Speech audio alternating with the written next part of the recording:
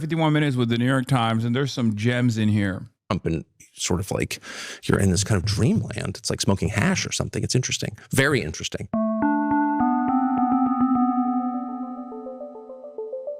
I'm Lulu Garcia-Navarro, and I'm in Maine to interview Tucker Carlson. For many years, Carlson was one of President Trump's most vocal supporters. I mean, I've always agreed with Trump's policies, always. And here I am with a full-throated, utterly sincere endorsement of Donald Trump. But recently, Carlson has publicly broken with Trump. He's not only come out against Trump's decision to go to war with Iran. This is the single most foolish thing any American president has ever done. He now says he regrets supporting the president. You know, we'll be tormented by it for a long time. I will be. And has become a vocal and influential critic of the administration. This whole thing is like dooming anyone connected to it. A man who can read the mother room. For the foreseeable future, including the entire Republican Party. This puts Carlson at the center of a major battle on the right over Israel, over foreign interventions, and over the post-Trump world itself. Here's my interview with Tucker Carlson. Tucker Carlson. Thanks for having me. Why does Cenk like Tucker so much? Same reason why every Bangladeshi unk loves him. I swear to God, I think I know what the turning point is. Tucker Carlson defended Muslims a couple times, and that's what it took. And my unk turned into a Bangladeshi unk on a WhatsApp chat. When it goes a long way, chatters, I'm telling you. And Cenk is like not like a Muslim unk at all, right? He's like American through and through. But when you got a white boy, I mean, just country white, okay? We're talking, well, not country club white, right?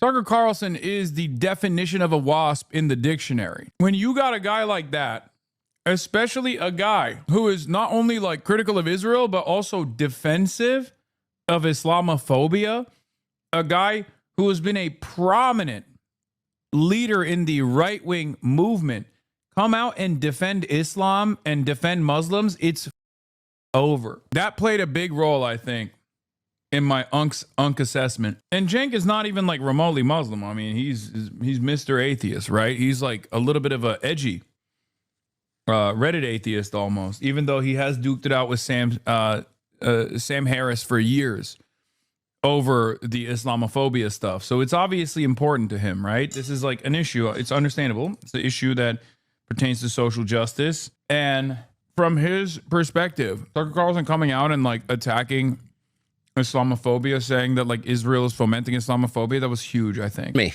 Very excited for you to be here. In Maine, we should say. Any excuse to come to Maine is always a good reason. Most people don't come to this part of Maine, so I'm grateful that you did. All parts of Maine are good parts. I wanted to sit down with you for a number of reasons. You've been at the center of conservative media, obviously, for a very long time. By extension, it's politics. And I want to get your perspective on this moment, on your evolution, your worldview. You recently made quite a dramatic break with President Trump over the war in Iran, and so I'd love to hear about that. I want to start, though, in the lead up to the conflict. You said that you spoke to the president several times about the plan to attack Iran before it actually happened on February 28th. I'd love to hear a little bit about that. Was it just you and the president in those meetings? Can you just give me a sense of what was going on there? Well, I've been speaking to him about Iran for 10 years. Right. Literally since 2016, maybe 15, because there was enormous pressure on him, as there has been on many presidents, to regime change Iran. And we know, based on our experience with a much smaller country, Iraq, that's a tall order, and it doesn't necessarily lead to a place you want to go, and it's not good for the United States. So anyway, and Trump knew that, and that was one of the main reasons, actually, that I supported him during my time at Fox News and campaigned for him. And so it was really central to my views of Trump's candidacy and presidency. And so when it became clear in June that we were starting down this road toward a regime change war with Iran, I was baffled.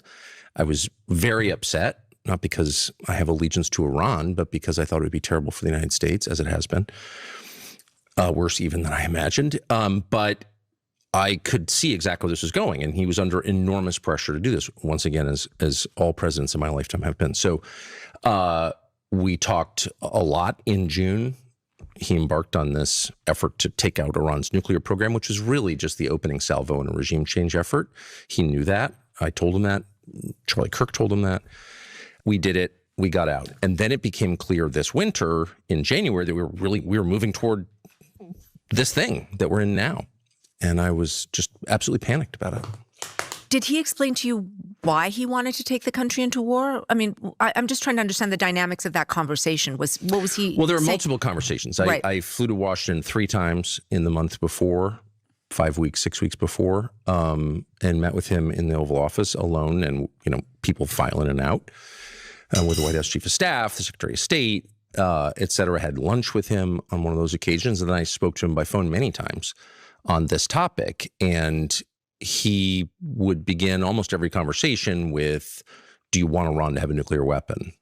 To which I said, well, I'm sort of opposed to nuclear weapons. I don't want nuclear weapons. I don't want Israel to have a nuclear weapon. I don't want anyone to have a nuclear weapon. It doesn't seem like a good thing. But that's not the question. The question is, what do you do about it? And that was kind of the end of the rationale for doing this. He never seemed enthusiastic about it, ever. And I would say, well, here are the potential effects of this. Obviously, the geography of Iran being the most important fact of Iran. Iran is not a military power, it's an economic power. That was obvious because it controls the greatest span of coastline along the Persian Gulf, which is the source of a fifth of the world's energy, et cetera, all well known now and well known to him then. And he, I think, perfectly understood the consequences. But why was he taking your calls then? Because if he knew your position and he understood the perils, I mean, was he trying to convince you to back the war? No. He made no effort to convince me at all, other than to say it's going to be all right. Everything's going to be okay. And I just didn't feel that way. None of this, I should say, was about Trump or my relationship with Trump or my feelings about Trump. I don't trust Tucker at all, but I think this stuff is very believable. Him having numerous conversations with Trump around Iran, I totally believe it. And especially Donald Trump turning around and going, nah, everything's going to be all right. That has been reported on, okay? That has been reported on extensively, and I 100% believe that conversation took place like that. Exactly like that, where he was like, nah, it'll be fine. That is literally Trump's modus operandi. That's his MO. He just goes, oh, you think this is going to be a cataclysmic sequence of events that will destabilize the entire planet? No, it'll be fine. I don't understand why he cares about Iran. 2 reasons. 1, at this point, I think Tucker Carlson is somewhat of a Pat Buchanan-style isolationist, right? Which is ironic because for many, many years, he shit on Pat Buchanan. Now, do I believe that Tucker Carlson's main reason for supporting Trump's political rise was his impression of his opposition to the war in Iraq and a new war with Iran? No. I don't believe that. I don't believe that. He's lying about that. He's a grifter. That is retconning of history. However, I do believe that he was telling Trump not to wage war with Iran because anyone with like 3.5 brain cells could see exactly how the situation was going to unfold. We knew it. And I don't think I'm necessarily smart. I don't think I'm a particularly intelligent person. I think I have just common sense, right? So Tucker Carlson most likely understood that waging war with Iran at the behest of Israel would be unbelievably bad for America's geopolitical power posture, America's political future, America's capabilities of force projection. It would play a role in the death of American empire. And Tucker Carlson loves the American empire. Or his hair color or anything like that. I just didn't want the United States to go to war with Iran. And my strong feeling by the end of those conversations, which was the last one was probably a week before the war began, was that he felt he had no choice and that he was resigned to it. He was unhappy about it. He didn't seem enthusiastic at all. There was no effort to say, once we do this, the United States will be at peace, we'll be safe, we'll be more prosperous. There was none of that. Zero. I mean, you speak to many people in the administration, and I'm just trying to understand the fault lines over this. I mean, who was for the war? Who was against it while all this was being discussed? I mean, I'm guessing to a certain extent. I do talk to a lot of people there still, but I don't work there, so I don't. Sure. It's hard to really know. There are people with a long record of making bellicose noises about Iran. They still work there, so. Specifically, the Secretary of State / National Security Advisor has, said for many, many years Iran is the greatest threat we face, which is a ludicrous statement. But has talking said about Marco Rubio. That'd be correct. But that said, I didn't hear a single time from anyone, including from the Secretary of State himself, who I spoke to about this, any enthusiasm for doing this. My strong impression, and I could be wrong because I don't work there, is that no one in the building was pushing for this, at least overtly, that all the pressure was coming from outside. Constant calls from donors and people with influence over the president, well-known Rupert Murdoch, Miriam Adelson, et cetera, et cetera, et cetera. And then a small constellation of, I guess they'd be called influencers, beginning with Mark Levin, but there were others, Sean Hannity, pushing the president to do this and telling him that you will be a figure out of history, you will save and redeem Israel or something. I think that was the case they were making. And I didn't hear of anybody making the case that this would be good for the United States. I don't think that was ever a conversation. I mean, there's been a lot of speculation about the president's mindset during this period. Yes.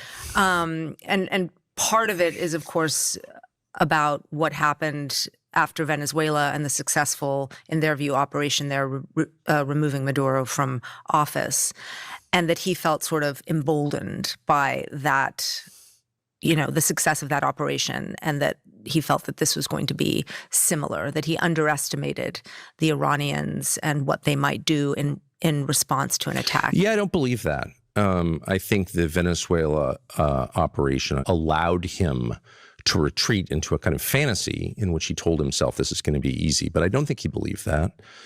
And I should say, having spoken to him a lot in this calendar year, I detected no evidence at all of dementia, mental decline.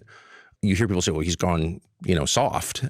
That was not my impression at all. Trump is not well informed on a lot of topics, for sure, is proudly ignorant on a lot of topics, but he has kind of remarkable powers of insight into people and power dynamics. Like, you don't get to be president by accident. The guy's smart in the ways that matter politically. And my strong read was that he was doing this against his will. Famously, the head of the Counterterrorism Center, one of the top intel officials in the country, Joe Kent, resigned shortly after the war began and said, "Oh my God. Okay, listen. Oh, dude. Stabbed in the back. Okay? Remember those words. Okay, I have in the past been critical of people, criticizing me for saying like, oh, Tucker Carlson says Trump is a slave to Israel. This is him working through the steps of regenerating a stabbed in the back myth for the glorious President Donald Trump and the glorious American nationalist movement. 100 P. For those of you who don't know, stabbed in the back is a myth from an anti-Semitic conceptualization from the Nazi Germany era, the idea that like Jews stabbed Germany in the back and therefore they must be punished. Okay. What he is doing right here, because look, I also think Israel urged and goaded and maybe even duped Trump into taking action in Iran. So I guess by some estimation, and I think my analysis is factoring in simply the truth, right? There is a little bit of an alignment with what Tucker and I are seeing. But if you actually scratch the surface, you realize that Tucker's sentiment here is to preserve the integrity and the myth of American imperialism being a force of good. Okay? I don't have that assessment. I don't believe that American imperialism and American empire is a source of good. Tucker does. So what he's basically trying to design here is the notion that Israel, the Jewish state, okay, he will never say it was the Jews that did it until it's like permissible to openly say that, right? Like until, you know, there is no stigma whatsoever associated with that. That's what I mean when I say openly say that. But his assessment is most likely that, right?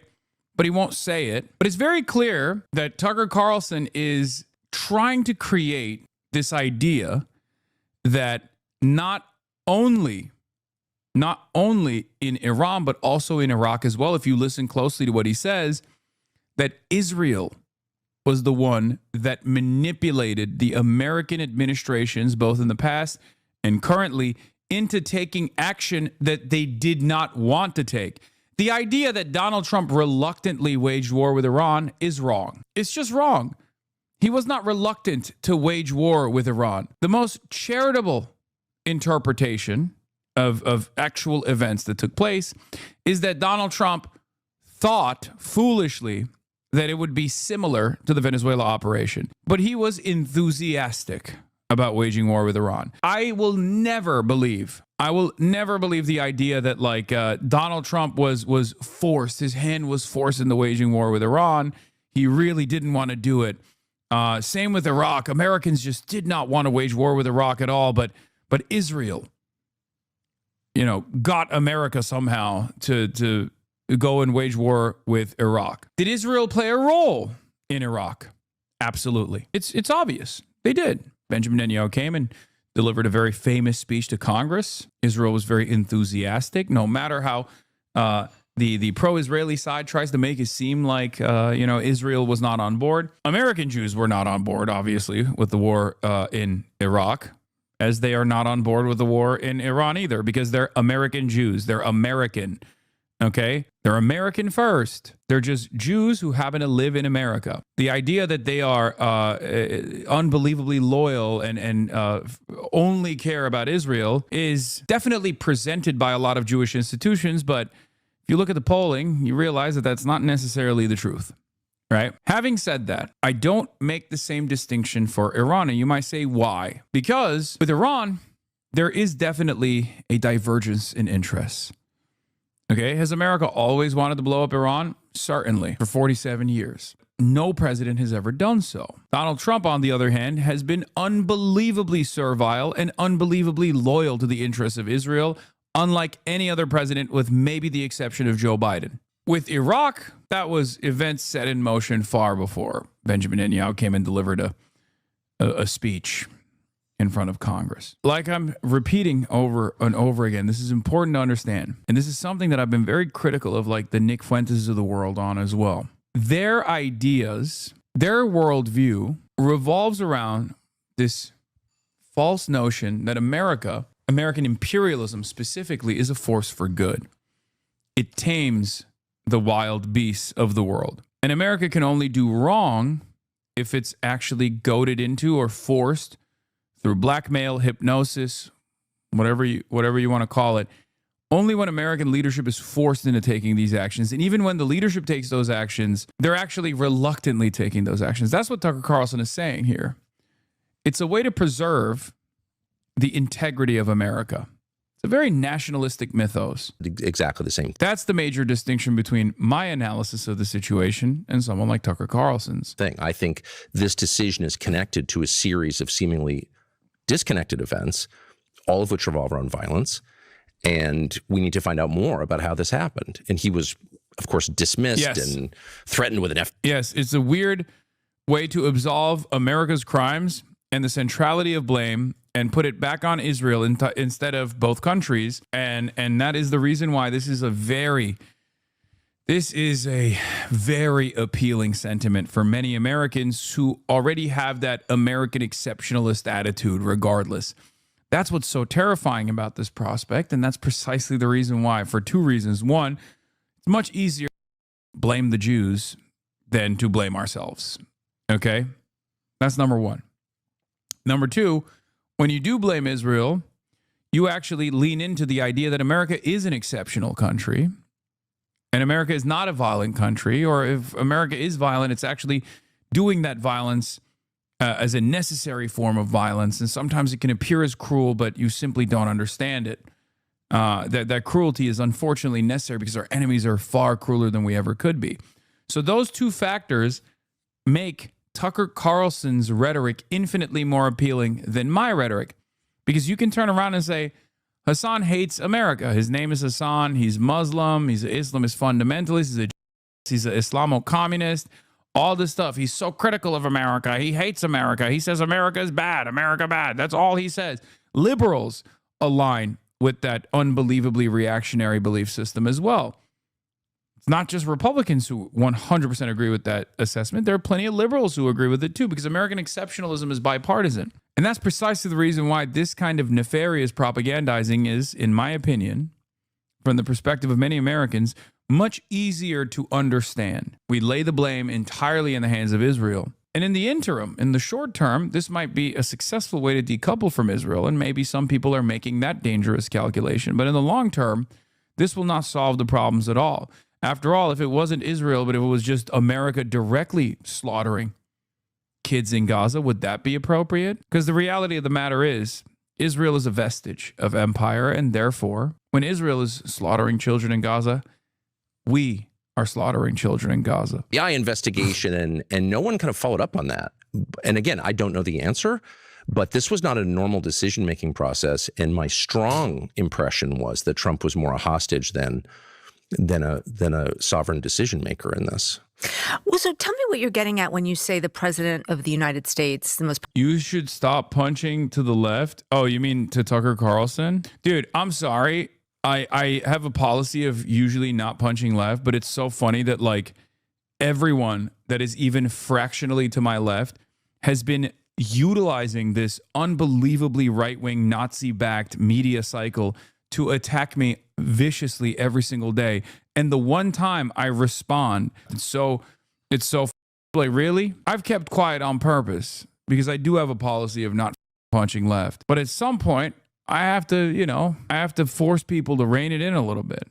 Unless you were making a joke about Tucker Carlson being to my left, in which case I apologize. I autistically didn't understand your joke. Powerful country in the world had no choice. I don't know what I'm getting at. I'm just telling you what I observed. He seemed, and that's kind of the question. And what I'm really fascinated by is the lack of curiosity on display into how exactly this happened. What are the mechanisms by which a guy who's supposedly sovereign, in charge, granted this authority by voters, tens of millions of them, can't make a decision in the country's interest or even in his own interest? He knew, and I know he knew because I talked to him about it directly, that the consequences, potential consequences, were profound and profoundly bad. The end of his presidency to start, which I think it has proven to be. He knew that. And he wasn't... this is my read, and I could be completely wrong. I don't know what's in his head, and I don't want to overstate my knowledge at all, but this is my strong perception on the basis of many conversations on this topic.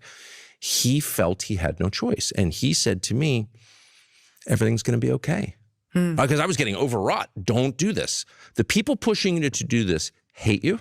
They're your enemies. This will destroy you. This will gravely harm our country. We've got kids. I'm hoping for grandkids. Let's not go there. And he said, it's going to be all right. And he said, do you know how I know that? And I said, no. He said, because it always is. And I do think there's a kind of, Teddy Rooseveltian optimism there, but that's not getting right off the bat. The jokes and trolling coming from a chat of thousands of people is not autism, by the way. Okay, well, sometimes it is. Really what it was, and this is my read, that was more a kind of justification from a man who feels he has no choice. And that is my strong view. And not just my strong view, the view of others who were around him and involved in this deliberation, to the extent it was a deliberation, which is not much. Who are the other people around him who had that view? I can't speak for the views of others, but I will just say once again. He's going to say J.D. Vance because this entire exercise is, in my opinion, to gain legitimacy and credibility in the anti-war movement, in the anti-Iran war movement specifically, so he can lend that credibility either to the likes of J.D. Vance or maybe even for himself or potentially Marco Rubio. I think he's playing his cards close to the chest right now, okay? It's either going to be Marco Rubio, J.D. Vance, or maybe even Tucker himself. That I never saw, nor did I hear about anybody who works for the Trump administration, anybody who was enthusiastically pushing this war on Trump, going in and being like, you know what? You want to be a truly great, you want to make this country great again? We need a regime change effort in Iran. And instead, there were a lot of cowardly people, as there always are, and Trump engenders cowardice in the people around him through intimidation. And there is a kind of quality that he has that's spellbinding, and I think it probably literally is a spell. And the effect is to weaken people around him and make them more compliant and more confused. And I've experienced this myself. You spend a day with Trump and sort of like you're in this kind of dreamland. It's like smoking hash or something. It's interesting, very interesting. And there may be a supernatural component to it. I'm not a theologian, but it's real. And anyone who's been around him can tell you it's real. But whatever the cause, no one around him was weighing in strongly, as far as I know, on either side, for or against. But people from the outside were strongly weighing in, calling him constantly. I'm going to give an alternative view on what may have happened. Yes. Which is, and you may be right, by the way, because I don't want to overstate what I know. Sure. I just want to due diligence. We've seen the president in his second term be much more interested in foreign policy, as many presidents are, much more open to taking action, not only in Venezuela, talking about Cuba, wanting the Nobel Peace Prize, weighing into situations in which he wasn't terribly interested in his first term. For sure.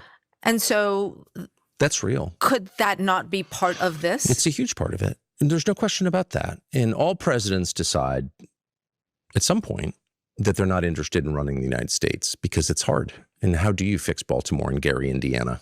And what do you do about homelessness in Los Angeles? Like, these are hard questions. We can't even make Head Start work, despite, many billions and a lot of sort of well-meaning. How about you shut your mouth on stuff you know nothing about and leave it up to experts like a local defense contractor? True. The mom and pop local defense contractors. I apologize to official Lockheed Martin, their official account in the chat. Clearly I was wrong. People working, spending their lives on it, can't make it work. So these are hard problems, and I think it's universal. It's a universal experience among American presidents, but also among U.S. senators to decide, like, I'd rather run the world because the details are opaque. I don't speak these languages. I can seem, well, first of all, it's a display of male power. Send the bombs in, kill the bad people. But moreover, you get to feel like I did something, and that's important. And I get it. And this is, again, as you wisely note, a process that all presidents tend to go through. And so Venezuela, Cuba, I object to both of those efforts very strongly, but neither one, in my view, risks the future of the United States in the way that the Iran war now does. And so it's a big deal. But because it is, by the way, a contiguous neighbor of Iraq, and because Trump spent years talking about what a terrible idea the Iraq invasion was, in fact, defined his candidacy in 2016 on. Yeah, that doesn't mean anything, man. Like, what the oh my God, how could Trump do this after he said so much about how dangerous the Iraq invasion was? Clearly something changed dramatically. I don't know. It's not like Donald Trump was actually a peaceful dove. Wow, I can't believe Donald Trump lied. What else? I wonder what else he must have lied about. What else did he lie about? For example, he said he was going to drain the swamp. The DC swamp has been swampier than ever since Donald Trump got his money molestation paws on it, especially in the second term. He even lied about locking Hillary Clinton up, which was an unfathomable L. It could have been the one upside. There's like little baby upside. And Hillary Clinton still roams free. You know what I'm saying? It's like, yeah, Russia, Ukraine fixed by day one. He just lies about everything. It's easier to find what he's saying. It's easier to find something that he said that is like truthful than it is to calculate all the lies. Yeah, new Trump truth. I will soon be reviewing the plan that Iran has just sent us, but can't imagine that it would be acceptable in that they have not yet paid a big enough price for what they have done to humanity and the world over the last 47 years. Thank you for your attention to this matter. Donald J. Trump, President Donald J. Trump. It's hard for me to believe that he just sort of organically reached this place at the end of February. He's like, oh, I think it's a good idea. He did not think it was a good idea. Shutting down a fifth of the world's oil and gas? Of all people, Trump knows that's bad. You said he's a hostage just now. You told the BBC he's a slave to foreign interests. Correct. So I just want to ask you to be sort of explicit. I mean, Trump is being held hostage by whom? Or by who? Benjamin or by Netanyahu and by his many advocates in the United States. And we know that not simply because Trump started the war on February 28th, but because he couldn't get out. See, then it's the modern Bailey. Like, now he's going to, when asked the direct question, he's going to go back to like very reasonable criticism, right? Like his starting point was like, Trump is very clearly reluctant. The real question here isn't just to ask him like, who's doing this? Okay. The real question isn't who's doing this, because everyone knows who's doing it. It's correct. Tucker Carlson is saying something true. The Foundation for Defending Democracy is literally an Israeli cutout in Washington, D.C. Okay? The administration just yesterday posted a Foundation for Defending Democracy graph. Like, they are not hiding it. They've copied and pasted FDD statements. FDD is straight up an Israeli cutout. That's all it is. Its original name was called Emet, which means truth in Hebrew.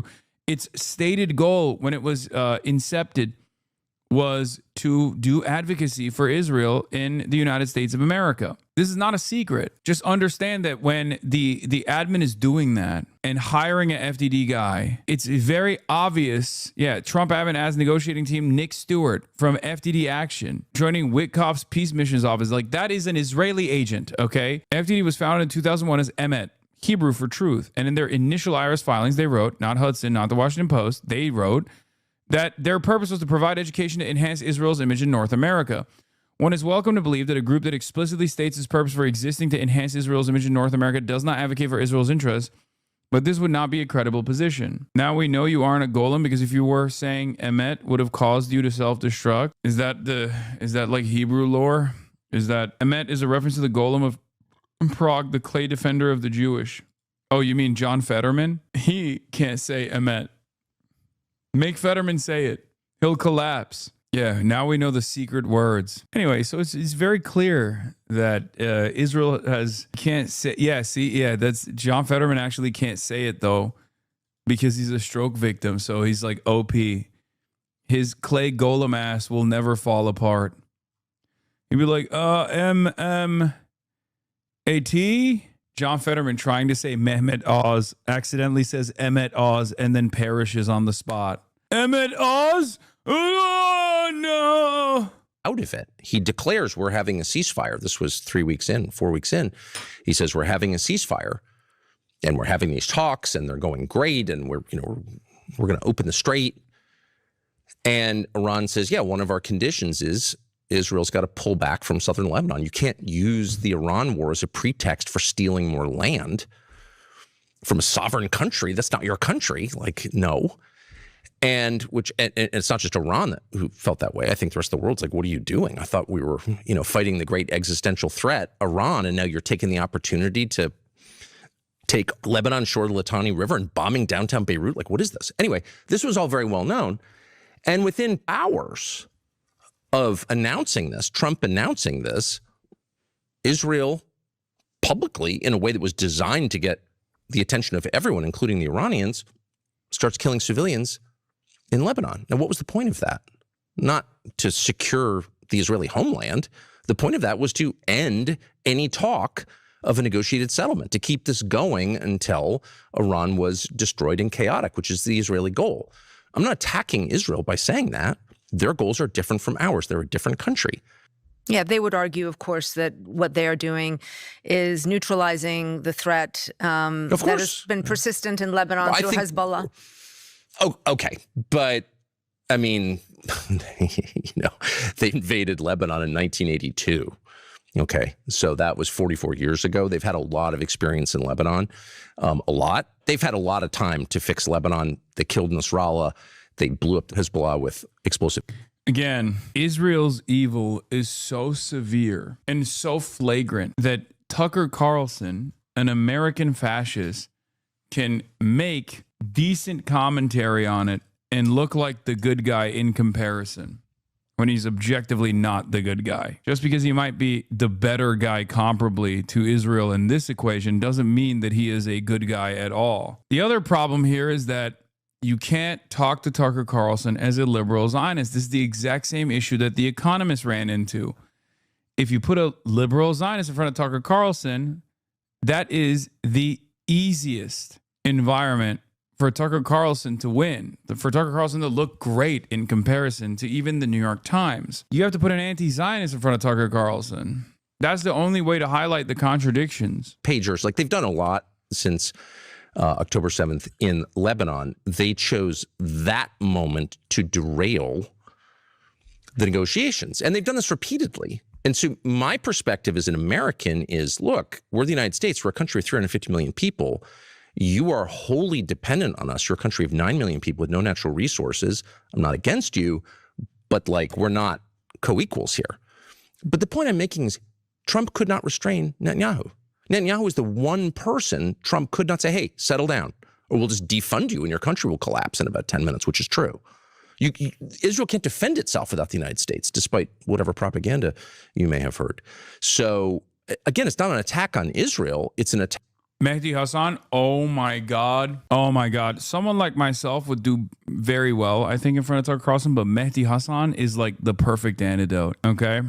That would be like the perfect counter, especially because Mehdi is like liberal enough too. Tucker would never do it. Tucker won't even talk to me. Attack on American leadership for not constraining its partner in a way that helps the United States. Trump said, I want a negotiated settlement. Israel stopped the settlement. Trump refused to even criticize Netanyahu in public. Are you joking? That's slavery. That is total control of one man by another. And it's, you know, that's between Trump and Bibi and God, as far as I'm concerned. But as an American, that's our president, our elected president, whose job is to protect our country and our interests and our economy. And he is looking out for Israel first. That's outrageous. And no amount of like, oh, you're an anti-Semite, which I'm not, and I'm never going to be, is going to stop me from noting that that's outrageous. It is outrageous. Before we just move on, I am curious about this one point, which is obviously Israel has tried to exert its influence on a number of presidents. Many presidents have been asked. That's, by the way, music to my ears. Okay? The New York Times saying that when, if you said those words, which are true, and we all know this to be true, okay? It is unbelievable to hear a New York Times journalist say those words. Chatters, many of you only learned about Israel and the shit that it's been up to in the last couple of years. Okay? But if you've been at this game for a long time, like the idea that the New York Times would say Israel has tried to exert influence over every American president. Oh, wow. God, the permission boundaries have expanded so much. Yeah, she said, obviously. She even started with obviously. Oh, was it obvious? It was obvious to me. You say that 4 years ago, you're going to anti-Semitism prison, okay? You say that 4 years ago, you are never having a career. Your media career is over.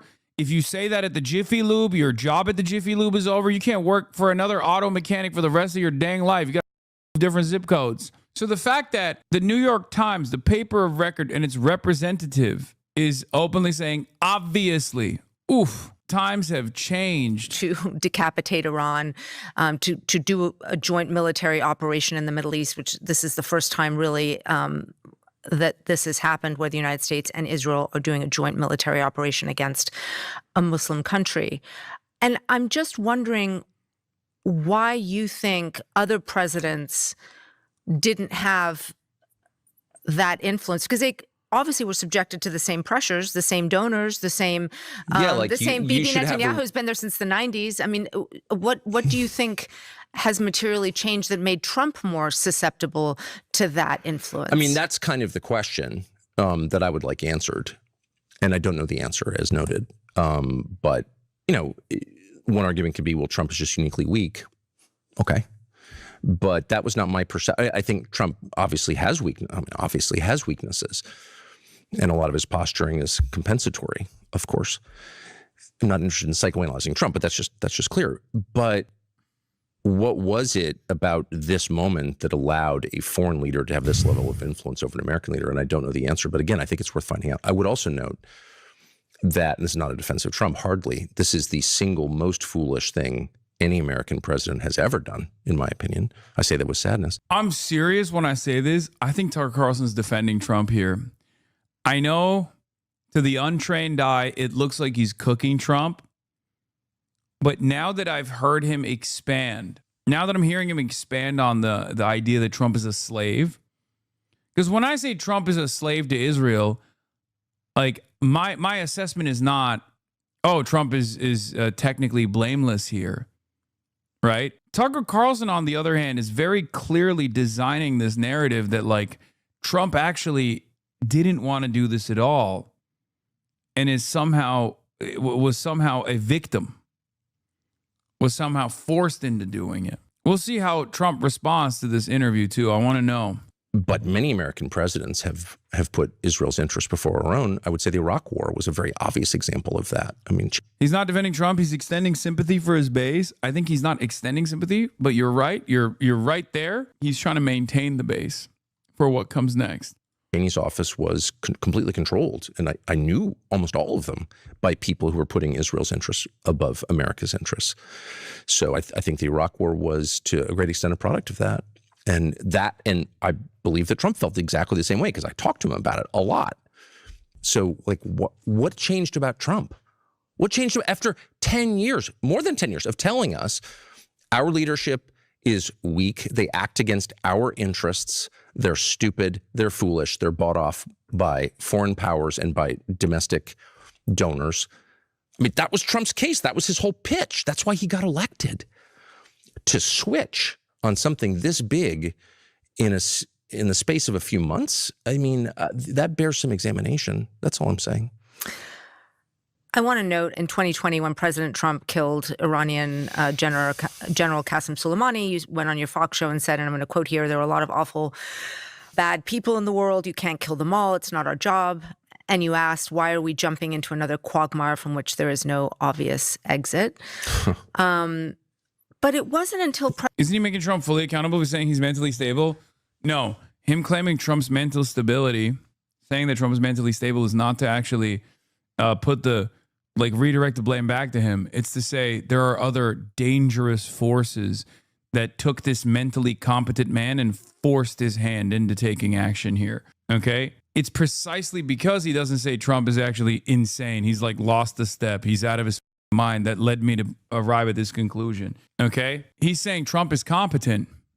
He's just saying that there are more powerful forces, puppeteers holding the puppet strings above Trump's head. I think his implication is it's blackmail, by the way. I think that's the narrative through line. Israel, Epstein files, blackmail, which, by the way, it's not that crazy of a theory, I'll admit. Like, I don't think it's that crazy of a theory at all. Like, every time Donald Trump is throughout this Iran stuff, like, I mean, even Melania coming out and just giving an advanced warning about how she had no affiliations with Jeffrey Epstein whatsoever, right after the ceasefire negotiation that Trump put together with Iran against Israel's demands. I don't know. Awfully suspicious timing from Melania Trump to come out and defend herself in advance against whatever might come out. I was not heralded for saying that. I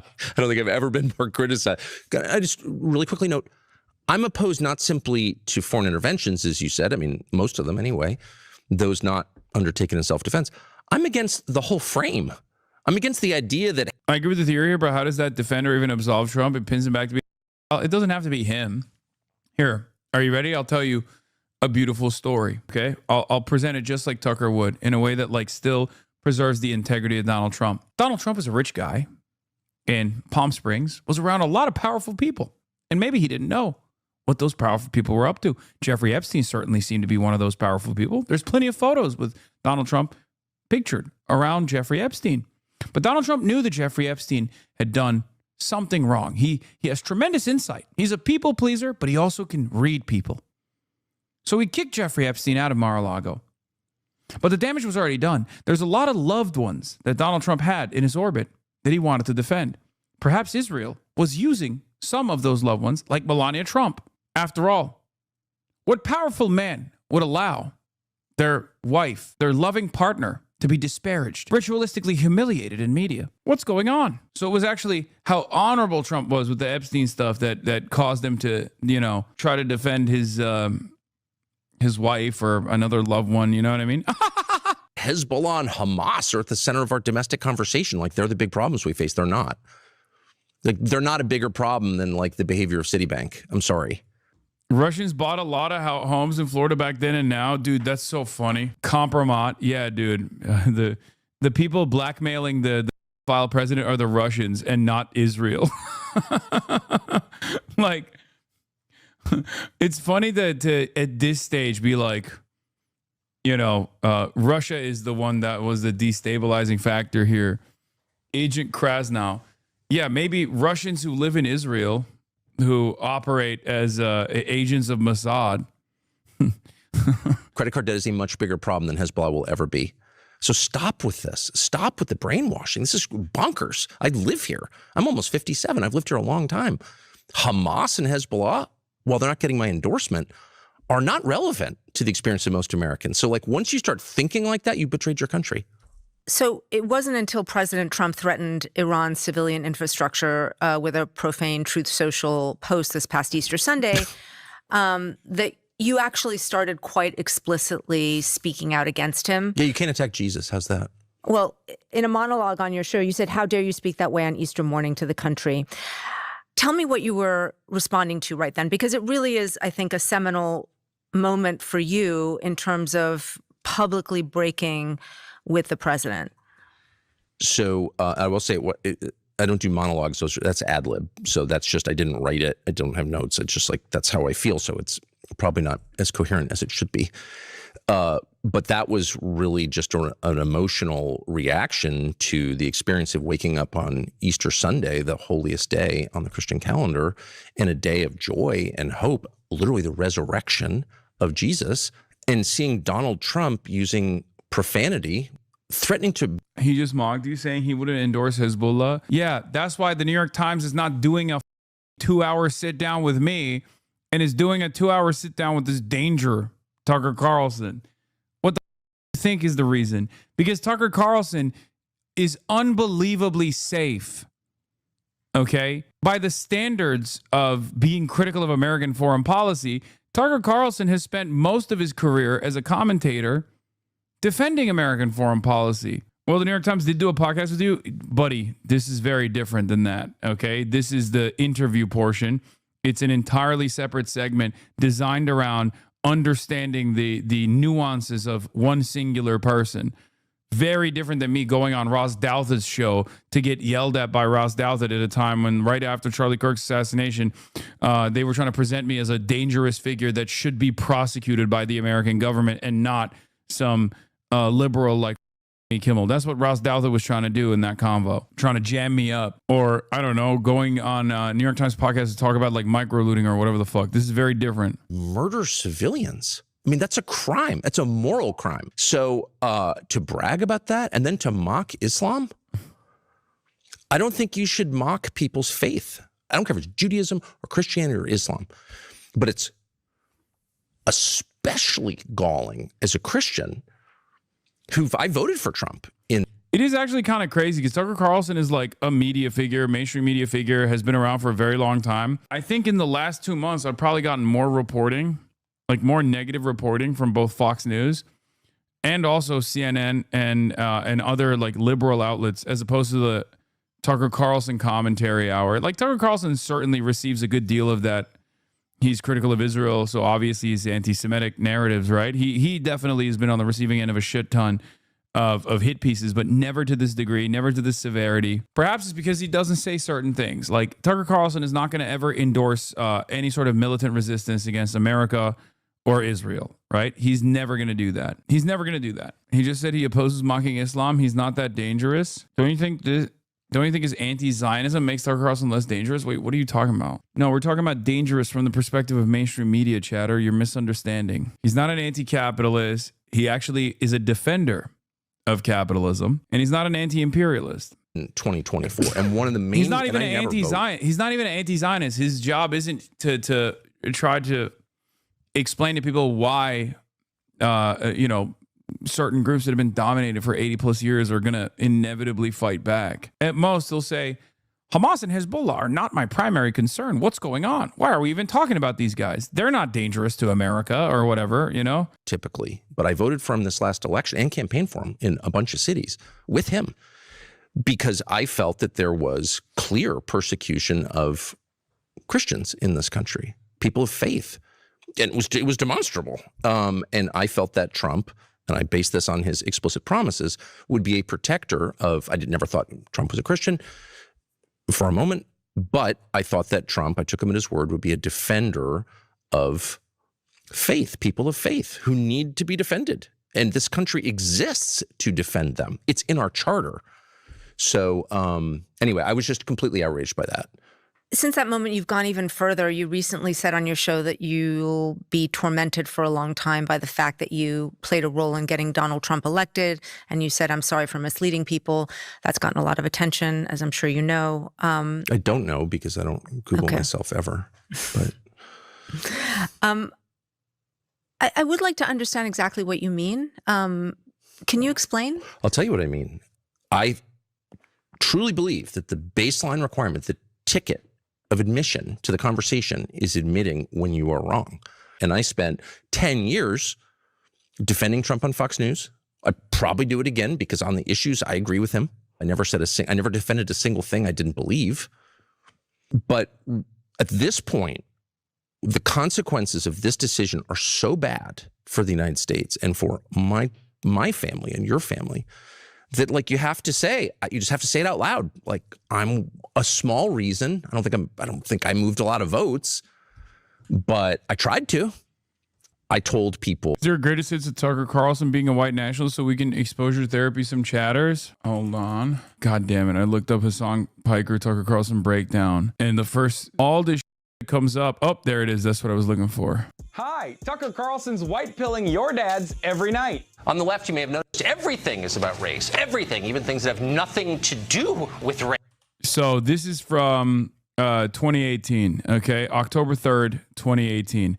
100,000 views on the Young Turks, okay? Ironic because if you search Hasan Piker, Tucker Carlson, you find articles comparing me to Tucker Carlson. That's what is at the top of the algo from JNS and whatnot, but here it is. Tucker Carlson's white pilling your dads every night. On the left, you may have noticed everything is about race. Everything, even things that have nothing to do with race. There's one thing Tucker Carlson hates. It's continuing to wear bow ties. That and talking about race. Unless it's about preserving the white race. Everybody gets a safe space except white men. They are hated and despised. Attacking white men for being white men. Attack white men for their privilege in a whole bunch of ways. I was handed a box of saltine crackers, and in a group chat during the event, a student photoshopped my face onto a cracker.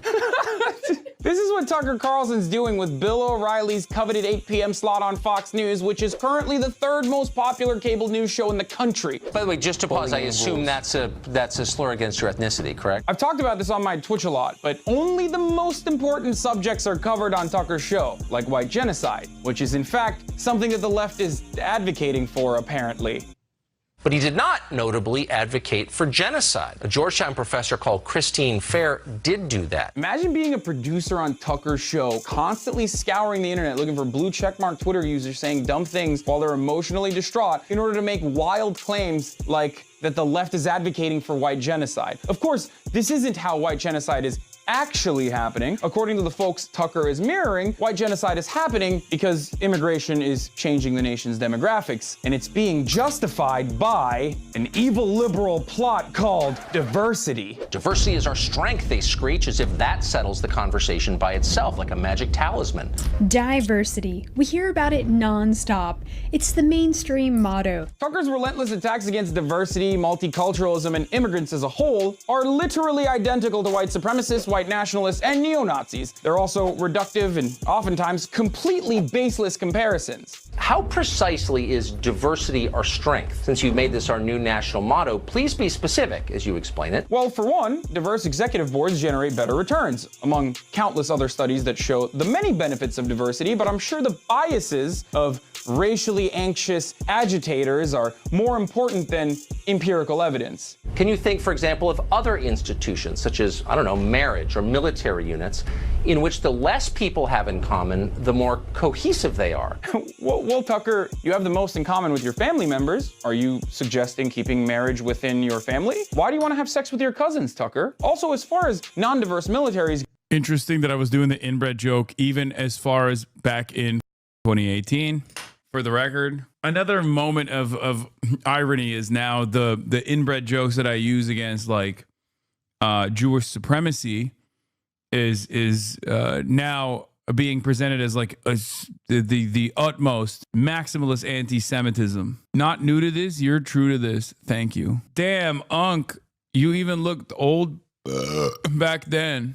Maybe you should open a history book and take that up with General Robert E. Lee. Go on, Tuck. What else? Latin American countries are changing election outcomes here by forcing demographic change on this country at a rate that American voters consistently say they don't want. This assertion is preposterous because, I mean, it's completely untrue. Just look at polling data. 75% of Americans say that immigration is a good thing. So who are the Americans you're referring to here? These guys? It sounds to me like we got a problem with people who got here legally altering the landscape politically. I don't like it.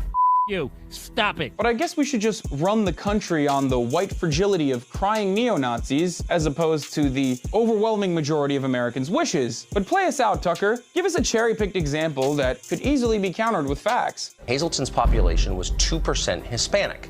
Just 16 years later, Hazleton is majority Hispanic. That's a lot of change. People who grew up in Hazleton return to find out they can't communicate with the people who now live there. And that's bewildering for people. Hazleton's a perfect example of immigrants saving a small coal mining town from absolute economic annihilation by opening up small businesses, and even the large immigrant-run corporations who have brought jobs over to the small town. This is, of course, despite the efforts made by the white population to fight off the immigrant scourge with unconstitutional regulations. And even the Nat Geo article that you're using here to advance your narrative mentions the reality that immigration has drastically improved Hazleton. But you won't hear that part because Tucker's not in the business of making America better. He's just trying to do white identity politics. And I'm sorry to tell you this, Tucker, but facts don't care about your feelings. I'm Hasan Piker. Was that a little taste for you guys? Was that good enough? Am I crazy? Or is the New York Times podcast lady actually trying to argue insulting Jewish people is worse than the mass murder of children? Oh my God. Oh my God. There ain't no way she did that. Oh God. Of course she did that. Oh God. What are these people doing, bro? I swear to God, they literally are just like, if you wanted to present like a perfect vehicle to make people more anti-Semitic, this would be the vehicle to do it with. Like that's an insane thing to say. This guy will keep us out of the next Iraq. Specifically, will keep us out of a regime change war with Iran. And here we are in the middle of a regime change war in Iran where hundreds of Americans have been wounded. Some number have been killed. They won't tell us. And that's just the opposite of what I said would happen. So I'm sorry.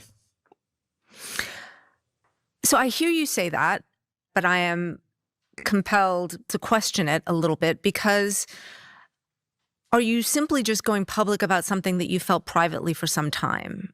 Because in 2021, through the Dominion lawsuit against Fox News, some of your texts went public. Right. And I'm just quoting from a couple of them. You know, you said there really isn't an upside to Trump. You said, I hate him passionately.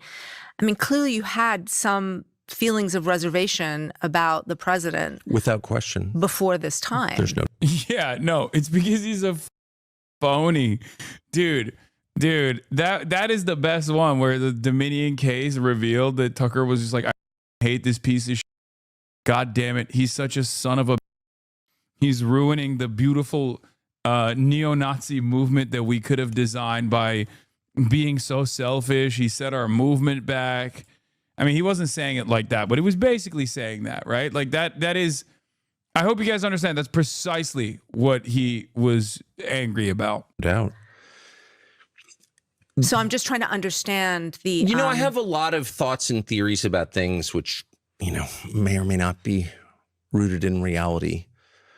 So I hesitate even to spring any of my theories on you because, like, they're probably insane. But one thing that has bothered me for many years is the fact that a lot of people in Trump's immediate orbit have been hurt and really hurt, you know, gone to prison, become unemployable, publicly shamed, gotten cancer.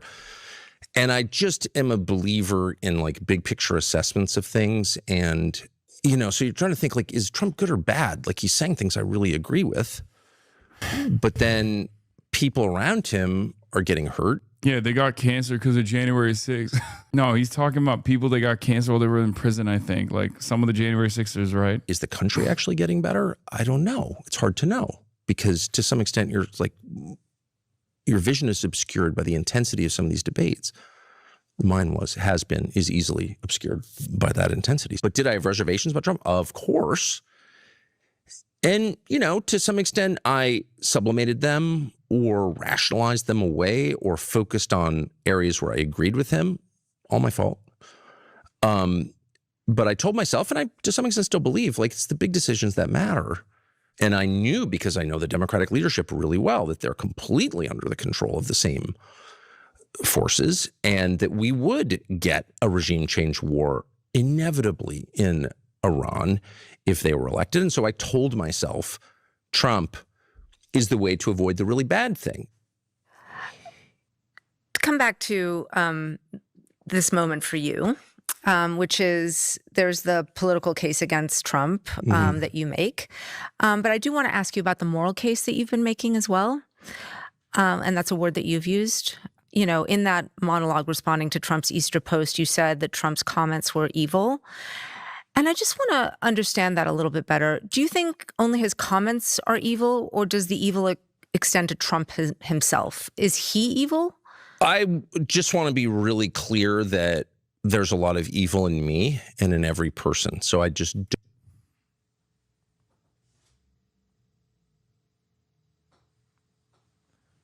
When I was calling Trump evil, I was doing Christian style, okay? I was doing it Christian style. Now, obviously that, for us, that's a satisfying statement to hear from Tucker Carlson because he is objectively evil, but he's not doing that right now. I just need you to understand. He's doing like when I call people evil, I mean, in the same way that we're all a little bit evil. We're all sinners after all, you know, Christian style. That's what it is. That's what it is. That's what it is. That's what it is. Don't want to, and I've certainly experienced it in myself, and I've seen it in all people. You know, we're all capable of evil. So I want to pull back on the judgment and be very precise about what I was saying, which is you cannot mock other people's gods and put yourself in their place. Period. That is a deal killer for me. That's worse than the war with Iran, in my opinion. Yeah. But I ask because, you know, you've been talking on your show about whether Trump is the Antichrist. I have not said that. On your show the day after Easter. That's worse. That's worse than murdering little schoolgirls, okay? I just don't think Tucker Carlson or any person sincerely believes that, okay? Disrespecting God, like disrespecting Christians and Christianity is worse. Tucker, first of all, you're not a fundamentalist Islamist, okay? Like Tucker is literally doing the drawing of the Prophet Muhammad is the ultimate sin, and I will fight you to the end. But this time for you know, disrespecting gods. Shut the up. Yeah, he called Iraqis monkeys on air, bro. He said Iraqis are primitive monkeys that deserve to be back to the Stone Age. Like, people don't know Tucker's background. They're just, oh, that's what it is. When you're around for, you know, 30 years, right? And you have been such a target-rich environment for every different kind of reactionary opinion. Most people don't know this background. I remember because I was there. Yeah, now the Ummah loves him. Hold on, let me see if I can find it. You noted he did not put his hand on the Bible during his swearing-in ceremony as president. You said, and I'm quoting, maybe he didn't put his hand Here, there's a chatter sent this one. Aren't we the only country allowed to make preemptive strikes? Who the hell does Iran think it is? That's it. Actually, I know you're sort of kidding, but I agree with that. I think we are the only country. No, I'm not kidding at all. Rather, we are. That's absolutely right. The only country with the moral authority sufficient to do that. The only country that doesn't seek hegemony in the world. I do think, I'm sure I'm the lone voice in saying this, I think Iran deserves to be annihilated. I think they're lunatics. I think they're evil. I do think we ought to assess what would happen to the price of energy were we to do that. I don't think that's a small factor. It could tank our economy. Tucker, aren't we the only country allowed to make preemptive strikes? Who the hell does Iran think it is? That's it. Actually, I'm running it again so you can hear it again. I know you're sort of kidding, but I agree with that. I think we are the only country. No, I'm not kidding at all. Rather, we are. That's absolutely right. The only country with the moral authority sufficient to do that. The only country that doesn't seek hegemony in the world. I do think, I'm sure I'm the lone voice in saying this, I think Iran deserves to be annihilated. I think they're lunatics. I think they're evil. I do think we ought to assess what would happen to the price of energy were we to do that. I don't think that's a small factor. Why did I get fired from Fox News? Do you want the real reason or the fake reason? The fake reason that they released to the media was a Dominion case. The real reason was because Rupert Murdoch was personally terrified of the unbelievable influence Tucker Carlson commanded. The real reason was that. And I remember reading something about this at the time. Like Rupert Murdoch had like a much younger wife at the time, and she had become a huge Tucker Carlson fan, and she was like becoming. Rupert Murdoch is like a huge COVID. What's the like not truther necessarily? Like he's really worried about COVID. Famously, it's kind of unbelievable when you think about how much anti-vax conspiracies Fox News has actually. No, he's not a skeptic. He's not a denier. No. Quite the opposite. He is a major COVID realist. He is responsible for so much COVID skepticism when he was an unbelievable COVID paranoid, a COVID paranoid person, COVID conscious person. I don't know what the right word is. Yeah, he was Putin levels of COVID avoidance. Yes. In his personal life. I talked about this in the past. He basically shut himself off from the rest of the world. He basically shut himself off from the rest of the world during COVID, during peak COVID. He cut the line and got the vaccine before anybody else did. And it's really funny because he's terrified. He's old and he's terrified of dying. And he was really, really, really scared of COVID. And yet all of his newspapers, all of his media outlets did so much harm. So much unlimited harm to the discourse. Iraq is a crappy place filled with a bunch of, semi-literate primitive monkeys.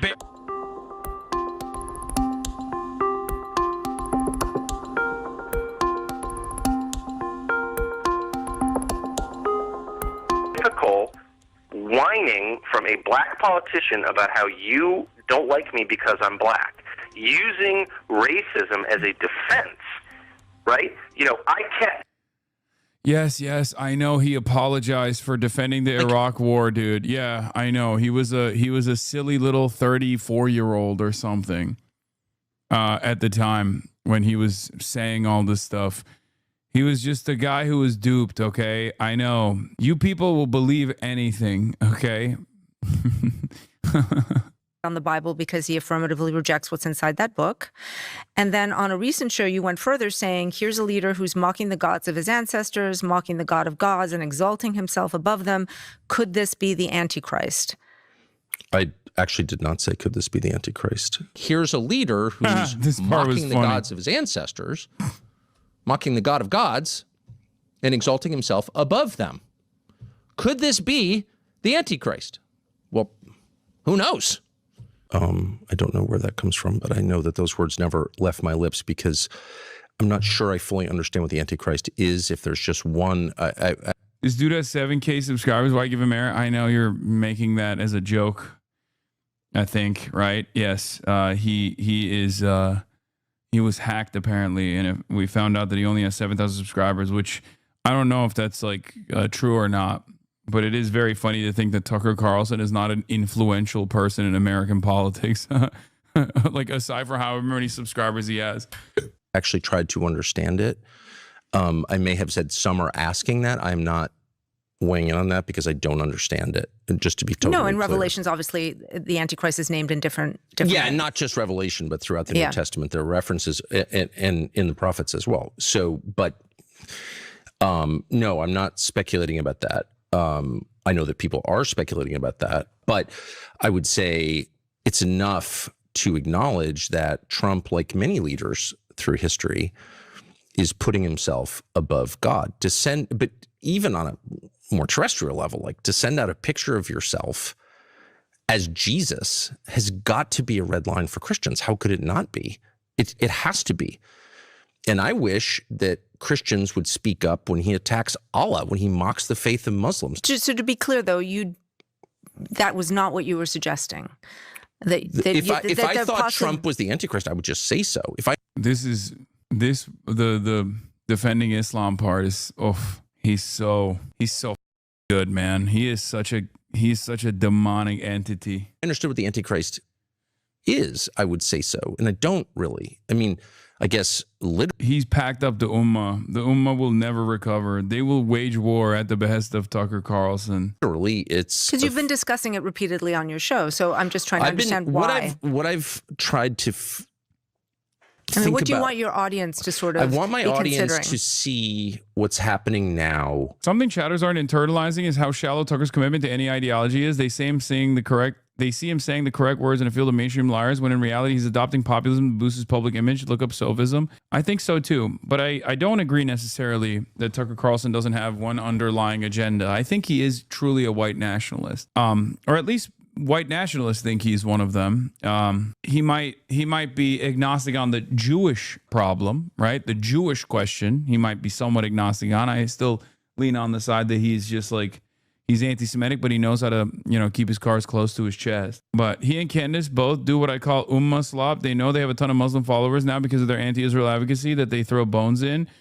The only issue is they break with other Christian nationalists or things that Muslims care about. Yeah, there is nothing more powerful than a white man defending Islam, a white Christian man defending Islam from a position of authority in the eyes of the entire Muslim world.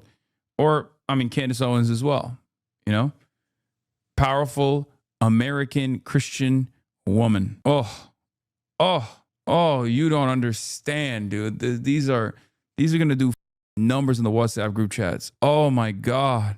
In terms beyond just material. Obviously the commodity flow through the Strait of Hormuz is, essential to the global economy. Got it. But I also think there is a world beyond our senses. Every culture and civilization has understood that from the beginning of time, and we're in this weird anomalous moment where we've been trained not to think that, but it's real. And this is a realization that's dawning on me. I wasn't thinking like this at all until several years ago. So I don't want to pretend that I'm a shaman or anything like that. I just want to make the point repeatedly, again and again and again, that there are unseen forces that act. There is a spiritual realm, and we are subject to those forces for good and bad. And I don't think that Bro, this guy once unironically said that he woke up one night and he has scratches all over his body and he thought that there was demonic possession at play. Oh my Lord, it's like such a ridiculous person. Any person can deny that. I just want to make the point that you did say, could this be the Antichrist? And then you said, well, who knows? You did use those words. So, man, then my apologies to you if there's video of me saying that. I guess what I'm expressing to you is it doesn't. Boom. Yeah. Wow. He's so apologetic. He's so good, dude. He's such a good guy. You see, he's sincere and he's apologetic. Reflect exactly. Why are you still pressing him? How I feel. That suggests a precision that I haven't arrived at. Trump is the Antichrist. Well, you'd have to define, we're sort of quibbling here, but you'd have to define Antichrist. And I know that I can't define Antichrist, and it's not clearly defined in the New Testament. I'll be honest, like the only thing that I think he has had a sincere change of heart on is the violence of Israel. I do genuinely believe that he found the violence to be unconscionable. I think that is sincere. I'm willing to go that far. I don't think it's just anti-Semitism motivating him to say the things that he's saying. I don't think it's like his allegiance to the pearl of the Gulf, the nation of Qatar, a beautiful nation that I am, of course, I also demonstrate fealty to. Okay. Shouts out to my Oilers. I do think he actually saw what Israel was doing and thought that it was really up. I'm willing to go there. What makes you think that? He went to the Palestinian Children's Hospital in Qatar and he visited, and he didn't have to do that at all. In the Huckabee interview, he strongly questioned who has the biblical right to the land. He argued that Palestinians who can trace their bloodline directly back versus Ashkenazi Jews, specifically mentioned Netanyahu. Isn't that anti-Zionism? What? No, not at all. That's blood quantum science. Who gives a shit? You think that what makes the Palestinians indigenous to the land is like the eugenics or the race science, or how long, like that they can trace their ancestral lineage? So what? So what if Benjamin Netanyahu and his ancestors 3,000 years ago traveled from the land that we now know as Israel to Poland? Do you think that gives them more right? Chatter is right. It's Zionism. No, that's a silly argument. Anonymous Gifter, thank you for the 100 gifted subs. As soon as I said my life for Qatar, do you guys see that? That's why I do it, baby. No, man, I don't believe in it. I don't believe in like ancestral rights like that. I believe in not murdering people. Okay, simply put, that argument is foundational to Zionism, but it's bull. Many people don't even sincerely believe it, and it doesn't matter anyway. It doesn't even remotely matter. I don't buy it. He loves the violence America dishes out around the world. He loves the violence Russia has done in Ukraine. Tucker has no moral backbone. I don't buy that he was genuinely moved by the violence. I mean, it is a little different, dude. That's why I'm saying it's like I'm willing to entertain that he sincerely had a change of heart on that issue and that issue alone, but it doesn't translate to his worldview overall. You know what I mean? Because it's different. Like what Israel has done is different. Is not all violence is the same, right? I mean, that's why there's a distinction between a genocide and like a military invasion and occupation of other countries, whether it's us doing it or Russia doing it. Like what Israel did and is still doing is a little different. That's why there's a specific designation for what Israel did.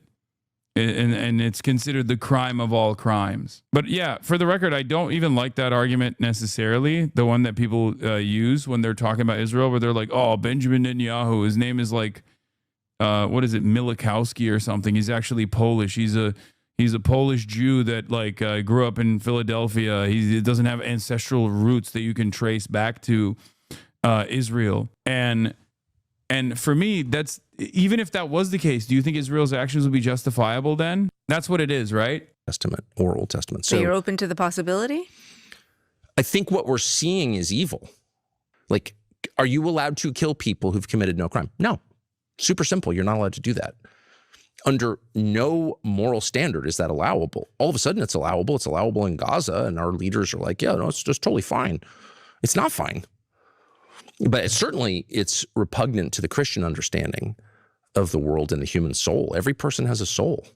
That's the Christian view, and not just the Christian view, it's the Islamic view too. So, and it's my view. Your Easter episode was titled in part a warning to Christians everywhere. Yeah. And sort of my interpretation was that you were warning other Christians sort of not to follow a false prophet. Yes, that's exactly what I'm warning. And that false prophet being President Trump yes. in this case. And Netanyahu. There are a lot of evangelical Christians who are convinced that God wants you to support Netanyahu, which I find incomprehensible. You know, Christian evangelicals in this country have been a hugely important part of President Trump's coalition. Many support Israel because they believe the creation of the state of Israel fulfills biblical prophecy. They're called Christian Zionists. I will note you have said you dislike Christian Zionists more than anybody. You've said they have a brain virus. You have apologized for those comments repeatedly. I shouldn't have said that. Repeatedly. But would you like to see those? They have a blame virus? Wait, what? What did he say? You dislike Christian Zionists more than anybody. You've said they have a brain virus. You have apologized for those. They have a brain virus? Wait, he apologized for that? Ugh, God. He's such a too. He can't even say they have a brain virus. Oh, I was so apologetic about that. I can't believe I said some of the most brain broken, insane people in this country.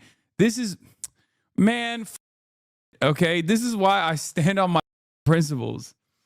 Okay, this is why I can't stand motherfuckers who come to me and be like, "Oh, Hasan, you're not being consistent here." It's like, "Oh, shut up, shut up, shut up." Okay, when have I ever backed away from a sincerely held position? Repeatedly, yeah, I shouldn't have said that. Repeatedly. But would you like to see those Christians stop supporting the state of Israel in the way that they do? Of course, immediately. On many different grounds, but it's really simple. Christians can never support the murder of innocents, period. That's just a bright red line.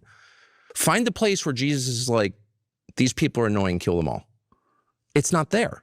So where are you getting this? Now, I'm, once again, hardly a theologian, but I just don't know. And I've asked many Christian Zionist leaders who will speak to me. Now it's just like, they won't talk to me, but I certainly asked Ted Cruz this.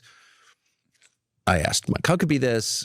I tried to ask Franklin Graham, but I sincerely want to know where this is coming from. It can't all be from the Book of Esther. Well, I mean, you did have exactly this contentious interview with Ambassador Huckabee. He's the ambassador to Israel, where you talked to him about Christian Zionism for quite some time. And in that interview, you know, it's very interesting. I'm a former Israel-Palestine correspondent. You were pressing him on if the modern state of Israel as a homeland for the Jewish people today has legal or biblical legitimacy. You were sort of questioning him on this idea, and you went round and round on this for quite some time. And I was just wondering what you were trying to get at there. I was trying to get at an answer, which I couldn't get, and instead was accused of hate for trying to evoke an answer to a very simple question. And the question was, on what basis are you making this claim? People whose ancestors didn't live here now occupy the land. That's very common in history, by the way. I'm not even objecting to it. What I'm objecting to is the claim that it's God's will and that Israel, because of this, has the unique right to exist. Okay, where does that right come from? Well, the right comes from the Bible. Okay, well, I'm not a Bible scholar, but I've certainly read it a lot. And I said to him, what are the borders? Because my read of Genesis is that it's a big hunk of land. That's the Middle East. Does Israel have a right, because you're referring to this text as the basis of the right to have that land? And he said, fine with me. So like on many levels, theological and diplomatic, kind of a big thing to say. The White House was annoyed that he said it out loud. I was grateful that he did, because it's good to know what the terms are.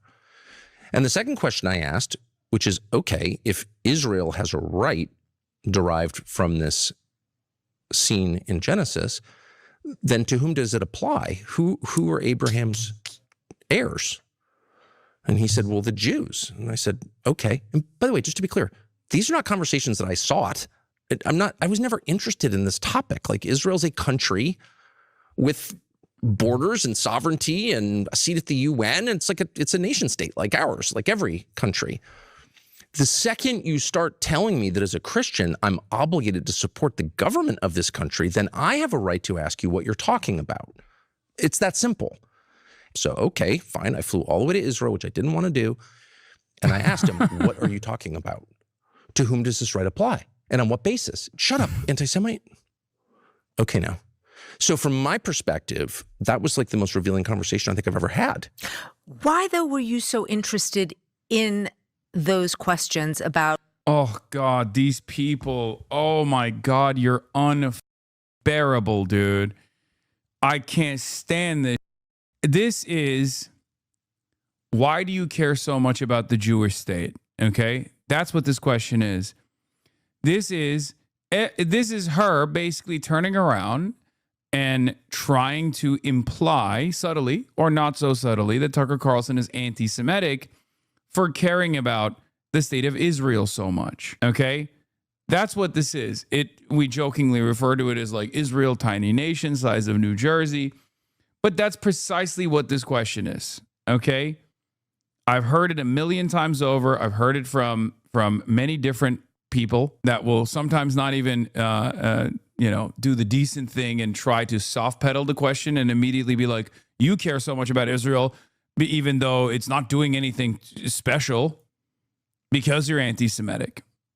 That's what this conversation is. Why? Because we're now in a war which is in the process of destroying the United States economy and getting Americans killed because Israel pushed the United States president, who caved. I'm not giving him a pass, but that's just a fact. That's what happened. I saw it. And Israel has that power in our Congress, not because we have so many Jews. I don't know how many Jews live in the United States, fewer than 10 million, I think, but because we have tens of millions of evangelical Christians who unquestioningly support Israel. Oh, dude, he's doing... This is like early days, okay? This is like early days Hasan Abi retorts right here. It's true. It's not wrong for him to say this. It's technically correct. But it is very funny for him to just be like, well, there's a lot more Christian Zionists. There's a lot more evangelical Christian Zionists, and they show tremendous loyalty to the state of Israel. A lot more of them exist than Jews in this country. It's like he's rolled back the tape. Okay, he's been watching old Hasan Abi hits from early on. Yeah, aping my 100p. Oh my Lord. They believe it's their theological duty to do so. So on this question hangs the future of the American economy and the lives of American service members. There's no more important question. And the effort to push me away from that question by calling me names, calling me a hater, saying I'm obsessed with Israel, okay, I would be grateful never to think about it again. I find Israel actually geostrategically irrelevant, except to the extent that we imbue it with relevance at the behest largely of evangelical Christians. So you can see there's a one-to-one correlation between these questions and the future of my country. Mike Huckabee and the people he represents have made it the nation's business, at which point it is entirely fair. In fact, it's a requirement of good citizenship to press him on what are you talking about? And he refused to. No, it's not shocking that he's going after evangelicals. It's totally normal for him to do that. To answer those questions, at which point I say, as someone who's still committed to reason, you've been exposed as a fraud and or a liar.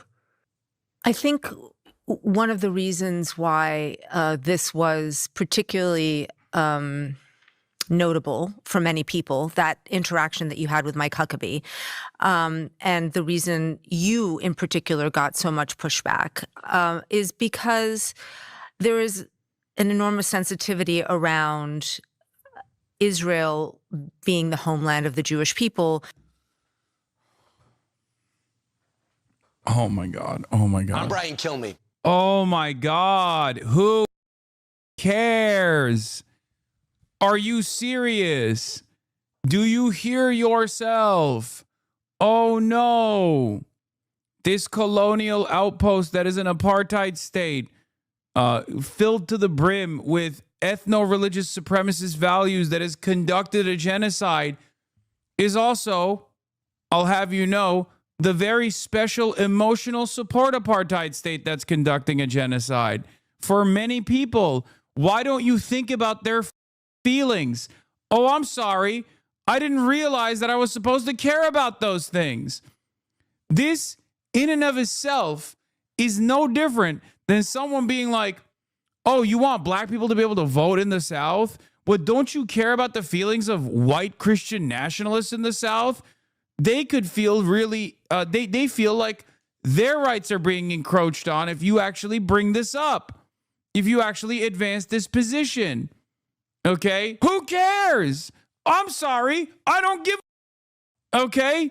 Genocide is bad. I don't give a if it's hurting some people's feelings. Oh no. I'm going to hurt the feelings of people who feel a special bond to Israel. What will I do? This is also part of the reason why I get so mad when people are like, Hasan, you're a Zionist, or Hasan, you engage in like Jewish exceptionalism or whatever because I separate actively Judaism and Jews from the nation state of Israel, where people will be like, oh, dude, that's Jewish exceptionalism or whatever.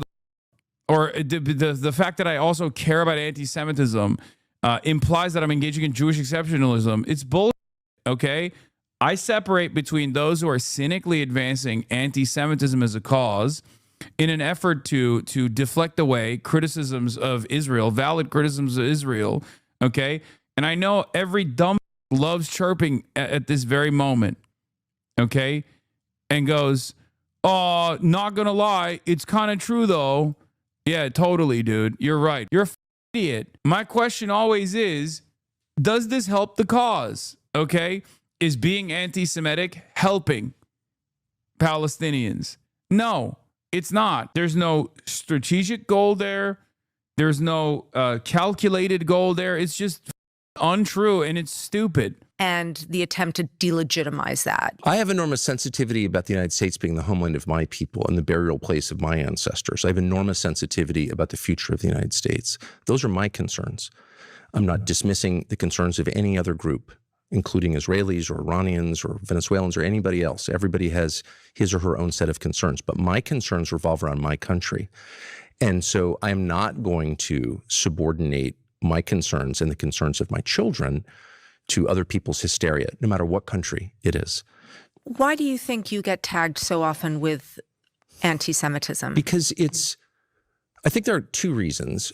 One is I'm not an anti-Semite, and I think that's obvious. I have, and I've expressed this many times, and I'll do so again, I have temperamental and religious objections to anti-Semitism or any hate or discrimination based on bloodline. That is, bro, this man literally said there's 65 million people that need to be deported, which happens to be the same number of Latin Americans living on U.S. soil. Okay? The Latino population. I'm sorry. Mr. Great Replacement is like, oh, I would never hate on someone simply on the basis of their ethnic or genetic or religious inferiority. It's bullshit. It's complete and utter nonsense. Okay? This is where a competent liberal is supposed to interject and go, I don't think that's true. You are the most prominent defender of the Great Replacement theory. Okay? Like, please be a competent liberal. Okay? I have listened to you on NPR for years. I know you have it in you. Please do this. Against Christian theology. It's against my personal ethics, and I oppose it no matter who is suffering from it, whether it's whites or blacks or Jews. Nobody can be punished. He'll say it's about legality, not bloodline. Yeah, what does Israel do? Israel also says it's on legality. Yeah, black people were legally discriminated against. Okay? Just like Palestinians are technically legally discriminated against under Israeli law. Legality doesn't mean anything. It's just bullshit. For his bloodline, period. I don't believe in collective punishment, unlike the Israeli government. So that's number one. I am opposed to anti-Semitism, and that's a threat because I'm not approaching this as someone who wants to hurt Jews. I just don't want the United States to be implicated in the crimes of other nations, and I'm not intimidated. And number two, that is a much easier conversation than answering very simple questions like, here's Ben Lorber's take on this from April 13th, or, I mean, this is so long. He wrote a book. He's working on a book called Kingdom Now, Christian Zionism from the Puritans to MAGA. Israeli right and its supremacist agenda. Today, tens of millions of MAGA evangelicals remain rock-solid constituency in backing the unending carnage in Gaza, Iran, and beyond. And beyond America's shores, the rapid growth of non-denominational neo-Pentecostal Christianity is conscripting hundreds of millions of Christian Zionist foot soldiers across Africa, Asia, and Latin America. That's why they had to apologize for breaking the Jesus statue in Lebanon, by the way. If it actually reaches the point of salience amongst those populations where they start thinking, wait a minute, these Jews are actually disrespecting Christianity, then they have to address it. Same thing with like Orthodox Jews in the West Bank, the settlers spitting on Christians as they're like going in and out of churches and shit, right?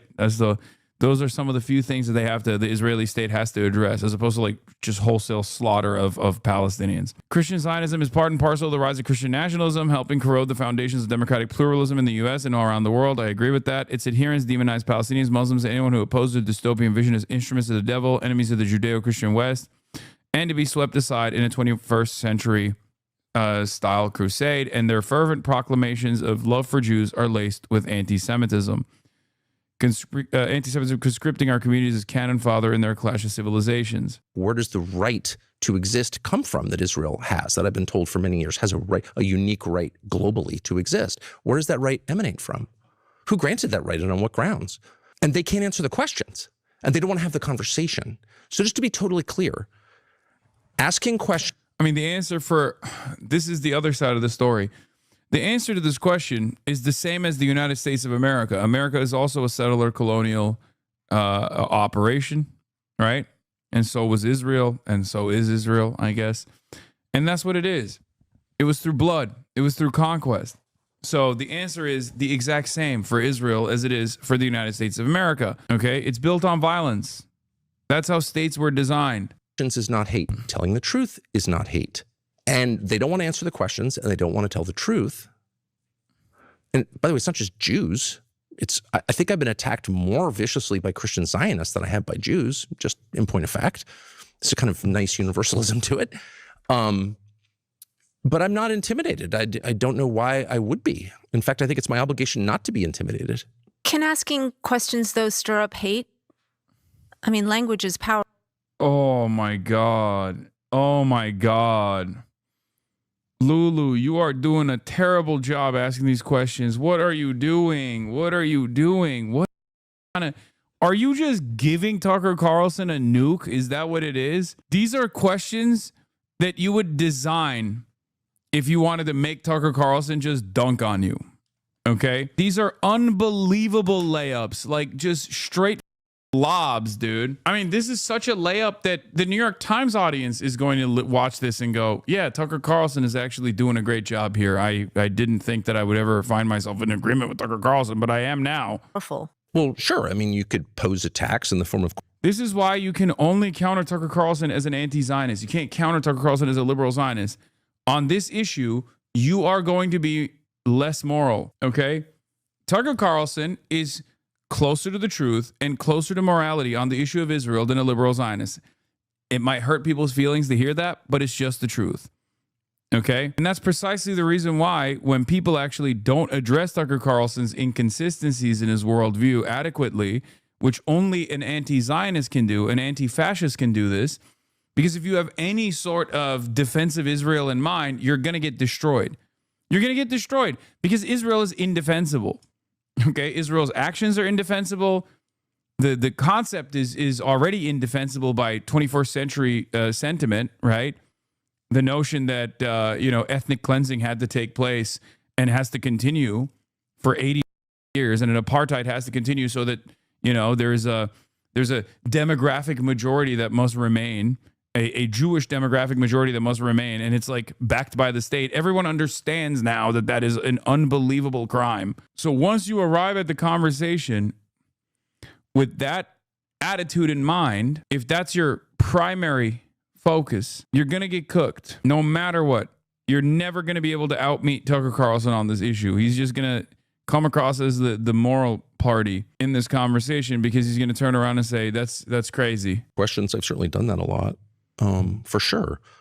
But the questions themselves hang in the air, and a legitimate question deserves an answer. The reason I want to press on this a little bit more is that that there is an entire anti-Semitic worldview that has been based on the protocols of the elders of Zion, that there is like this cabal of powerful Jews that controls the world. And, that book was written in the early 20th century, but it, helped the Nazis, and it really has informed a lot of the views of many people today that there is, this very powerful sect of Jewish people who want global war and global conflict. And I think that there is a concern that I have, and a real concern. I don't mean this as something that people say to slander anyone, but just a real concern that the rhetoric where everything is blamed on Israel, where Israel has these supernatural powers almost to influence the president, to influence. Oh my God! Oh my God! Oh my God! Oh my God. What a totally ridiculous line of questioning. The previous president, George W. Bush, to enter into the Iraq War, to be involved in assassinations, et cetera, that it has echoes of that, and that people are genuinely... Yeah, well, it's not... Okay. First of all, let me just say, not everything that she brought up is valid. But it sucks that some of what she brought up are genuine things that Israel has done, right? Like, it's not other people's problem that Israel chose to look at a textbook of what not to do and then chose to do those things. Okay. Like, yeah, you're like, oh, well, protocols of elderly Zion dictate that, Jews are, undermining, like what? American domestic affairs. Okay. But Israel is literally writing legislation by way of AIPAC to undermine the First Amendment. Elderly Zion. Yes. Elderly Zion. The Zion of the elderly. Shut the chatters. It's not the point. Okay. I'm so tired. I didn't sleep a lot last night, even though I went to bed early. Like, you can recognize what is an anti-Semitic dog whistle and also what is the truth at the same time. When you actually start pointing to things that Israel actually is doing and then claim prototypes of the elderly Zions. Yeah. If you point to what Israel is actually doing and say this is an anti-Semitic trope, you're not going to actually get people to stop saying those things. You're just going to make them think that maybe in the past, those anti-Semitic canards were also lies. They were also built around lies, as in like they were what Jews were doing. You're going to foment anti-Semitism. The greatest example I can give you, the most direct one I can give you, okay, no holds barred, is blood libel. Blood libel was a lie that non-Jews often told about Jewish people in times of like famine or some kind of like economic struggles or when there was not enough food in the village or the people were getting sick. The idea was that Jews were responsible for that because they were like, I don't know, eating children, like drinking the blood of Christian children. That is a blood libel.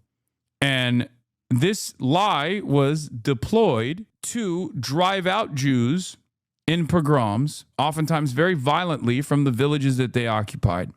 Okay? That's a very well-traced, historic lie that people told about Jews to kill Jews. That's what blood libel is. But in 2026, if you turn around and say, wow, how dare you say Israel is killing children when Israel has killed tens of thousands of children on camera, and you call that a blood libel, you're not actually defending Israel at all to average people. You're actually disparaging what they may have previously believed was a blood libel. You're diluting the impact of the term blood libel, and you're causing people to no longer believe that, these things that happened to Jewish people historically were even real at all. Okay? Because we can see what Israel is doing, especially when you turn around and you tie Israel's actions to Judaism. You're like, no, this is the Jewish state. How dare you accuse the Jewish state of killing children? Well, first of all, you're saying it's the Jewish state. Okay, that's you. And I've seen Israel kill children. What am I supposed to believe? You listen to normies who aren't super into politics describe why they're anti-Israel, and you realize most of them have just never been challenged on it by anyone around them or the media they consume. Exceptionally true for Europeans. It's because they see dead kids on their social media. It's not that hard to understand. Or maybe they just decide to stop dialoguing after they realize they're talking to a pro-child murder psychopath. That's true. It's probably what it is too. Israel has literally looked at a lot of the previous anti-Semitic canards as like a how-to book. Okay, that and also Mein Kampf and numerous other formative works in the neo-Nazi movement. And we're like, oh, let's take notes and let's do them. It's just true. I'm sorry. Down to well poisoning. Poisoning the well comes from that as well. The idea that like Jews were actually responsible for the water supply being destroyed in the village that led to pogroms. Israel has literally poisoned wells. Okay? So what am I supposed to do? Not recognize what I'm seeing? This is not like the moment they prefer filling it with cement now. Yes, it's not. I mean, I'm using embellished language in this circumstance. But like, yes, they're destroying water wells, right? Like with regular frequency. It's just, It's just ridiculous. It's ridiculous to be like, hey, I just watched Israel strike the last remaining water salination plant in Palestine, in Gaza. But I probably shouldn't bring this up because people are going to say I'm anti-Semitic and they're going to accuse me of blaming Jews for poisoning the well here. Yeah, I'm not going to do that. And no one else is going to do that either, especially because I am aware of classic anti-Semitic tropes. Most people are not. Like, it's not even a thing that they're considering. The average person doesn't go, oh no, I probably shouldn't say this. At most, the average person has, ironically, somewhat of a little bit of a anti-Semitic belief that like you just can't say anything about the Jews, right? Like that's their modus operandi. Normal people in polite company will openly just be like, you can say whatever you want, just don't say anything about Jewish people because you'll lose your job. That is the attitude, right? And that attitude is, there's plenty of evidence to suggest that attitude is somewhat correct. But that doesn't mean that they don't think these things. And if you lean into it over and over again, they're going to think those things not just privately, but publicly too, and loudly sometimes. And for the record, if I believe those things, I wouldn't say what I'm saying, okay? Like, I don't think that's I don't think that's the adequate way of looking at this, right? I think you should always just say the truth, always. But what a lot of people have had, like a lot of the opinions that people have had for a very long time is this notion that, and this is from what they've observed, you are privileged enough to be able to live like that. Yes, buddy, I'm at the peak of privilege. Yes, I am. You're not wrong. But also at the same time, look around, okay? Look at what I've been dealing with for the past 3 I wouldn't say it's a very privileged position, okay? Holy, I don't know if you know this, but there's a current bill in Congress, okay, that has my name on it. It's bipartisan. To say that I'm like unbelievably privileged and therefore suffer no consequences for saying the truth is a little ridiculous, don't you think? Also, everyone on the timeline is anti-Semitic now. I don't think that stigma is as brutal as it used to be. There's still institutional stigma. A big part of the polite company social stigma has gone away because Israel hit that button too much. Defenders of Israel kept spamming it for the last 3 years as Israel carried out a live stream child holocaust in front of our eyes. And then anytime someone had a negative opinion about that, they kept hitting that button over and over again. Anti-Semitism, anti-Semitism, anti-Semitism. And of course, after the 10 millionth time that they tried to spam that button, people started going, all right, if you say that about everybody, I don't believe you anymore. Bunked and has been used in, absolutely vicious ways to annihilate an entire people. I'm not quite sure what that means. Let me tell you my concerns. My main concern is the destruction of the United States. And that is in no way to minimize anyone else's concerns, but I have a right to that concern. And I will not have my own concerns hijacked. I will not submit to being told what my concerns should be. I'm an adult man who pays his taxes. I have a right to come up with my own hierarchy of concern. And at the very top is the destruction of my country, which I've lived in for 56 years. And I know that it's not better than it was, and it's not getting better than it was. And there are many reasons for that. One of them is this war, but there are many others. And so people say, well, I'm really concerned. Well, I'm really concerned too. I'm really concerned that the Prime Minister of Israel and his many cheerleaders in American media, including at the New York Times, if I can say, pushed the U.S. government into a war that hurts the United States. That's my concern. And I would say that's at least co-equal with anyone else's concerns. So that's the first thing I would say. Second, as the elders of Zion or whatever, I don't know what that is. I've heard references to it. It's like a czarist forgery or something. Look, I guess I'm just wondering what the line is for you. The line for me is the truth. What is actually happening? Between criticism. I mean, this is, by the way, a very difficult line. I am in no means purporting to understand necessarily where it is. I'm curious for you where the line is between criticism of the state of Israel and how that could be perceived as feeding into anti-Semitism. Well, it breaks my heart that it is perceived that way, and that's the product. That perception is the product of a decades-long effort to conflate anti-Semitism with any criticism of the secular government of Israel. Okay, so the IHRA definition of anti-Semitism lists 11 examples of anti-Semitism, and that's been adopted globally. 40 different governments have adopted it as their standard of what anti-Semitism is, and 2/3 of the examples are criticism of Israel. So, I don't get to write these standards. I also don't have to abide by them.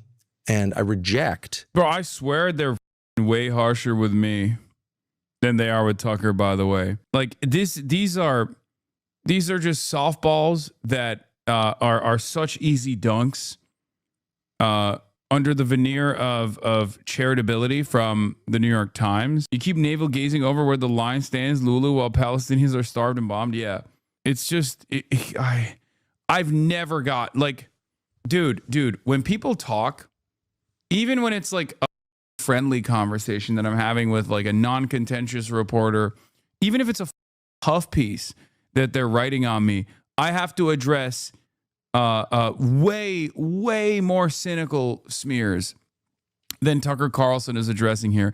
Now, part of that is because Tucker is a much more experienced media demon than myself. He's been doing this for almost as long as I've been alive, let's be real. And therefore, he's shaped his commentary in a way to never step on any landmines. But also because Tucker Carlson's worldview is different than mine, where he is an America first, American exceptionalist, right? I don't treat America as an exceptional country. I want America to potentially be an exceptional country one day, but it's truly not an exceptional country currently.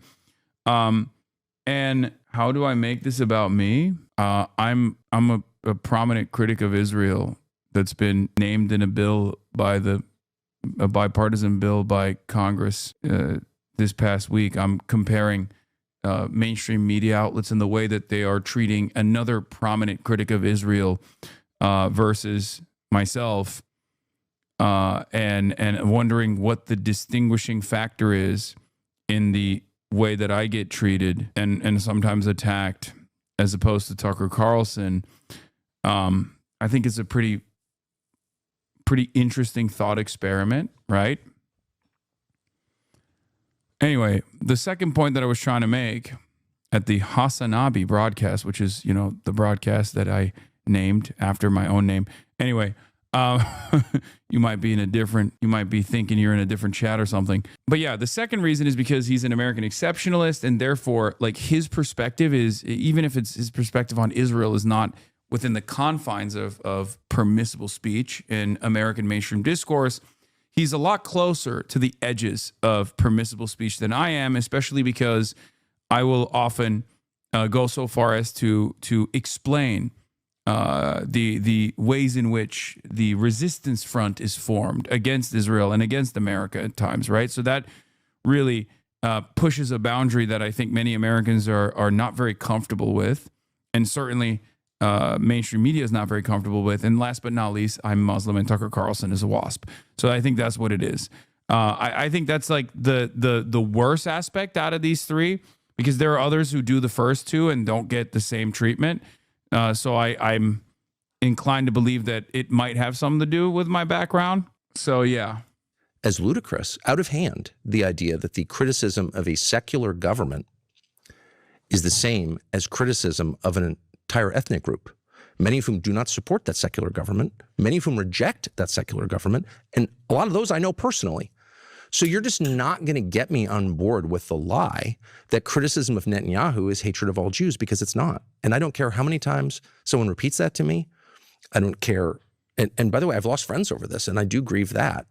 People who are totally convinced that criticism... Is it just Bibi that you're against, or if there was a different government in Israel, it would be okay? I'm against anything that hurts my country. Why wouldn't I be? I live here. No, but I'm just curious, like if there's elections coming up and if Bibi gets kicked out, are you...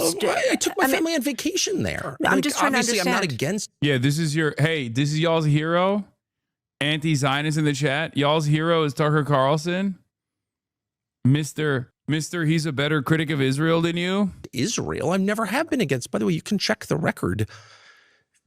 Before maybe 2.5 years ago, I don't think I ever well, I certainly never criticized Israel, but I rarely even mentioned Israel. I could give you a long list of the things that I love about Israel, particularly about Jerusalem, which is one of my favorite cities. Jerusalem and Beirut, greatest cities in the world. It kills me to see them at the center of all of this. I think the second that we ban criticism of a foreign country, well, of course, we're not free at that point. We're slaves of that other country. You know, whatever you can't criticize is the force in charge. I don't think it's, by the way, good for global Jewry to have any of this at all. If you tell 350 million Americans that it's against the law, and it's very close to against the law at this point, it's against the law to criticize Israel, how does that help the perception? Does that feed anti-Semitism? I think it does. Not that it's my job to monitor or regulate this stuff, but I mean, just common sense would tell you that's not good. If you want to make the case on behalf of anything, any idea, including ones I disagree with, make your case. Tell me why it's a good idea. And we're falling out of that habit and instead trying to hurt people who disagree with us. And I just will always reject that. I guess I'm the liberal.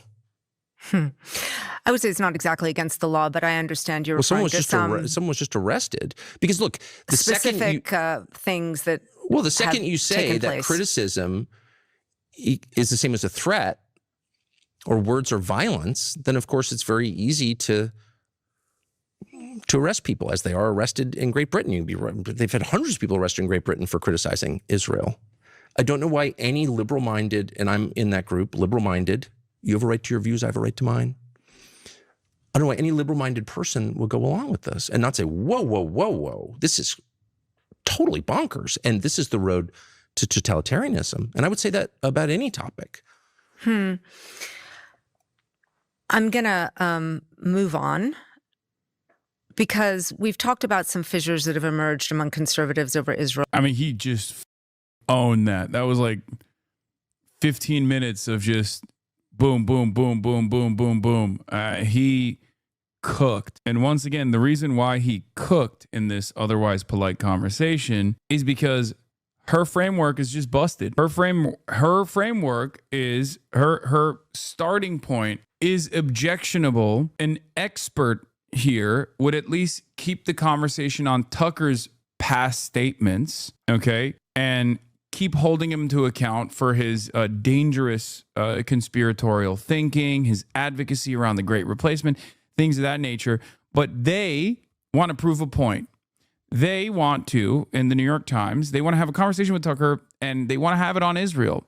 And if you have a conversation with Tucker on Israel, it's only going to benefit Tucker Carlson, especially if you're not coming correct with quotes that he has that you could at least massage to come across as anti-Semitic. It's going to be very difficult for you to do that, because Tucker Carlson, unlike myself, will not go beyond a certain point in his anti-Israel advocacy, right?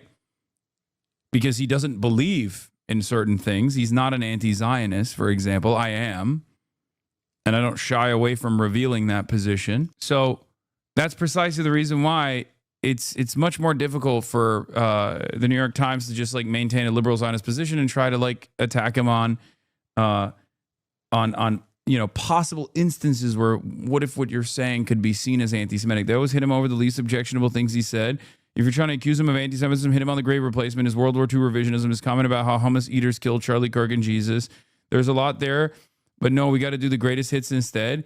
Yeah, that's what I was talking about, though, because they hit me with bull all the goddamn time that at least like on its face sounds bad. It's nowhere near as like anti-Semitic as, half the shit Tucker Carlson has done. And that's what's so frustrating about this conversation. Do you see what I mean? With me, it's the mother clip show.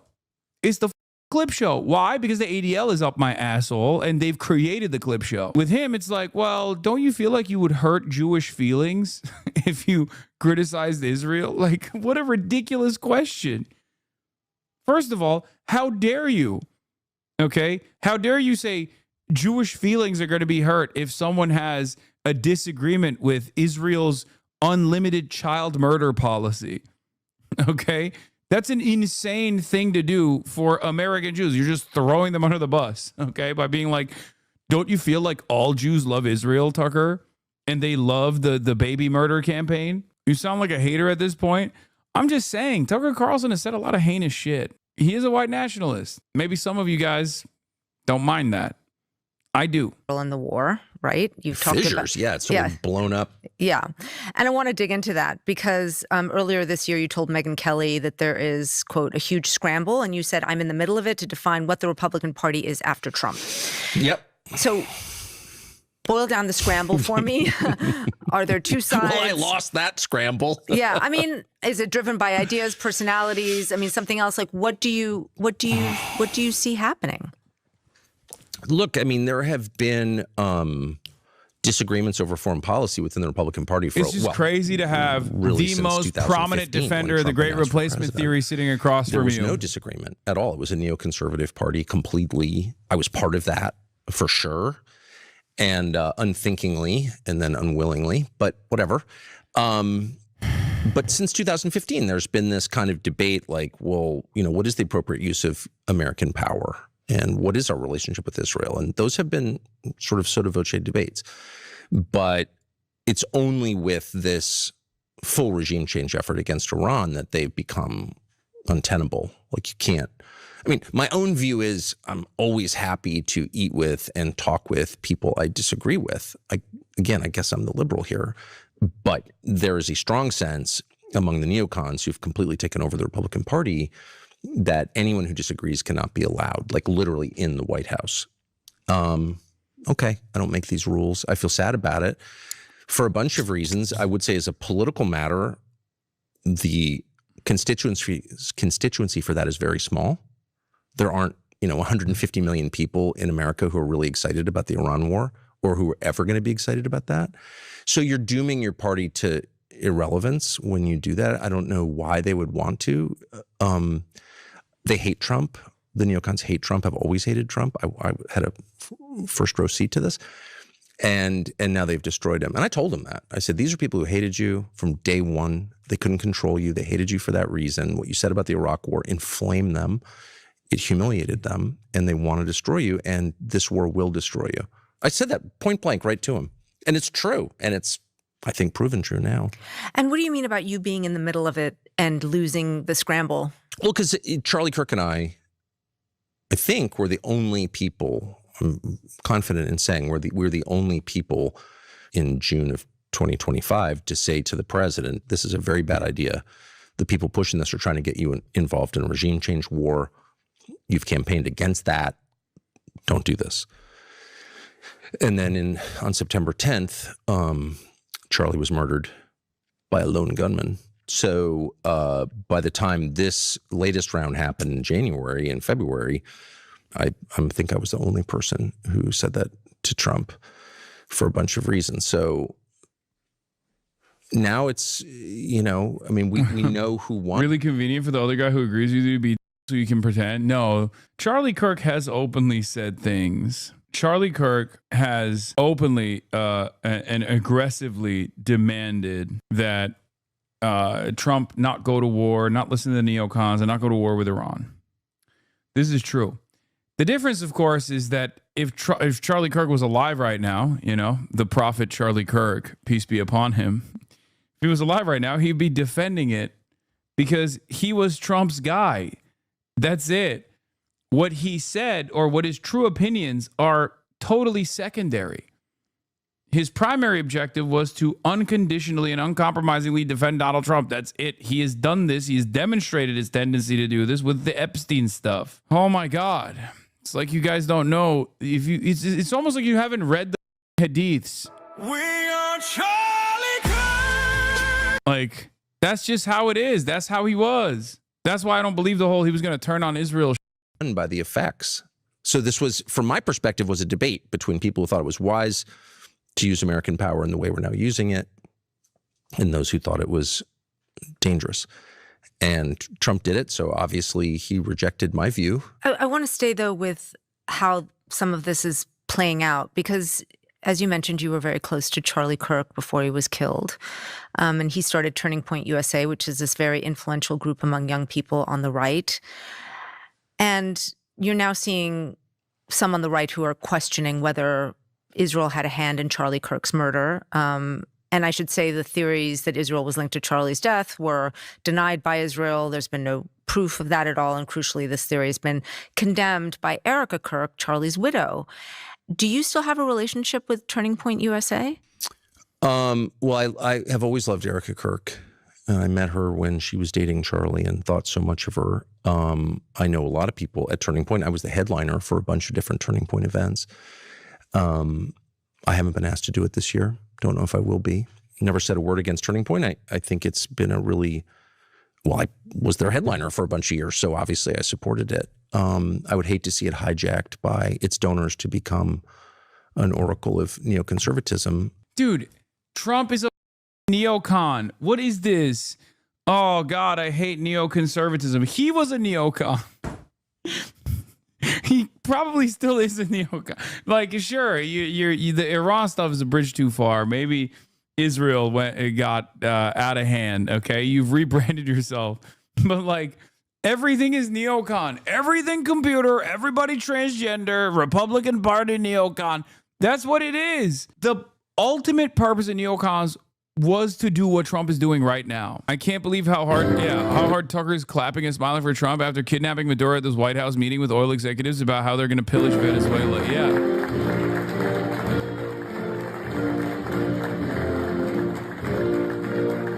No one gives a though. They just like Tucker Carlson at this point. He was able to sneak himself in to a position of great prominence and legitimacy in the anti-Israel movement. And so you can't get people to literally look at him funny.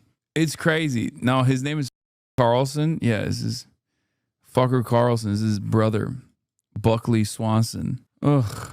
I think it'd be pretty hard to do because its members are not for that. Young people are not for that. People of draft age are especially not for that. I mean, when was the last time you spoke to Erica Kirk?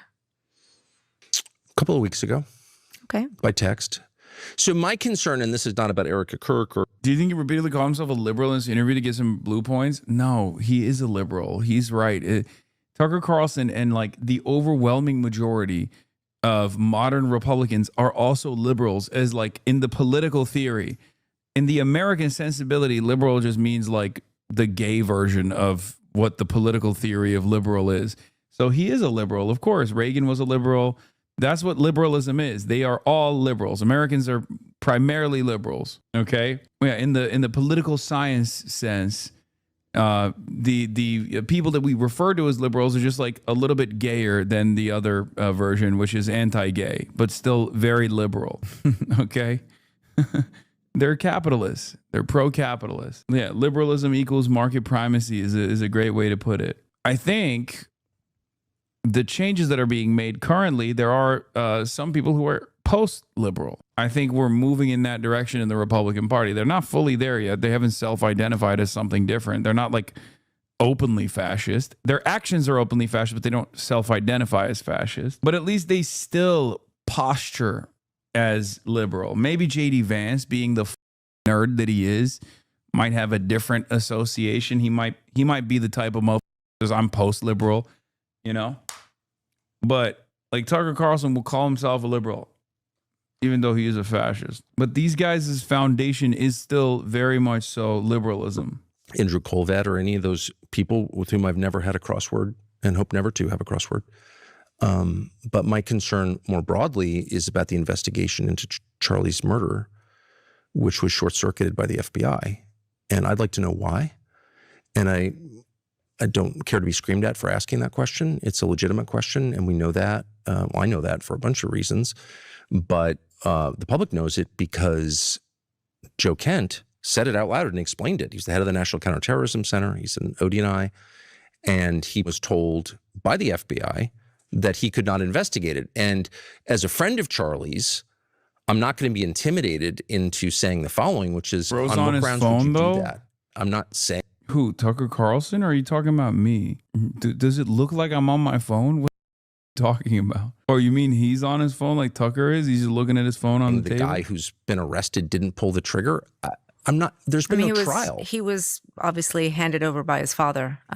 Do we know that? I don't know what I know because there hasn't been a trial yet. And again, it's like so many things. And it's not just Israel. It's not just Charlie Kirk. It's the existence of NATO or the way the economy is structured. Why is capital taxed at half the rate of labor? Like, that's a question that bothers me.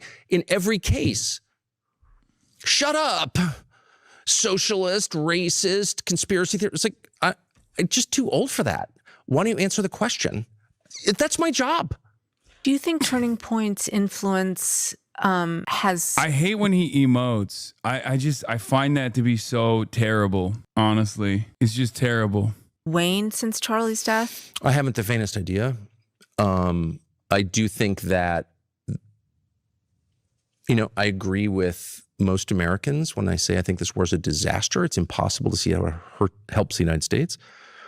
And, I would like to see all self-described conservative groups pressure the president, as Charlie did, to minimize the damage. And then I hope Turning Point is working on that. I don't know the answer, but I certainly hope they are.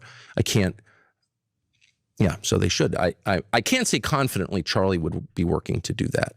Obviously, Turning Point is just one organization trying to reach youth on the right, but you also have Nick Fuentes, the far-right white nationalist influencer who's called Hitler effing cool, who also has a huge following among young right-leaning men.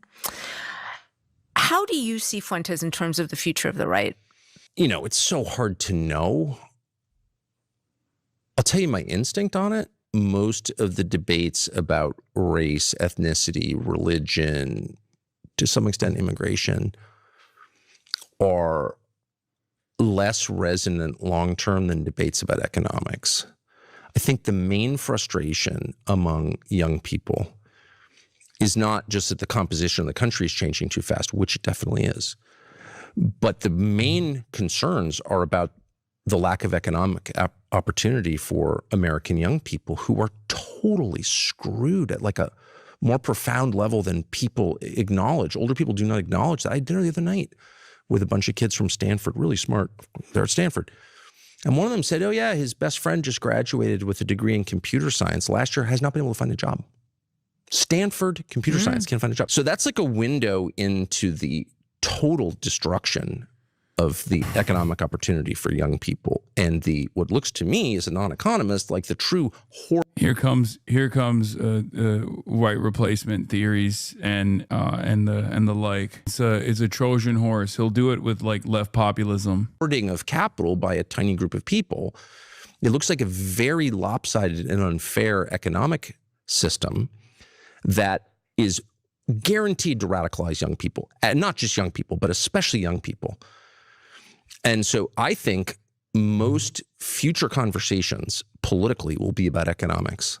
I do think that. I think we're at sort of the last stage. This is the last time the U.S. has ever been. So you see that, what I'm trying to understand is you see that as Fuentes' power waning? For sure. Well, I don't know Fuentes in particular. I mean,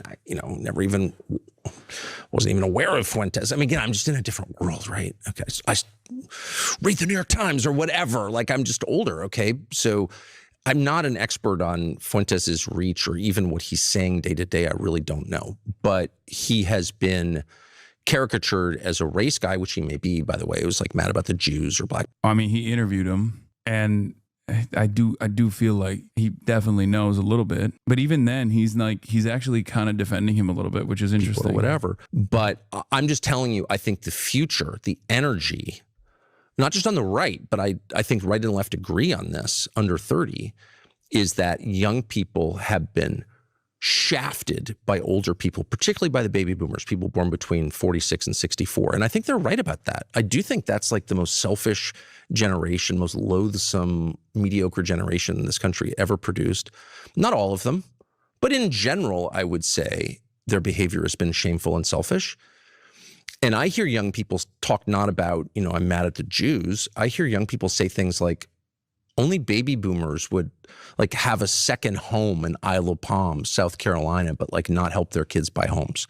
That's what I hear. I hear people who understand that their lives will bear no resemblance to the lives of their parents and grandparents, and they're really upset about it. Meanwhile, there are all these people making billions on clearly fraudulent enterprises, crypto-related enterprises and other enterprises that are like not adding to the sum total of prosperity in this country and not making the country better. So that's where I think the radicalism is going to start. And the murder of that healthcare executive in New York, the health insurer guy, I'm against all murder, just to be totally clear.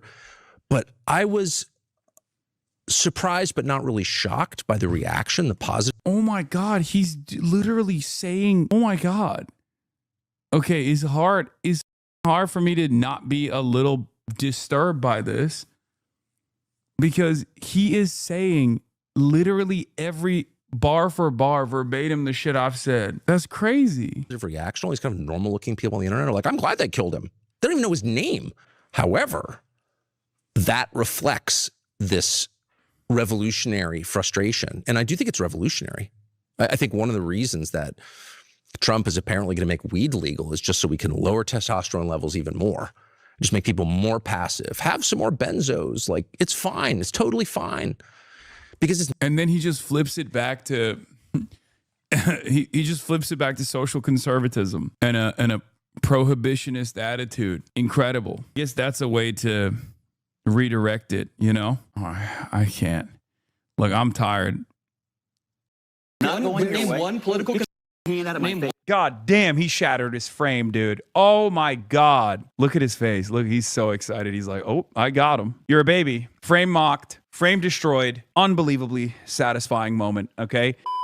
This is a war of aggression. What is international law? Who's enforcing it? Okay, this was great, okay? This is a great moment. The descent into lawlessness was remarkably fast. I remember it because Treatlerites have not really felt the material pain. Yeah. We're obviously going to be watching this. Many of you already probably saw it. It's an incredibly satisfying moment where Adam Mockler, also known as Adam Mocklib, also known as Adam Mogler, actually pulled out the Mogler today, okay? He busted out the piece. He put, some might even say, the belt, okay? Respect to Adam. Although he routinely aligns himself with Sex Pestiny, which is his biggest L of all time, you know, you got to give credit where credit is due. This was fantastic to watch. All right, let's go. Who is the aggressor here?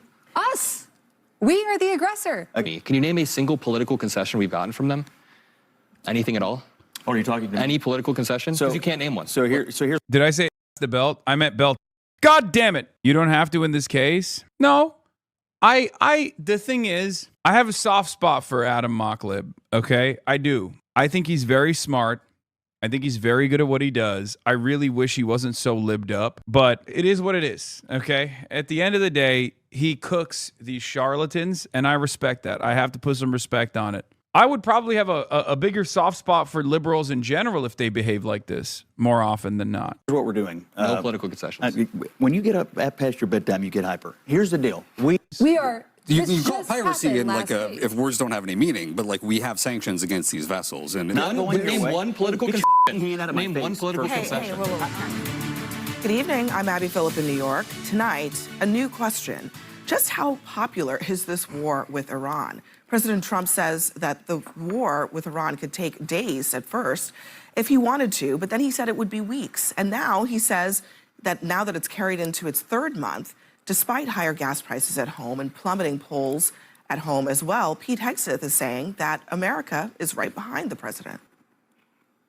When I talk to Americans, and especially when I talk to the troops, they are grateful for a president who has the courage to take on this threat after 47 years of what Iran has done, targeting and killing Americans. What I'm concerned about is we are not safer, and I would just like to know why you have not sought the support of the American people, and 3 out of 5 Americans are against this war today.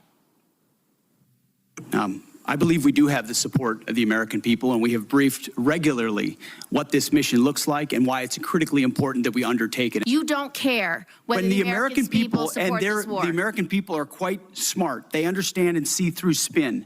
They know that a regime that says death to America, that seeks nuclear weapons. Plenty of countries have people that say things about the United States of America. We're the #1 superpower on the planet, okay? Burning billions of dollars of assets, putting American lives at risk. Why? Because people said mean words about America? Shut up. Shut up. That's totally ridiculous. Okay? Like, what are you talking about? What matters most in this circumstance is whether the Iranian government has actually ever presented a significant threat to the United States of America. And the reality is, no, they have not. We have had moments of diplomacy with Iran, and that have been unbelievably effective. Those moments have been unbelievably effective. Far more effective than what Trump is trying to do right now, as he is, engaging in his favorite act of money molestation. Oh, they say to America, so we have to, do what? get our asses handed to us, show the world that we don't have that smoke, show the world that we don't have the military capability to defend our allies, our security commitments, burn billions of dollars of assets in the region at the behest of Israel? What kind of silly argument is this? They have nothing. They have nothing. This is not a media spin. Kirsten Gillibrand, despite being a vicious Islamophobe, who I will never forgive her for saying the things that she said about Zohran Mamdani, is correct in this moment. If there's a cost-benefit analysis that's supposed to be made in this circumstance where it's like, was it worth it? It's not. And Americans are obviously aware that it's not worth it, even with our lack of interest in the human death toll that we commit overseas. We don't care about the destabilizing impact of our actions. We don't care about what we do to other countries, but we do care about how this impacts us. And it's clear that the overwhelming majority of Americans, 60% of Americans, think this war was not worth it. Why are we doing it? And they came to that conclusion at a rapid pace. For those of you asking what Kirsten Gillibrand said about Zohran Mamdani, she called him a jihadist, an Islamist jihadist, after he won the primary. And the ability to deliver. Did they lie about the range of their missiles?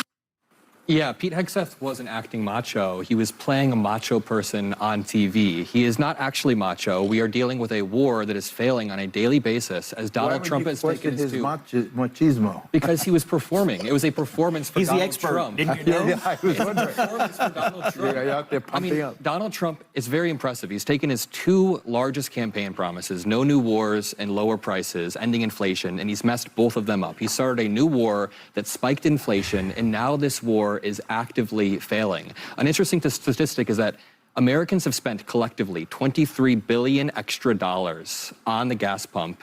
And that's money that could have gone towards daycare, towards childcare. We'll sit here and you'll laugh at Americans spending money, but the reality is we are failing this war. The purpose of a war is to extract political concessions from the enemy. Can you name a single political concession we've gotten from them? Anything at all? Or are you talking to me? Any political concessions? Because you can't name one. So here's what we're doing. No political concessions. When you get up past your bedtime, you get hyper. Here's the deal. We let's not have a clear issue here. You're shaking, bro. We have a clear issue here. No. Scott Jennings' entire job is to antagonize and annoy people on these panels. He bullies them with regular frequency. I have noticed that he does this a lot more frequently to the female panelists, to black and brown panelists as well. Okay? So when you got a white boy sitting next to him who actually fights back, all of a sudden, it's unacceptable, right? His entire job is to rage bait the people on these panels. He gets paid unbelievable amounts of money, okay? Large sums of cash to do that, to eat Trump's on a daily basis on CNN panels and rage bait people. He is an incredibly insincere person. So the one time where someone actually pushes back and rage baits back at him, he loses control of the conversation and he snaps. But yeah, it was hilarious to watch regardless. So shouts out to Adam Mocklip for putting belt to ass. Nuclear weapons for the largest state sponsor of terrorism in the world. Period. Full stop. The president believes, and he may be right. I spoke to a retired Rear Admiral today, Mark Montgomery, who's at the Foundation for Defense of Democracies. They think the Foundation for Defense of Democracies, FDD, is Benjamin Netanyahu's own personal cutout think tank. Remember, you know this already. He can get away with saying that at this panel, potentially. Many people are not going to push back on him for saying that. But the immediate response to that would be like, oh, so you talked to one of the most loyal servants of Israel to offer you what, more analysis? You and Trump have that in common. And look what that got us when Trump listens to the Foundation for Defending Democracy. Look at the situation we're in now. Blockade is actually more effective than the military campaign. And a little patience on the blockade here, where we cripple the Iranian economy, where we kill their currency, which is happening as we speak, where we put pressure on China because they need to get their oil flowing again. A little bit of patience right here, not bombs, but patience on a naval blockade, could get the outcome you want, which is no nuclear weapons for the largest state sponsor of terror. You've been saying this for 8 weeks, and we are now past the 4 to 6 week deadline. Where is the enriched uranium right now? It's under rubble. Where is it right now? In the United States or Iran? Iran still has the enriched uranium. They still have the scientists scattered across their country, and they have all of the blueprints in the cloud. You can sit there and act confused, but you can't name a single political concession that we've gotten from Iran. It's not over yet. Okay, but also on that fact, why are we talking about the strategy of this. This isn't a legal war. This is Kat is right, by the way. Kat cooks a little bit here too, where she goes, "This is illegal." Like, see, in many circumstances, the back and forth is limited to, "Oh, this is not strategically viable. This is strategically viable from an America First perspective." All this stuff, right? Where Kat expands that conversation all of a sudden to the impact that it's having around the globe, the impact that it's having in terms of the violations of international law, the impact that it's having in Iran. These are important considerations to make. And yet, in most circumstances, it's outside of the neat confines of permissible conversations to have on mainstream news. So I'm glad that Kat is expanding on that. terrorism. We are turning our military into pirates. We are seizing civilian vessels. Additionally, sanctioned Iranian vessels that have gone through a DOJ process. We are. You call piracy in like if words. Oh, I didn't realize. Oh, so we decide. Yeah, it's not piracy if we decide that this is illegal. Got it. Okay. So the problem with the other pirates is that they decided, but when they decide it's illegal for vessels to transit and seize those ships, then it's not piracy either. What's the difference? This is what I mean. This is chauvinism, okay? This is American chauvinism, it's Western chauvinism. It's the notion that we decided, not the international community, mind you, okay? It's not the international community that decided that these vessels are illegally shipping and selling oil to other countries. We did, and we control all of the seas, okay? That's a ridiculous argument to make. What do you mean we decided? Okay, Trump decided. Okay, the Treasury Department decided. Do you know how easy it is to get a sanction on a company? You just literally write to the Treasury. If you know enough people that work there, you can just get a sanction written off and render this company illegal, okay? And then we just go there and we take over the ships?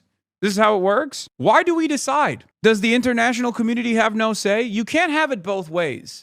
Right? You can't, on the one hand, say that America defends international law and free commerce around the globe, and then simultaneously justify piracy this way by saying, well, we decided. Well, guess what? Iran decided the Strait of Hormuz is closed and that they are going to operate a toll. What now? The law of the jungle only works if there's one hegemonic power that is choosing to write the rules and violate them as they see fit, and there's no one who can oppose the hegemonic power. If there are other great powers around the world like China or even Russia, and now seemingly Iran, which is a regional power, that is going to fight back and militarily take advantage of the lack of international law or take advantage of the new reality that we've designed where, might makes right. If they have enough might, seemingly they can cripple the global energy markets. That's why we're in this problem to begin with.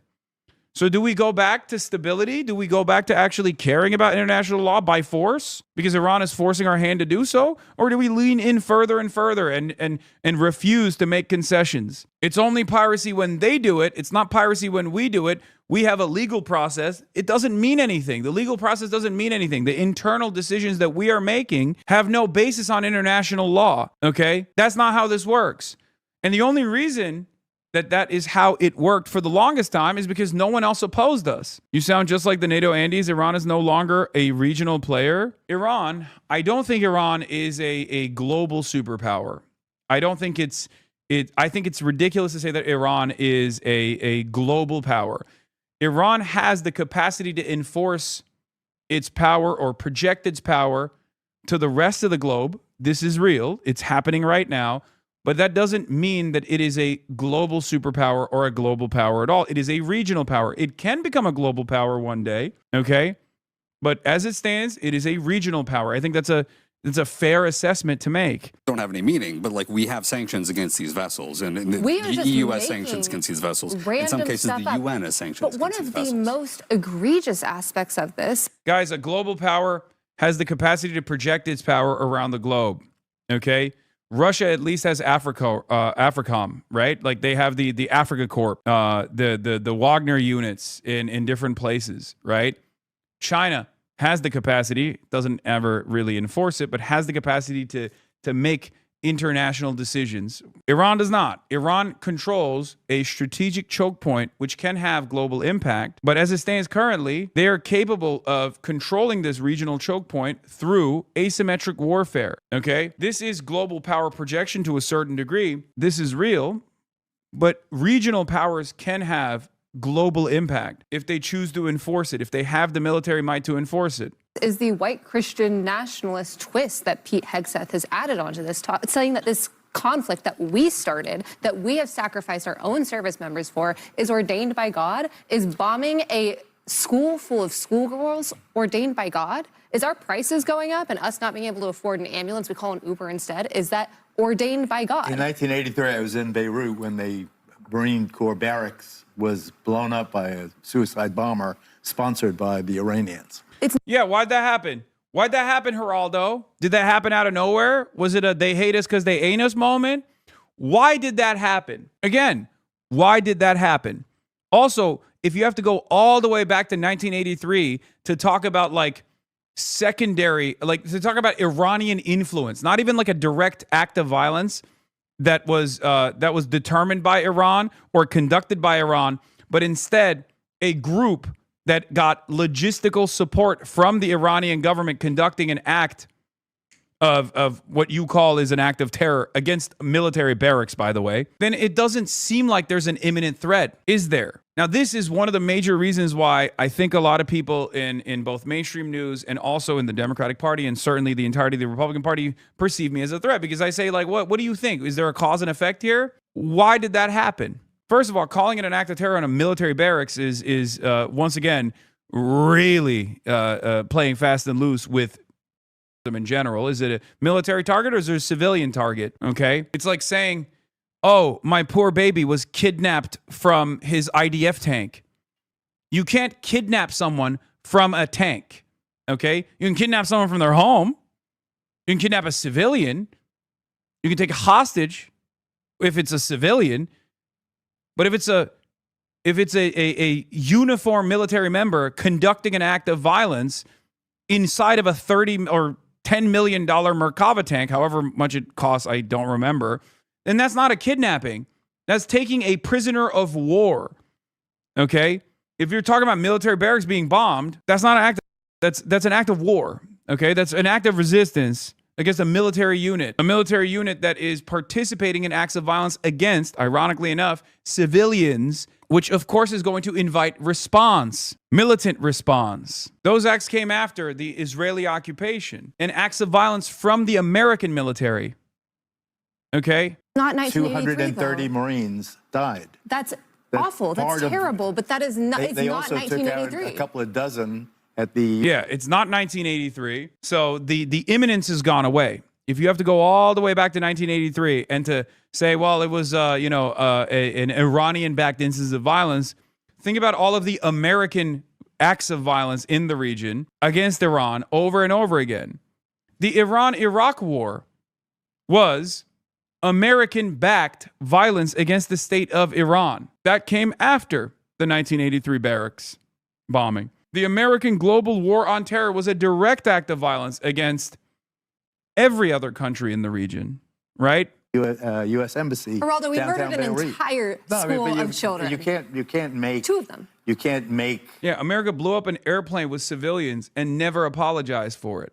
I mean, it's unbelievable. The things that we've done to the Iranian people, the things that we've done to the people of Iraq, the things that we've done to the Shia population in Lebanon, in Iraq as well, and now in Iran too, directly, and also indirectly with our loyal servants in the region is unbelievable. Of course they say to America. What matters not is what Iran's government says. What matters is what Iran's government does.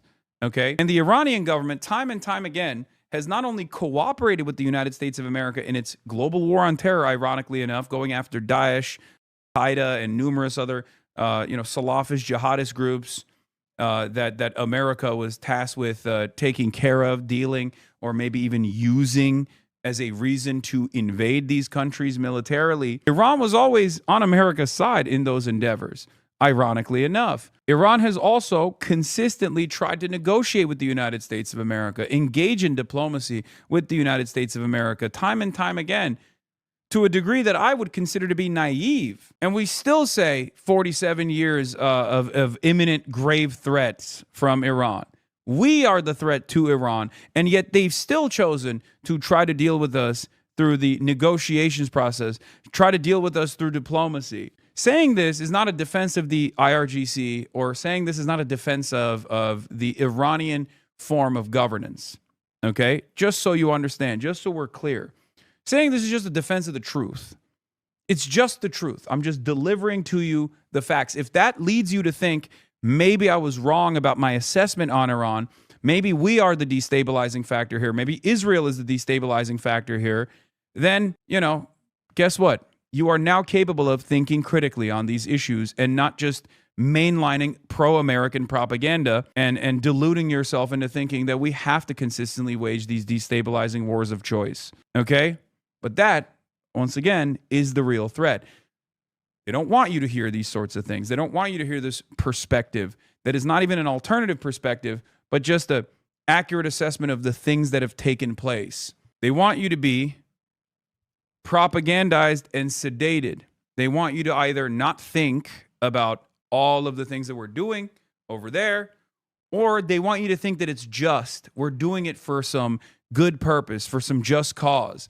America engages in unbelievable acts of violence, but we're the world's police at the end of the day, and we have to do it because why? Because our enemies are barbaric monsters. They're Islamist fundamentalists. They're crazy. They can't be reasoned with. They only understand violence. They're a violent people, right? And that's the racism. That's the racism that is necessary. That's the Islamophobia that's necessary for you to get on board with these sorts of actions. That's the dehumanization that you have to embed in your mind so that you can feel a little bit more comfortable even if you do pay attention to what we're doing over there. Okay?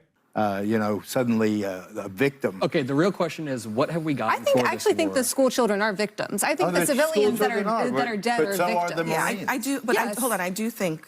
Look, just school children are victims, but so are the Marines. I mean, under international law, there is a distinction between school children going to school and getting blown up and killed in the process versus Marines that are sitting inside of a Marine barracks in a totally separate foreign country that has its own paramilitary formation born out of necessity because of the invasion that's taking place, because of the occupation that's taking place, that ends up engaging in a militant response against the allied forces of a foreign occupant.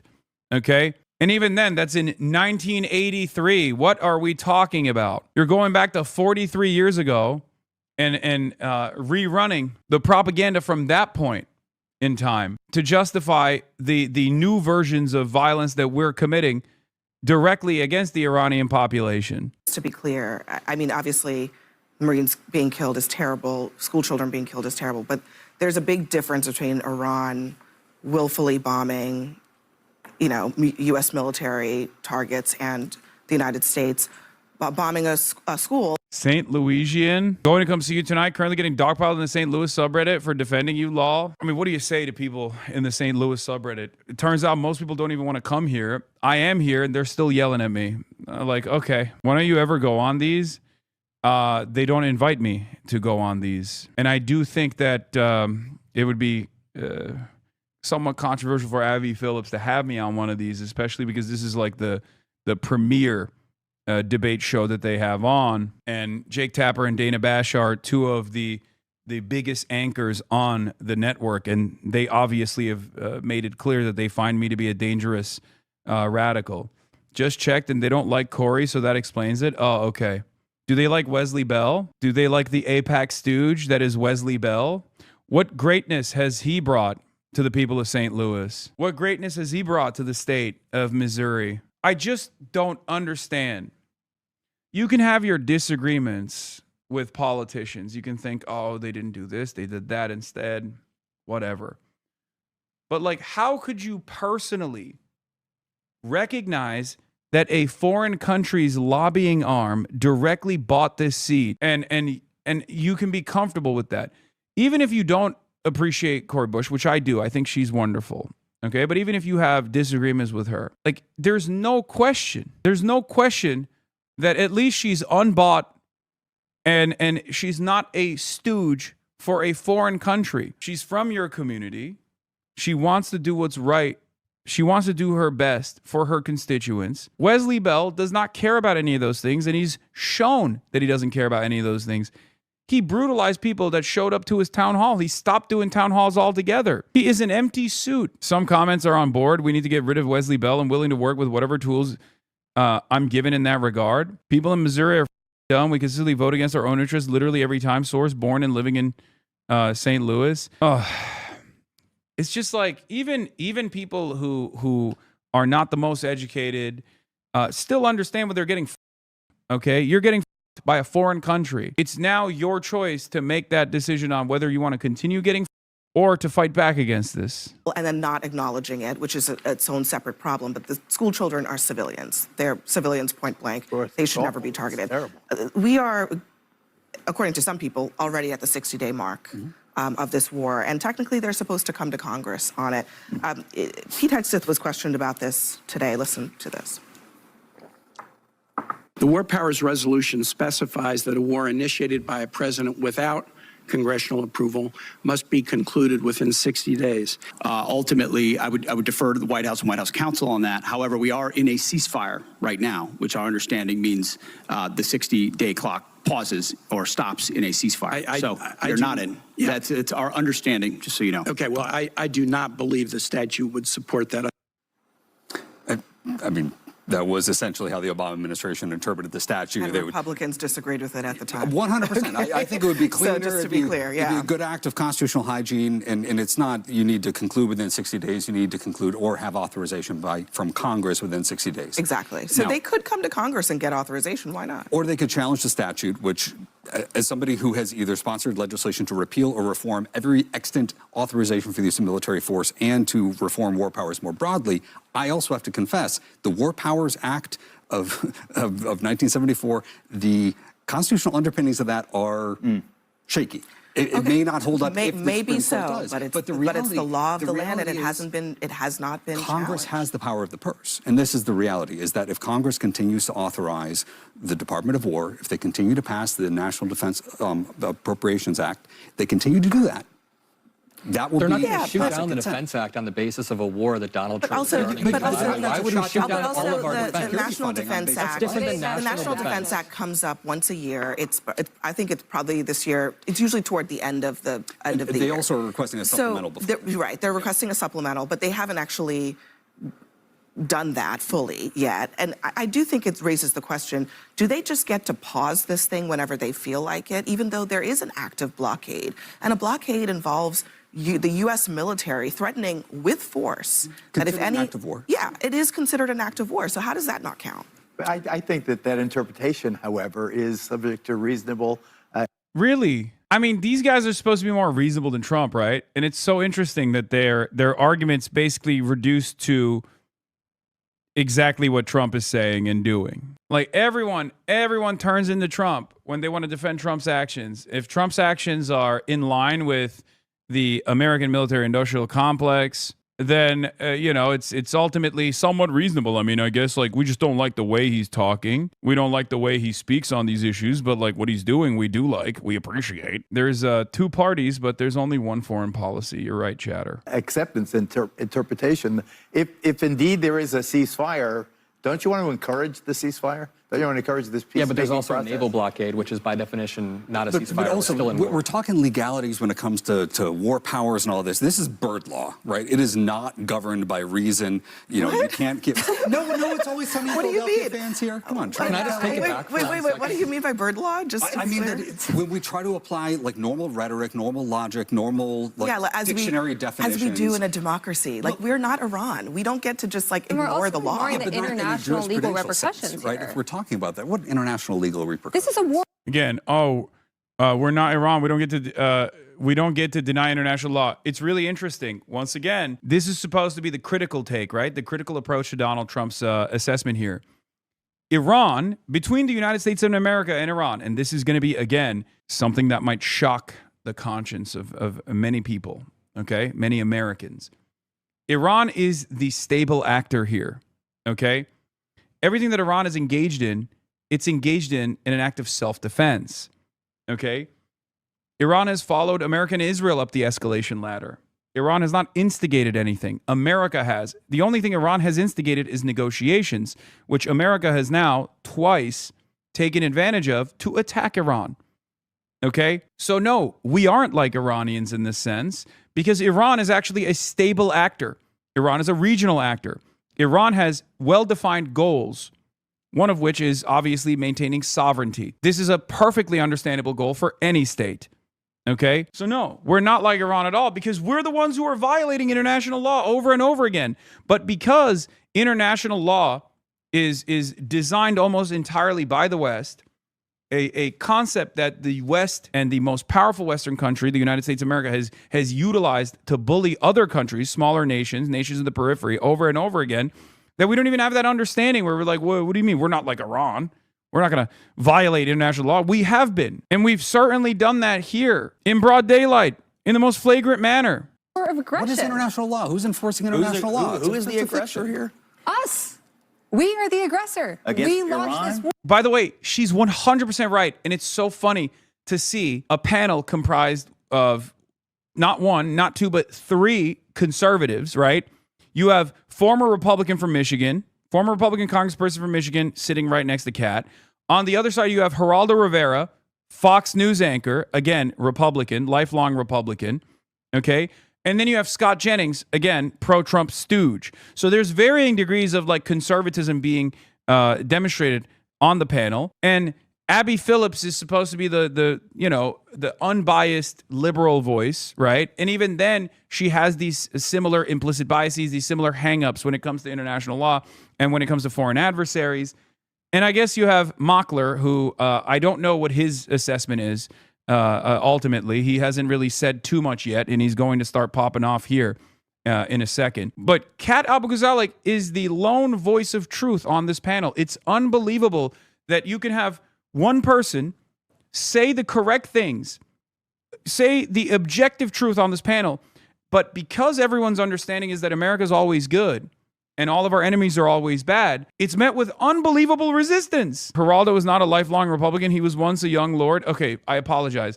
Geraldo, as a Fox News commentator, has become a long-standing Republican commentary person, right? Is that appropriate? Can I say that? Geraldo's job is to be the reasonable Republican, the voice of reason, but he's still a conservative. War. Yes. Okay. Just because Iran exists. Did all of U.S. history exist before the last 8 weeks to you, or just 8 weeks? It did. It did. It certainly did. Like with Juan Gonzalez. Yes, Juan Gonzalez obviously is not a conservative, though. I'm just... On February 28th. Listen, we all know... I mean, honestly... What the hell is a young lord? Young lords are a political organization that was Latino, that was basically the Black Panther Party, but for Latinos, okay? Juan Gonzalez is one of the founders, my goat, who's on Democracy Now!, and they're a great movement. But just like with the Black Panther Party, obviously there are people who then, turned conservative or turned into neoliberals. Like that's just what happens, okay? They have been at war with us. Yeah, Puerto Ricans.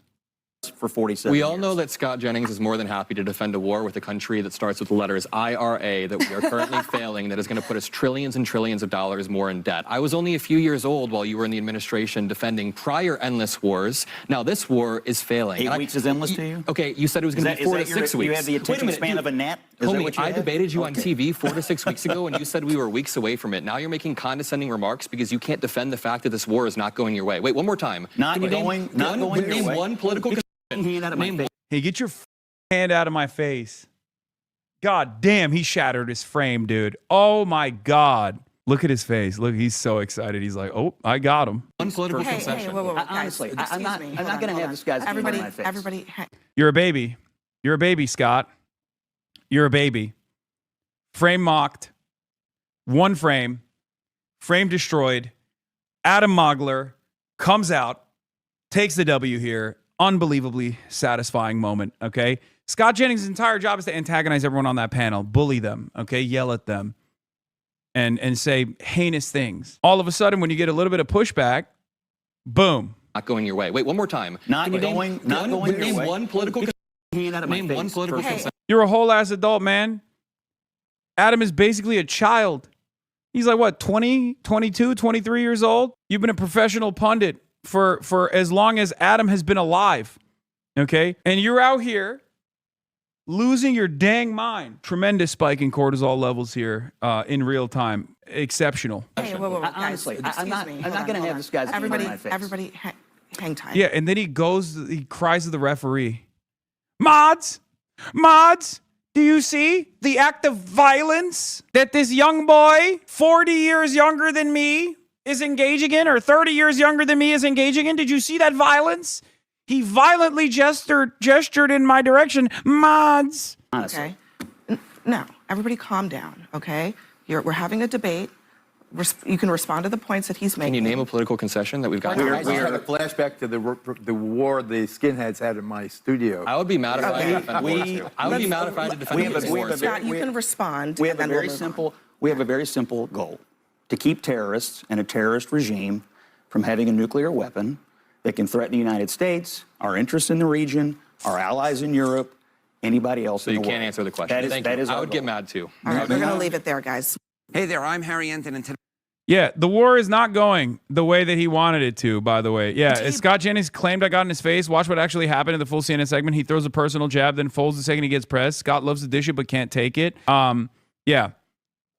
They also had a private conversation as well, apparently, but I don't know if Adam has talked about it or not, so I'm not at liberty to discuss. But all I will say is this, okay? These guys, these reactionaries, they're all the same, okay? You give a little bit of pushback to them, a fraction of what they do on a daily basis, and they fold, okay? They lose their dang minds. This is exactly the energy that we should be taking to our conversations. If you're doing a media appearance, if you have politicians, you should be if you're talking to politicians, if you're talking to them at their town halls, demand that they also behave in a similar manner. Fight back, because at the end of the day, they're weak. Their strength projection only comes from the fact that they are so used to dominating the discourse, dominating the field. And they're like, oh God, please don't say anything mean to me. I'm so sorry. I will concede ahead of time. I will give in to your demands. But the moment that you say, no, this is ridiculous, what concessions have we extracted from Iran? This war effort is not going in your way. This war effort is not taking shape in the way that you claimed it would 4 weeks ago. He loses his damn mind. There's opportunity here. Right-wingers are not used to this kind of pushback. So there's tremendous opportunity here. With a little bit of retaliation, you can reach maximum results. Just something to consider, something to remember. War is apparently over. Check. Just in. The Trump administration officially tells Congress the war against Iran is over, AP reports. Oh, nice. I personally believe in rehabilitation, and that means rehabilitation for social crimes as well as even literal crimes. We have to be committed in our belief that people have the capacity to change, learn from their mistakes, become better people, and actually become comrades. All right, well, let's get into it. Right in. There's a lot going on in the world, so obviously we must cover it all, and we must get right into it. Ladies and gentlemen, our first story of today, breaking news, is taking us to Maine. Many people are asking, are you sore from last night's workout? No. My soreness comes delayed. It'll probably kick in tonight or perhaps tomorrow. In any case, breaking news, Mills Mafia is down. Janet Mills, Pills Mafia, the Pill Mill, Janet Series.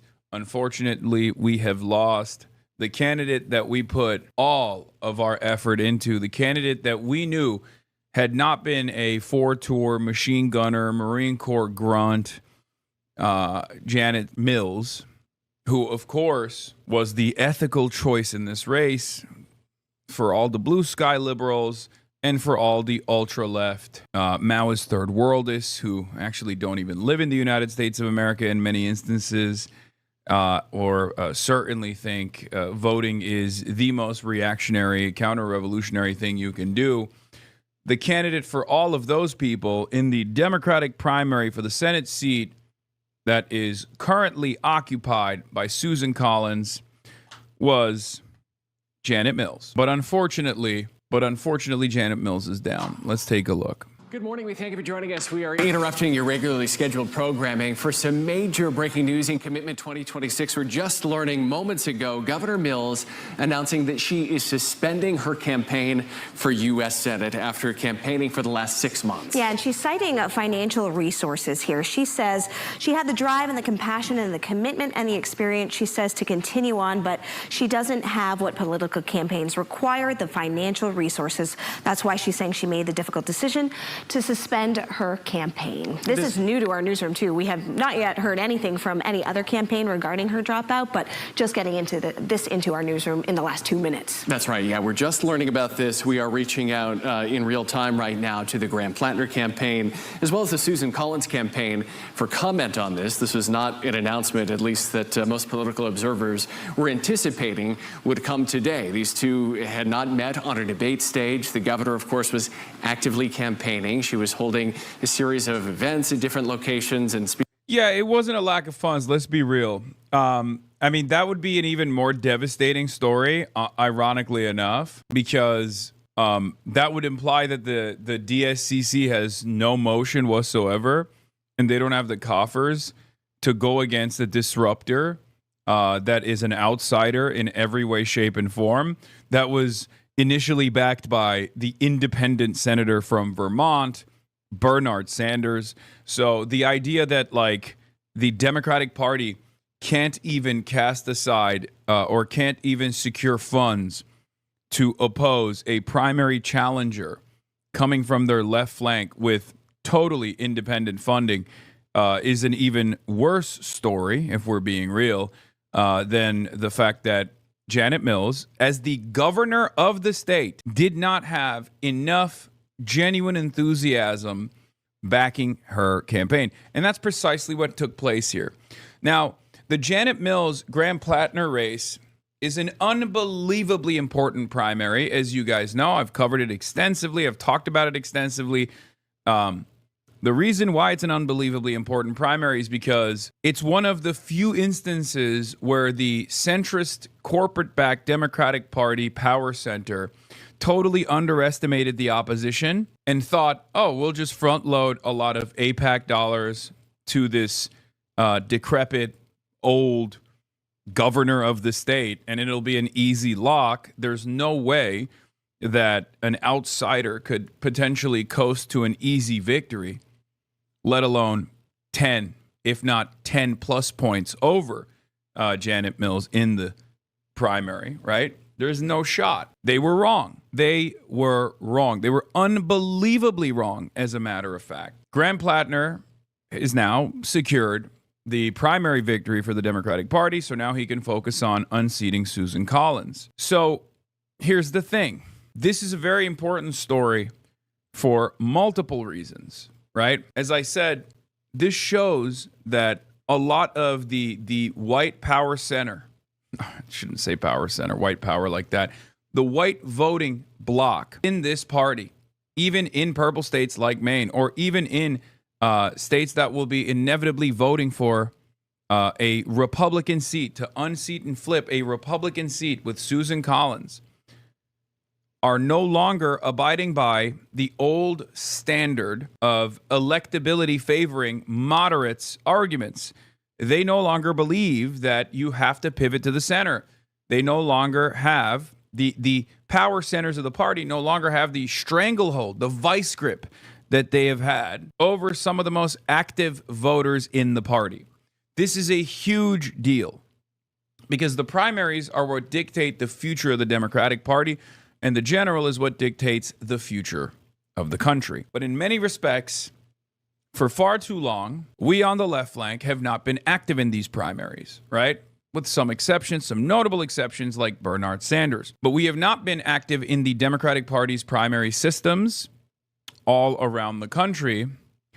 And on top of that, it's been a very very hard hill to climb for many outsider candidates, left flank candidates, because the establishment has been able to control the electability arguments over and over again in perpetuity, constantly claiming the left flank candidates are not electable. You mustn't vote for them. You must vote for who we tell you to vote for. And that's what the centrists have been able to accomplish over and over again all around the country, lying to the base of support, claiming that the best possible candidate to vote for is the one that we tell you is most likely to defeat the Republicans. The centrist establishment Democrats have been able to basically educate their voter base into a pliant base of support for centrist Democrats, constantly telling them you have to vote like a DNC consultant and not vote for who you think is the best possible candidate. Vote for who you associate with closely. Okay? They've been able to successfully put the fear of God in many Democratic Party primary voters and have been able to successfully teach them to vote for not who you think is the best, but vote for who you think others consider to be the most electable. But of course, after defeat after defeat after defeat, specifically with Kamala Harris against the same incompetent fascist once again, Donald Trump, many in the Democratic Party realized perhaps that this method was bullshit. They realized it. So many people said, perhaps Bernie was right.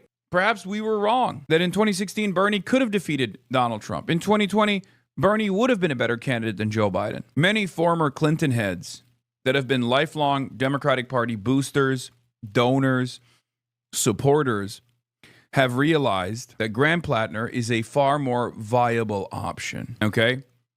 A far better choice to vote for. So we're doing away with the old method of operating with what some people like to call pundit brain. We're doing away with the old method of not voting for who we want, but voting for who we think others would likely vote for. And that's what Graham Plattner has demonstrated. Now, of course, the job is not done, right? Don't be so callous as to assume that Graham Plattner will coast off into an easy victory.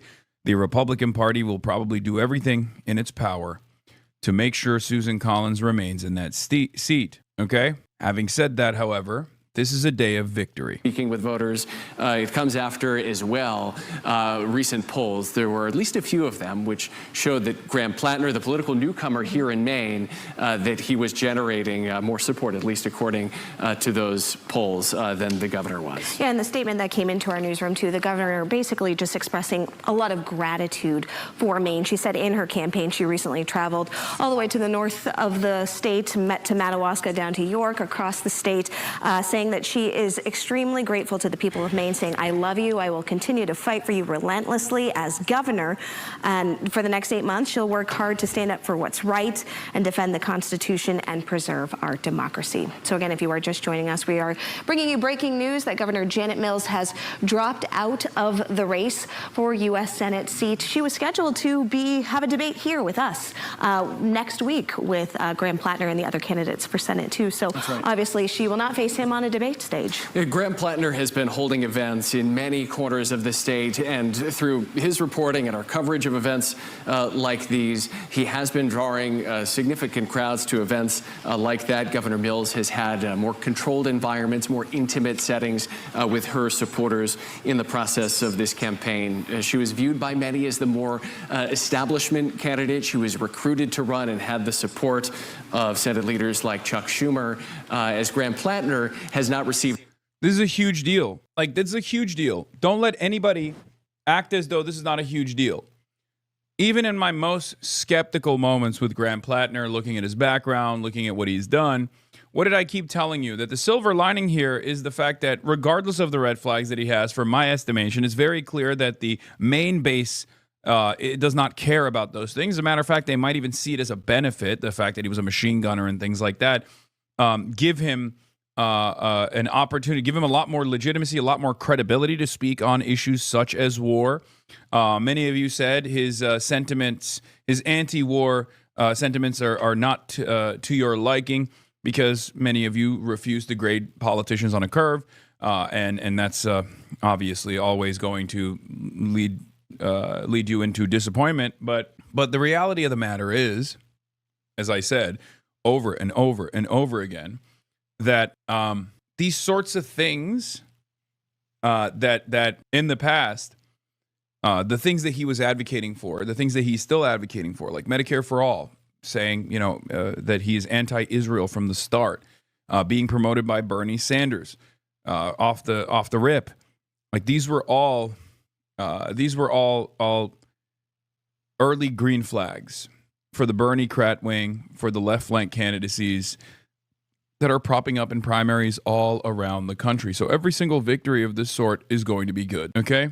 That same establishment Washington, D.C. support, that at least that's the way that a lot of political insiders perceive it. And as Sari said, we have reached out to Graham Plattner's campaign. We are currently reaching out to Senator Susan Collins' campaign as well for reaction to this news. We will be sure to join you on air and online as we get updates, and we'll be sure to continue to update you with that information as well, too.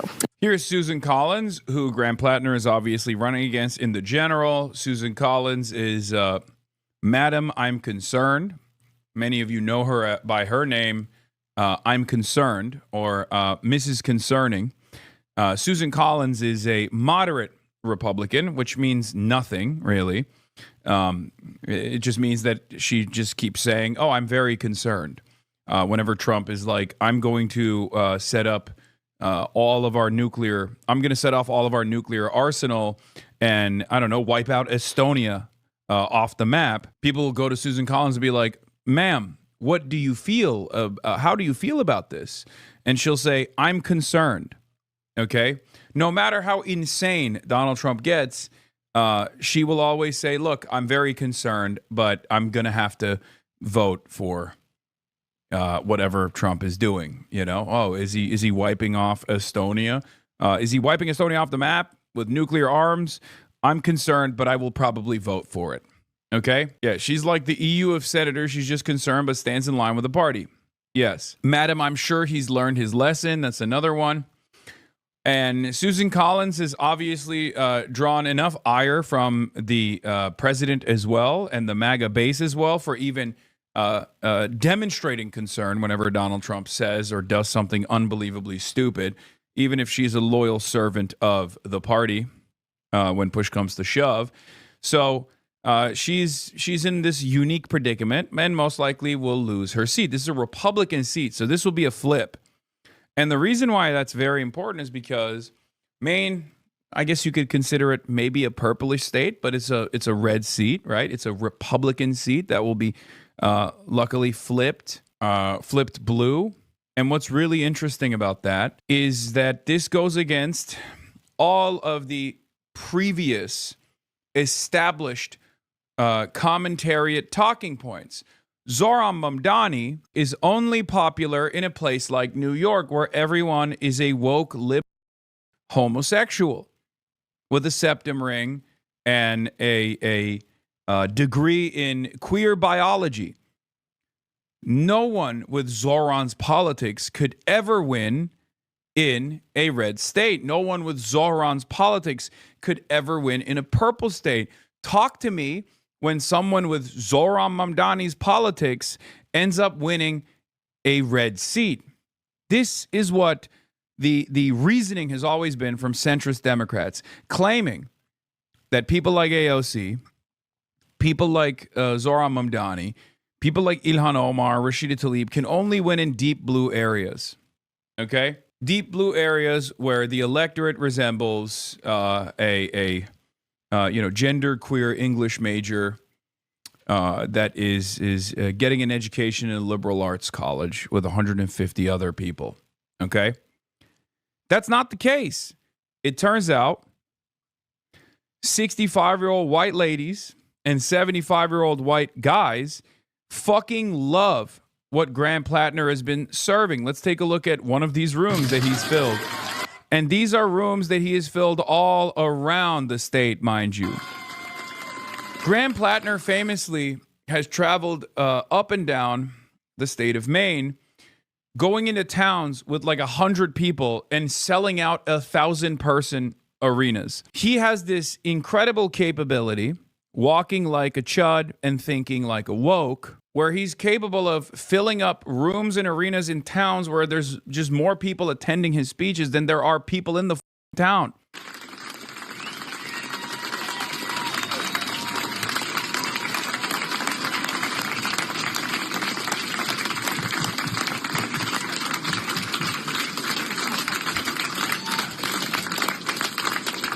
Turns out people love a progressive mind in a MAGA body, okay? Turns out people are demanding a progressive mind in a MAGA body, demanding a person who walks like a chud but thinks like a woke, walks like a chud but talks like a woke, whatever you want to call it. Vinny DeBozo says, does no one else find it a bit nuts that Plattner is able to command waves of 65-plus-year-old whites to the rallies where he talks about putting Alito and Thomas in jail and passing Medicare for all by getting rid of the filibuster? Yeah, like this is not a college campus in an urban area. This is Maine 2. People will still do their very best to confirm their priors, okay? You're going to see a big race by the Matt Iglesias constituency, the commentariat that is getting paid by billionaires, millionaires, and the corporate lobbyists to constantly feed that slop over and over again. The idea that, you see, this victory actually doesn't do anything. If anything, it confirms my priors. That's what they're going to say. I'm sure they've already started to say this, and we'll take a look at what they have to say in a moment. But let's get back to Susan Collins. Madam Concerning. I'm sure this was a very difficult decision for Governor Mills, and I wish her well. She has devoted her life to public service in the state of Maine in many different capacities. She has served the people of our state, and I'm sure this was a hard decision for her. Will Plattner be easier to beat in your view? I'm not going to get into the November election at this point. This is the governor's day, and I think the focus should be on her and her wanting to give her message to the people of Maine. A lot of Democrats believe that he has the energy on the left. Does he bring a lot more energy than she would have as a general election candidate? I'm not going to get into playing pundit in this race. This is the governor's decision. I'm sure it was very difficult. She spent decades in public service. She served as a district attorney, as the attorney general, and as a two-term governor of the state of Maine. We have worked well together in the past, and I'm sure we'll continue to work together for the remainder of her time in office. What's your strategy going forward? Thank you. Do you think Schumer misread the electorate in Maine? Governor Mills has dedicated her career to this beautiful state. We're all eternally grateful for her service to the state of Maine as governor and her lifelong career serving Mainers as attorney general, as district attorney, and in the legislature. We both got into this race because we knew how critical it is to defeat Susan Collins. And her decision today reflects a commitment to that project. I look forward to working closely with her between now and November to do just that, to defeat Susan Collins and turn this seat blue again. The race has never been about me or really about one person. It's about a movement of working Mainers who are fed up with being robbed by billionaires and the politicians who own them. So Graham Cooks, again, obviously walk like a chud, think like a woke. But, of course, Graham Plattner does the graceful thing. the gracious thing. Okay, what is this? Plattner looks different in this picture. Graham Plattner's arm, Mamdani, and Sam Pike are officially the future of the Democratic Party. These are written in a way where I can't even tell if this is like a pro piece or an anti piece. But given the overwhelming majority of the unbelievable, like an unbelievable barrage of hit pieces, I suspect that this is just, probably another one of those things that's like cautioning the Democrats for making a big mistake. We are now taking back our power. That is what this campaign is. We will defeat Susan Collins. We will go to Washington and we will start tearing down the system that for too long has forgotten and written off the people who make Maine and this country what it is. People have said this campaign came out of nowhere, but those people don't know Maine. This movement came out of a lot of somewheres, from working waterfronts that have worked far too long, only to be pushed to the brink. Still following, by the way, Lamau, W chat. Oh my God, this is the streamer from yesterday, the one that has the. I'm sorry that you have insane parasocial stalkers that you have to deal with that are telling you to unfollow me. That's no love lost if you were to lean into this. But you have it 1,000 times worse than I do. I'm all good. I mean, yeah, I eat it from every end, If unfollowing gets you harassed less, definitely do it, but appreciate you being here. Yeah. All right, let's continue with the Graham Plattner speech. The closest hospital is now hours away. For workers who pay more. You were going to interview him after the Kirk debate? Yeah, we were supposed to do a main we were supposed to do a main thing together after the Charlie Kirk debate. Obviously that fell apart. I'm happy that he's cooking right now. Taxes than billionaires. For loggers who are just one mill closure away from bankruptcy. And for young people who want a home to call their own. And for seniors who are ready to demand the dignity that they deserve. Yeah, what happened? Well, I had to cancel my public appearances for at least a couple weeks, if you recall, because the guy who I was supposed to debate publicly in a public setting got publicly, For decades, this system has taken, piece by piece, store by store, hospital by hospital, shore by shore, town by town. They have taken from us. And they took so much that they began to think that we didn't exist at all. But they don't know Maine. They don't know the power that we have here. And we are taking back what is ours. Everyone who's come here today to endorse me, it is an absolute honor to have you here. I very much recognize that the project that we are engaged in, this is just a continuation of work that has happened for a very, very long time. And so to everyone who's here, I really want to say thank you very much.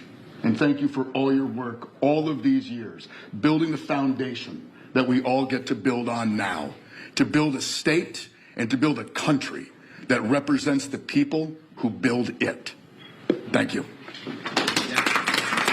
Mehdi Hasan challenges Graham Plattner on his tattoo and more. Let's take a look. Now that Graham Plattner is the it boy of the day, let's take a look at what Graham Plattner is saying, what Graham Plattner has done so far, how he has defended himself.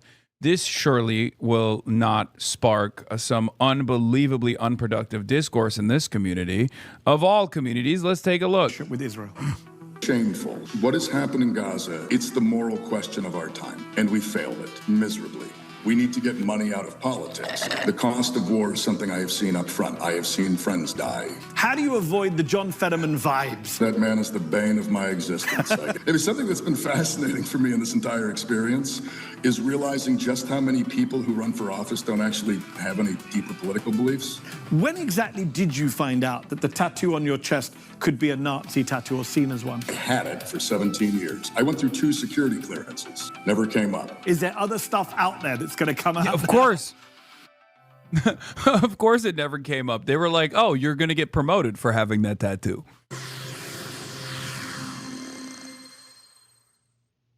Graham Plattner came out of nowhere an oyster farmer from Maine running to unseat veteran Republican Senator Susan Collins in the mid opposing Trump's war in Iran and speaking out about Israel's genocide in Gaza. He's leading in the polls against his big-name Democratic opponent in the June 9th primary, Governor Janet Mills. But Plattner's campaign is not without controversy. He joins me now to unpack it all. Welcome to Mayor the Unfiltered, Graham Plattner. Thank you very much, Manny. It's a pleasure to be here. Graham, one of the central debates around your candidacy is the word, and you've heard it a lot, especially from the media, electability. The establishment view is that you are not electable. You are someone who is unorthodox, you have no experience, you have a lot of baggage, and that Janet Mills, the governor, who people know, she's the safe bet. What's your take on electability? Well, I think that is a take that comes from people who are really trying to protect their interests and protect the system that they're working within. In their version of politics, sure, but their version of politics has been losing for quite some time. I mean, the zeitgeist here in Maine is pretty clear. People do not want establishment politicians. People do not want to continue doing the exact same thing we've done for years, and people don't want to run the exact same kind of playbook that is lost to Susan Collins over and over and over again. We are doing something entirely different. And it is ironic to me that the people who are crowing about electability are the same folks who tend to take polls seriously. But we are at now something like 12 or 13 consecutive polls that have me winning the primary by substantial margins and winning the general by significantly higher margins than the sitting governor would against Susan Collins. And so I think there has just been a shift in what politics is in this country, and a lot of the people in places of political power, the people who think that they have experience, the ground has shifted beneath them, and they don't really know how to react. Daddy, come back? No, this is good. Having a little bit of unfiltered, uninterrupted Graham Plattner in this community will be good. There's a very fair point about the polls. Your critics, though, would say, well, March sent you a pic, by the way. Oh my. Wait, what the hell? This is not a normal Philadelphia cheesesteak, okay? This is above and beyond, it seems. Oh my God, dude, what? That looks unbelievable. Whoo, God damn, that shit looks mint. We have a Republican president who was elected in 2016 with zero executive or legislative experience. He didn't know anything about government. He had never been in public life. He was a guy from reality TV and Home Alone 2. Why should Democrats follow that path? You are an oyster fisherman, a Marine vet, which is great. But what do you know about legislating? What do you know about foreign policy, they might say? Well, I would say, one, it's not the same path because I have an immense amount of experience dealing with American foreign policy firsthand. Yes. I have an immense amount of experience with the challenges of returning home from the failures of that foreign policy. But I also have a lot of experience in re-engaging with my community and building a small business and being successful materially down here in the real world. I think that one of our problems is we have a lot of people who think that experience comes from being part of the political system that has brought us to this moment. But that politics that brought us here, that's the problem. Having experience in building the system that allows billionaires to consolidate the wealth that they've consolidated, that's allowed for a system that has created essentially unlivable conditions for a lot of working people in this country, where things like housing and healthcare and the general affordability of goods and services goes through the roof. I have experience with that, I don't have experience with that. I have experience with the outcomes of that kind of politics. And I think what we really need are people from the normal world who understand that policy begets real material things for people. And that is an experience that we have lost in many places in the halls of power. And I think it's one of the reasons why this campaign is so successful, is many Americans, certainly many Mainers, believe that that's exactly the kind of experience that's going to get us into a better future. That's undeniably true, that politics and Congress does not reflect the real world or real people and working people. And clearly you've been popular because of that. I'm not going to pretend I don't share your politics. I do. Everyone knows that. When I watch your race, though, forgive me, I cannot forget the John Fetterman race. John Fetterman was someone I supported in his primary. I supported him in the general. When he was being attacked by Republicans after his health issues, after his stroke, I defended him. And now you look at John Fetterman, and he's a genocidal, warmongering, Trump-loving Senate Democrat, refuses to go against the filibuster and all sorts of other things he promised to be a vote on. And of course, he wasn't just popular because he was a progressive. He was seen. Yeah, everyone's got that John Fetterman. John Fetterman got a stroke, and it caused him to become the most pro-Israel senator.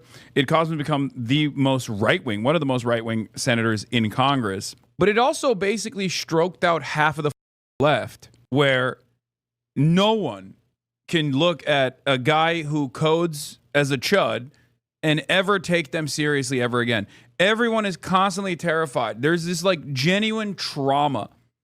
It wasn't just a head trauma that John Fetterman got. It was a head trauma that he delivered to like damn near the entirety of the electoralist left, where they're all like, no, every single guy is John Fetterman. Everyone is John Fetterman. I say it's a trauma response because you're not thinking clearly when you make these assessments, okay? John Fetterman is a unique once-in-a-lifetime ordeal, okay? He got hit with the CIA stroke gun that makes you pro-Israel.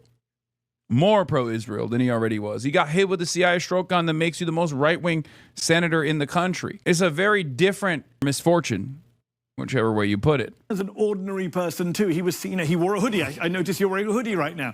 He wears a hoodie. Yeah, so you must get this, Graham Plattner. Like, how do you avoid the John Fetterman vibes? People say, I like Graham Plattner, but I hope he doesn't turn into John Fetterman once he's liking this video. Then don't just watch. Hit like, share, and I think this is really on the Senate. Independent journalism. Elected. I will just say that man is the bane of my existence. I get asked about this and everything. I will say this, I'm going to wear a suit on the Senate floor. Okay. One, that's how you can be on the Senate floor. And if you want to be effective in the Senate, you have to be on the floor. Otherwise, I don't know, what's the point?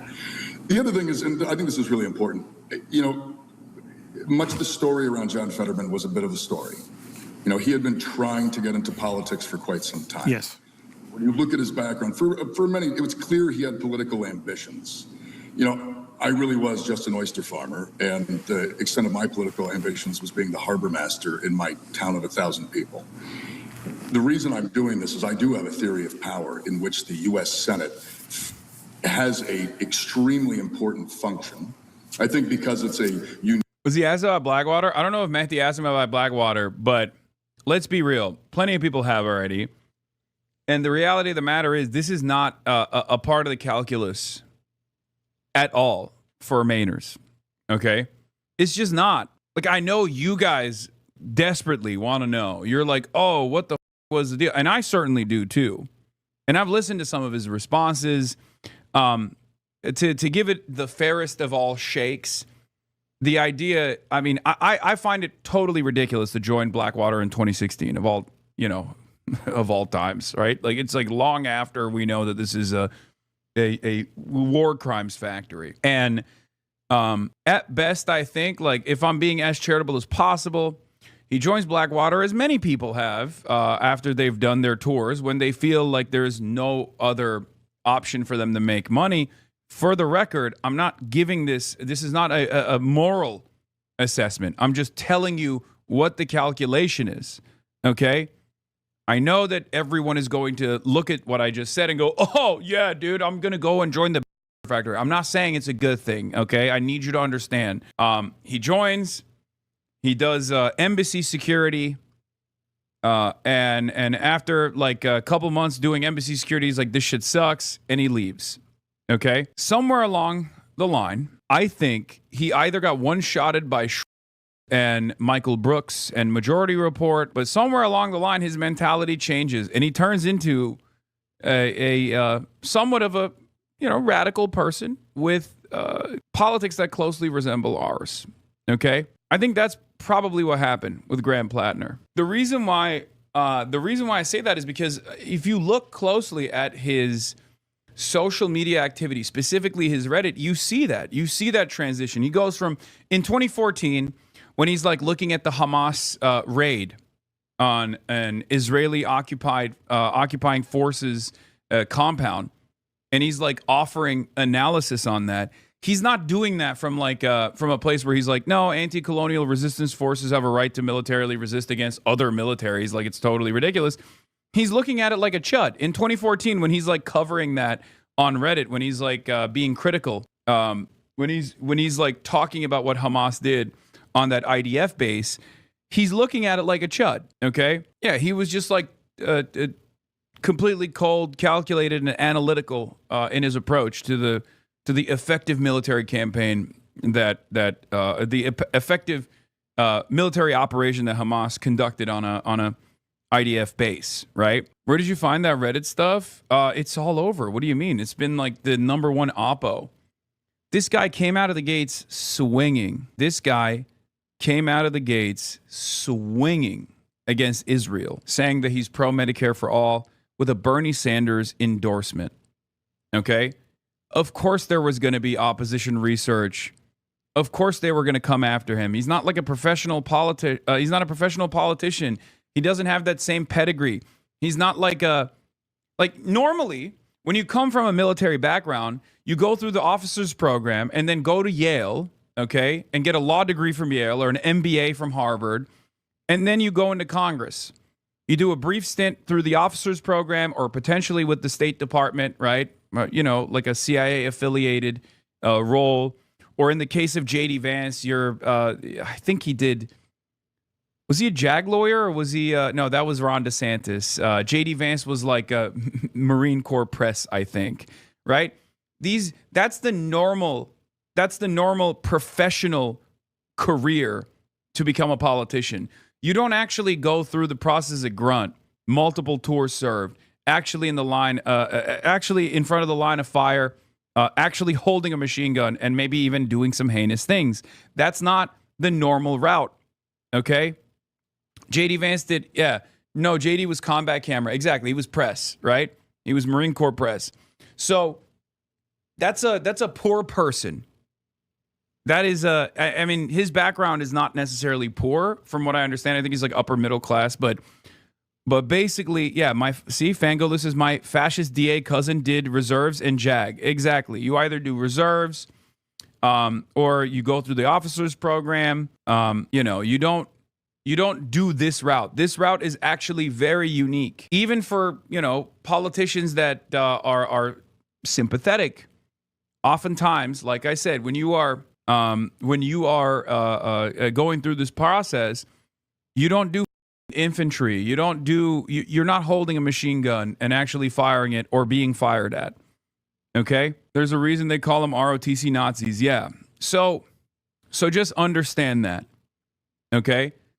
But there was an unbelievable oppo dump from the start, and it didn't do anything. So we know his background. We know his ideological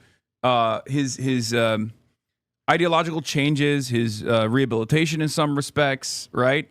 We know the journey that he went through because it was well documented, and it was also spread around like wildfire. He was a grunt. He was a machine gunner, Marine Corps. He's a crayon eater, okay? And somewhere along the line, he had a real change of attitude. It's very clear.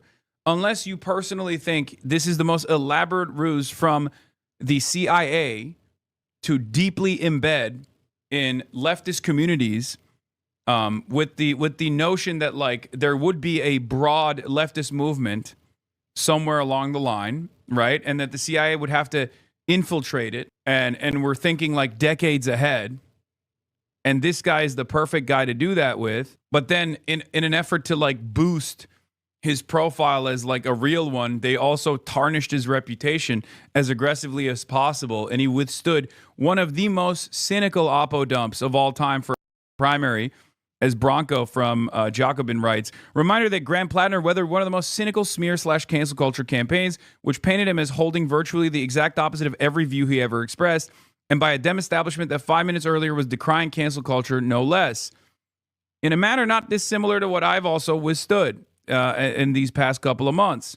Sometimes identical lines of attack, hitting every avenue possible.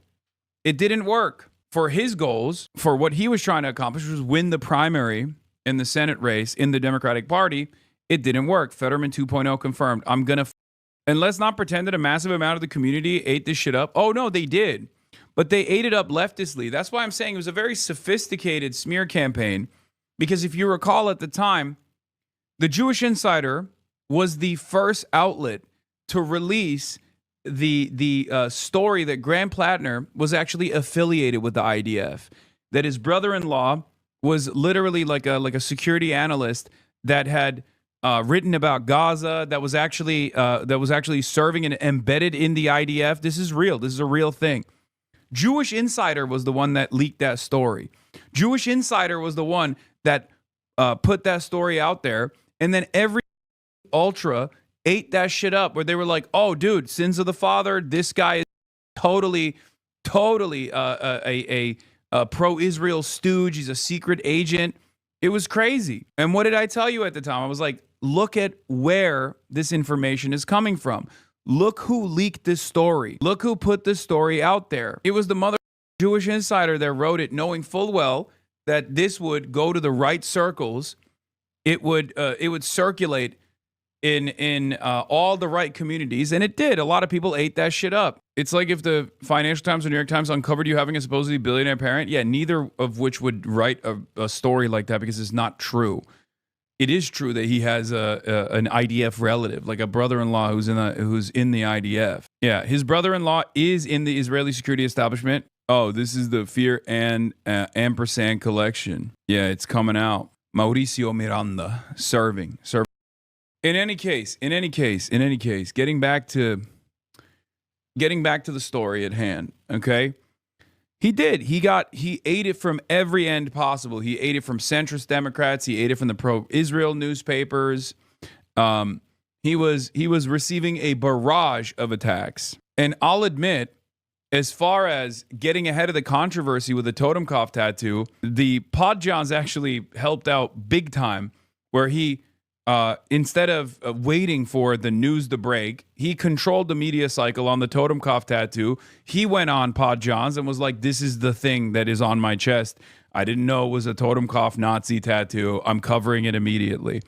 That was actually somewhat brilliant. It's ironic because the Podjans were also responsible at the time for Elizabeth Warren doing that blood quantum test on whether or not she was actually, indigenous or not, which, was, in my opinion, not their best moment. But this was actually, this was unironically a very solid approach that he had. Uniquely, it was built to be a place of power for elites to hold back working class power, but that actually makes it a unique target to build working class power, because the bang for your buck with Senate seats is pretty spectacular when it comes to power versus the funds and the kind of apparatus necessary to win. I did not believe him at first, but then he said he was something on the wall in Croatia and bought it. Yeah, I mean, if you're getting a tattoo on shore leave in Croatia, the likelihood that is going to be a Nazi tattoo is unbelievably high. Croatia, of course you went to a tattoo parlor and they were like, hey, this is, we're going to give you this tattoo. Most places in the United States of America, most tattoo shops in the United States of America would not have that tattoo. As a matter of fact, they would never tattoo that. As a matter of fact, they would literally offer free coverage of tattoos like that because it's a Nazi tattoo. Tattoo parlors know exactly what the common Nazi tattoos are. Okay? Croatia is the one place where you have an unbelievably high likelihood that the tattoo that you're getting is probably a Nazi tattoo. Anyway, I've covered this stuff extensively. It doesn't matter anymore. I don't know why we're going over it over and over again, but yeah. I think, standing up against the Trump administration, building a better future, we need loud voices in the Senate who are willing to build power and wield it. Fetterman, really doesn't come from that kind of, I think, one, structural critique, and certainly didn't have, when you look closer, a long track record of being very specific or very, what's the word I'm looking for here? Consistent on his policies. For instance, on Israel, long before that happened, he's been outspoken in supporting the Israeli government. Yes. And, you can find op-eds I wrote in my local paper long before I ever thought about running for U.S. Senate, condemning the genocide in Gaza. So there are elements of me that I think are much more legitimate when it comes to some from the normal world. And Yeah. I want to delve into Israel in just a moment. Just one other name that's associated with you when people talk about your candidacy. Some people call you the... Plattner lied about his time during Blackwater. He said he never worked for Blackwater. No, he said Blackwater had been disbanded by that point and it was operating under a different name, which is true technically. He's just trying to get off on a technicality, but it's bullshit regardless. Yes, it's a Blackwater. It's what Blackwater became. It's one of the many different security contractors that most veterans go to work for. I think it was, Constellus at that point. Regardless, it doesn't matter. It's still totally worthy of suspicion and scrutiny. Blackwater was disbanded and then recreated under different names over and over again. Academy was another name for it as well. And the reason for why was because they kept doing war crimes. Okay, that's it. Because that's what security contractors do. They do war crimes. White Mamdani. I don't know if you've heard that phrase, which made me chuckle. What do you make of the comparison with Zoran Mamdani? Here is a proud democratic socialist who ran a very populist, leftist, anti-establishment primary campaign and then general election campaign and won. What do you make of the comparisons between you and Zoran Mamdani? Here's the thing that people don't understand, or at least like the anti-electoralist left doesn't understand for some reason. If you're anti-electoralist and you have a principled stance on this, then fine, it's your choice, right? I'm not like that. I'm not going to argue against you all the goddamn time. I feel like it's unproductive. There's like 12 total people on the planet who have a consistent perspective on this and it's utterly irrelevant in the grand scheme of things. However, if you're an anti-electoralist leftist anyway, like this is not a conversation for you regardless, because whether it's Susan Collins or whether it's Janet Mills, or whether it's Graham Plattner that's winning this race, winning this seat, it doesn't matter. They're all bourgeois social fascists, two sides of the same coin. So it's not, from your perspective, it doesn't change anything, right? So this is why I never understand why like anti-electoralist leftists or ultras will lose their minds, as though they're making a sincere calculation here that like Graham Plattner is going to be worse than Susan Collins or Janet Mills. He's not. If you're making an electoralist calculation, then yeah, of course Graham Plattner is far better. Reluctantly or not, you would most likely, if you cared about voting for an election at all, if you didn't think that it was a totally ridiculous thing for a real leftist to do, then yeah, you're going to vote for Graham Plattner. And for many people, actually, they're going to be excitedly voting for Graham Plattner because he demonstrates a lot of the values that many people want. They just don't care about holding power in the U.S. Senate, which seems to be a very short-sighted idea. I know. It just doesn't make any sense, though. Like, given the options that are readily available, I don't think it's inherently anti-electoralist to want him to properly address his history, honestly, in my opinion. I mean, no disagreements there, but I'm pretty sure he has already done so over and over again. There's just never going to be an answer that a lot of people are comfortable with. After all, he has a tattoo. He had a Nazi tattoo on his chest. How do you explain that beyond I'm a idiot, I didn't know? Okay, you can't explain it. It's impossible to explain. He literally says I didn't know that it was a tattoo when I got it. It's not going to be a satisfying answer because the social crime committed in that situation is the maximum social crime. There is literally nothing more egregious that you could do than get a Nazi tattoo. Okay? There is no satisfactory answer for that when you have done the worst social crime possible. It's not a real crime. That's why I'm saying it's a social crime, right? That's it. There's no satisfying answer for that. There's no answer that will satisfy the goals here. Like what? He slipped and fell into Potemkov? No, of course not. Did you just hear yourself? There's no social crime worse than a tattoo? No, I said there's no social crime worse than having a tattoo. Social crimes like saying slurs, okay? Social crimes like being misogynistic to varying degrees. If we're talking about social crimes, not real crimes, right? Things that people would consider to be missteps or things that show who you are as a person. Yes, it's the worst taboo, I guess, if you want to call it that. Do I think he knew it was a Nazi tattoo and got it and then changed his belief system but didn't choose to change the tattoo? I don't think so. I think the comparisons are at this point primarily just because anybody who's doing something outside of the normal realm of politics with any kind of populist message for working class people, we're all going to get lumped together. I mean, I think the mayor and I's backgrounds are intensely different. Yes. Assume that my gun safe looks a little bit different than his. And there are elements, I think, of where we come from in our worlds and our politics that are different. One thing that I think you can absolutely make a comparison about is our focus on organizing as a political tool, focusing on building power in communities to have that be part of your electoral strategy. We're very much doing that here in Maine. It's why we are succeeding at the rate that we are. Yes. And if you look at where the mayor won, it was because he had a lot of people who turned out and organized the old-fashioned way. I think that's a fair comparison. Do you consider yourself to be a socialist? I know in the past online you've written that you were a communist at one point. No, I don't. And if you read those comments, it's very clear that I'm being very sarcastic. Fair. We have a political world in which any kind of populism that's good for working people gets framed as either socialism or communism. Yes. I do think we need to tax the rich. I think we need to invest in social programs. I think we need to do all of that. The joke is that I'm certainly not that at all, but we have this kind of vapid political narrative that always has us using these words. That, frankly, the words are not being ever used in like a real context. I think Harry Truman famously said, you can call me socialist all you want, I'm just going to do what I'm going to do. Let's talk about Israel and the war. You are a military veteran. You spent the better part of a decade in the military. You served in Iraq, Afghanistan. Is that what made you anti-war?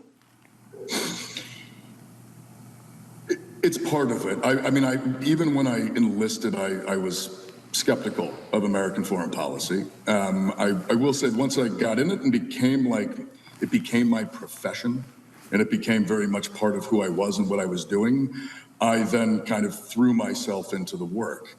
When I left after my 4th deployment, that was when I really began to look back and recognize that everything, and it was on my 4th deployment to Afghanistan, there was a moment where I was like, we are not doing what we say we're doing. We're not going to win this war. I don't even know what winning this war looks like. I don't think anybody knows that's running this war knows what winning it looks like. And at that point, I began to wonder if we're not doing the thing that we claim we're doing, if we're not bringing democracy. People obsessing over the 4 tours don't understand it is literally just some banality of evil shit. If you don't see it until you step away from it, Blackwater becomes literally just job when you're trying to hold on to a positive income with 30 years of propaganda on top. Yeah, what's inconsistent in his background is the fact that he was like pro-Palestine when he was like 14, and then he joined the American military, the Marine Corps, became a machine gunner, did 4 tours, and then joined back to go on Blackwater. At times he has been, at times he has demonstrated a negative opinion about American warfare, and then has also been a willing participant of it. I personally, and I've said this many times over, I can't repeat this enough. I don't give a shit, okay? A lot of people get super, super mad when I say this, but it's the reality that we live in, okay? The reality that we live in has absolutely normalized this death and destruction campaign, okay? The reality that we live in has normalized this death and destruction campaign. The average American 100% does not have the same hangups that you do about joining the military. Okay? They don't. They literally do not see it. They don't understand it. They have not comprehended it. If at any point they do understand it, then that's fantastic. And many veterans, left flank vets in general, have comprehended their actions and work against American imperialism now.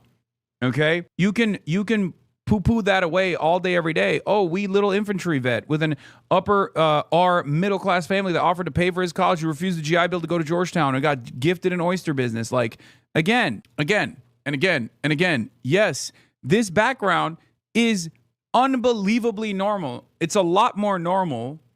What is abnormal here is who he is now, okay? Who he is now is what is unique, not what he used to do. Given that I've seen the same exact lines of attack against Graham Plattner that I've received over and over again, I'm certainly a little bit biased in his favor. That's number one. And number two, like I've explained already, like I have, I know someone who was very close to me that had a very similar experience to Graham Plattner, who went through his own personal transformation. And there are many people like him in this community. A lot of you guys tell all the time about how like every veteran is a baby. You don't realize that you're surrounded by many of them, okay? Many veterans that joined, went into active duty. I mean, I literally interviewed a combat medic. Hamawi is a combat medic. He saw combat. He was patching up the baby killers, right? That's your perspective, right? Like your attitude is like, oh, these guys are, every veteran is a baby killer. Like, you don't understand. This is the United States of America, okay? You can't have this kind of attitude if you want to build a movement, if you want to organize. You have to do away with this mentality that like people are beholden to the crimes that they've committed, or people are beholden to and permanently stuck is who they used to be. So it goes back to your message and saying what I hear you say all the time, which is meeting people where they're at. Yes, stop behaving like personality disordered weirdos when you make these assessments. You know, people could easily say the same about the IDF. Not all of them kill children. Buddy, this is a consistent position that I have. I have literally interviewed people who served in the IDF.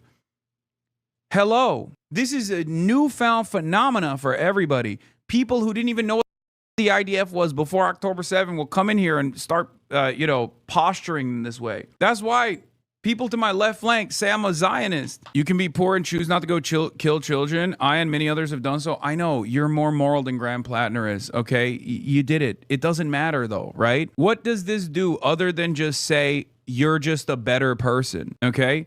Then you go and run an outsider candidacy, okay? And deliver a convincing anti-war message as well while doing so.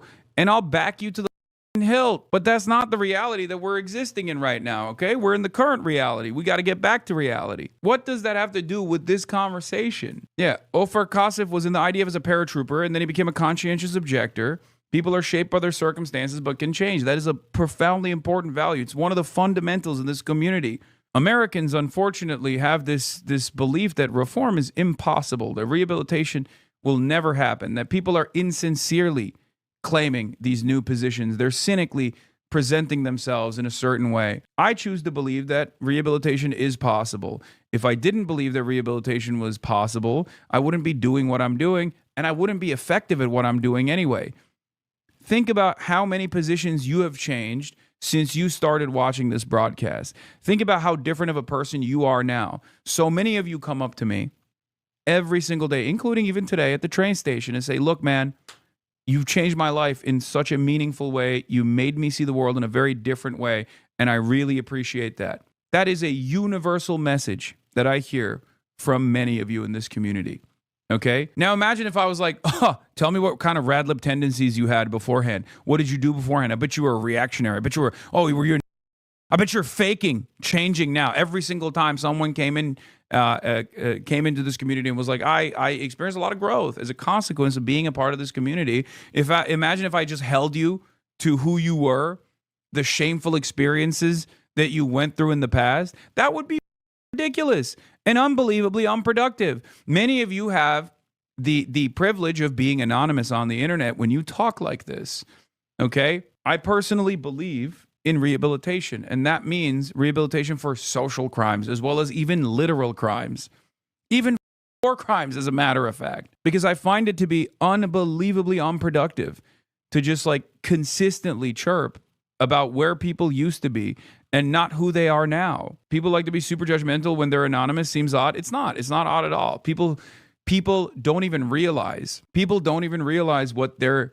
like, what people would look, how people would judge them if they could see their past experiences, their past mistakes, their past opinions, their past actions, right? We have to be committed in our belief that people have the capacity to change, learn from their mistakes, become better people, and actually become comrades, okay? If we're not trying to make the world safer, what are we doing? And when I began to look closer, I really began to fully buy into the fact that these wars just make people wealthy. And these wars are good for people in political power. They use them as electoral tools. They use them in ways to display like their quote unquote strength as leaders. And none of them take into account the human cost. And for me, the human cost is it's not a theory, and it's not something to be thought about in this sort of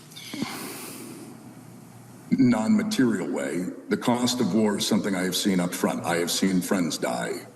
I have seen what happens when high explosives interact with children. It's an awful thing. And I fundamentally believe that it should not be the core of how we use our foreign policy. Do you believe that Donald Trump and the Trump family and Jared Kushner, that part of this Iran war is about them making money? Yes, of course. I mean, essentially, everything the Trump administration does at some point, you boil it down to them, their family members, or their inner circle making money off of it. That is certainly part of it. How would you describe the U.S. relationship with Israel? I mean, at this point, I would just say shameful. You know, this is what has happened in Gaza it's the moral question of our time. And we failed it miserably. We continue to fail. You know, there's a genocide that has been committed in Gaza, and we continue to not only not stand up against it, but allow it to happen, run political cover for it, run diplomatic cover for it. You know, down the road, history is not going to remember the leaders of this nation of both parties, by the way, who allowed this to happen. It's not going to remember them well. And it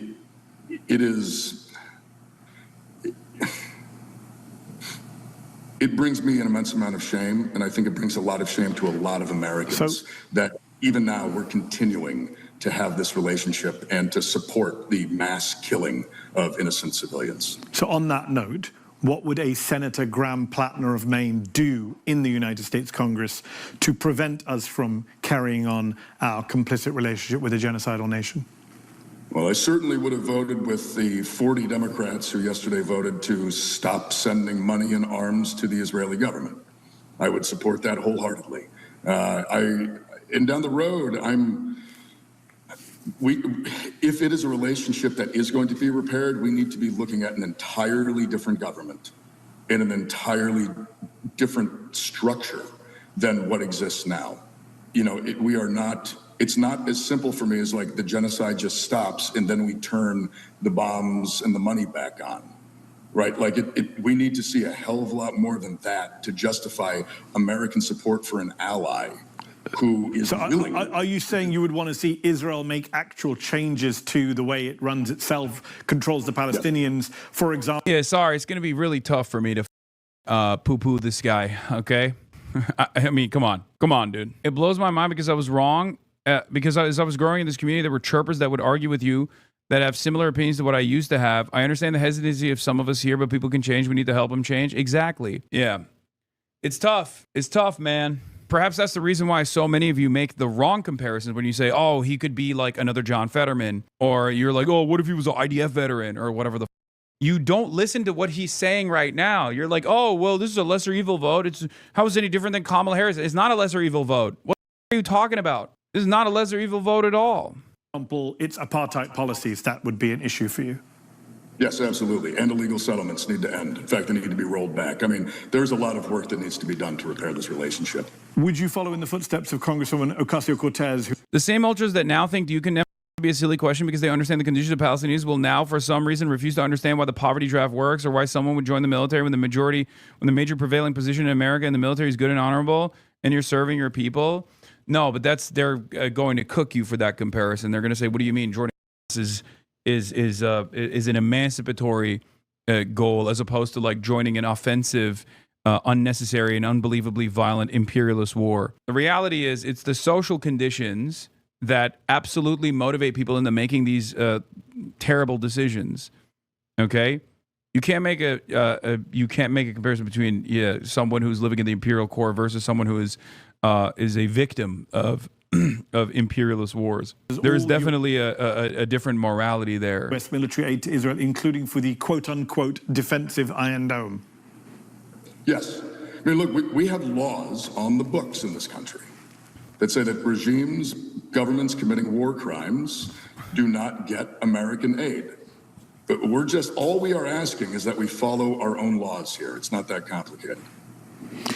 Your opponent, Janet Mills, was recently asked if she denies that Israel is carrying out a genocide in Gaza. She kind of threw up her hands and just started talking about genocides in Sudan and weirdly in Somalia. She also mentioned the Rwandan genocide from over 30 years ago. She wouldn't say Israel is committing a genocide. She just dodged that point. What do you think is driving that kind of answer and behavior from her?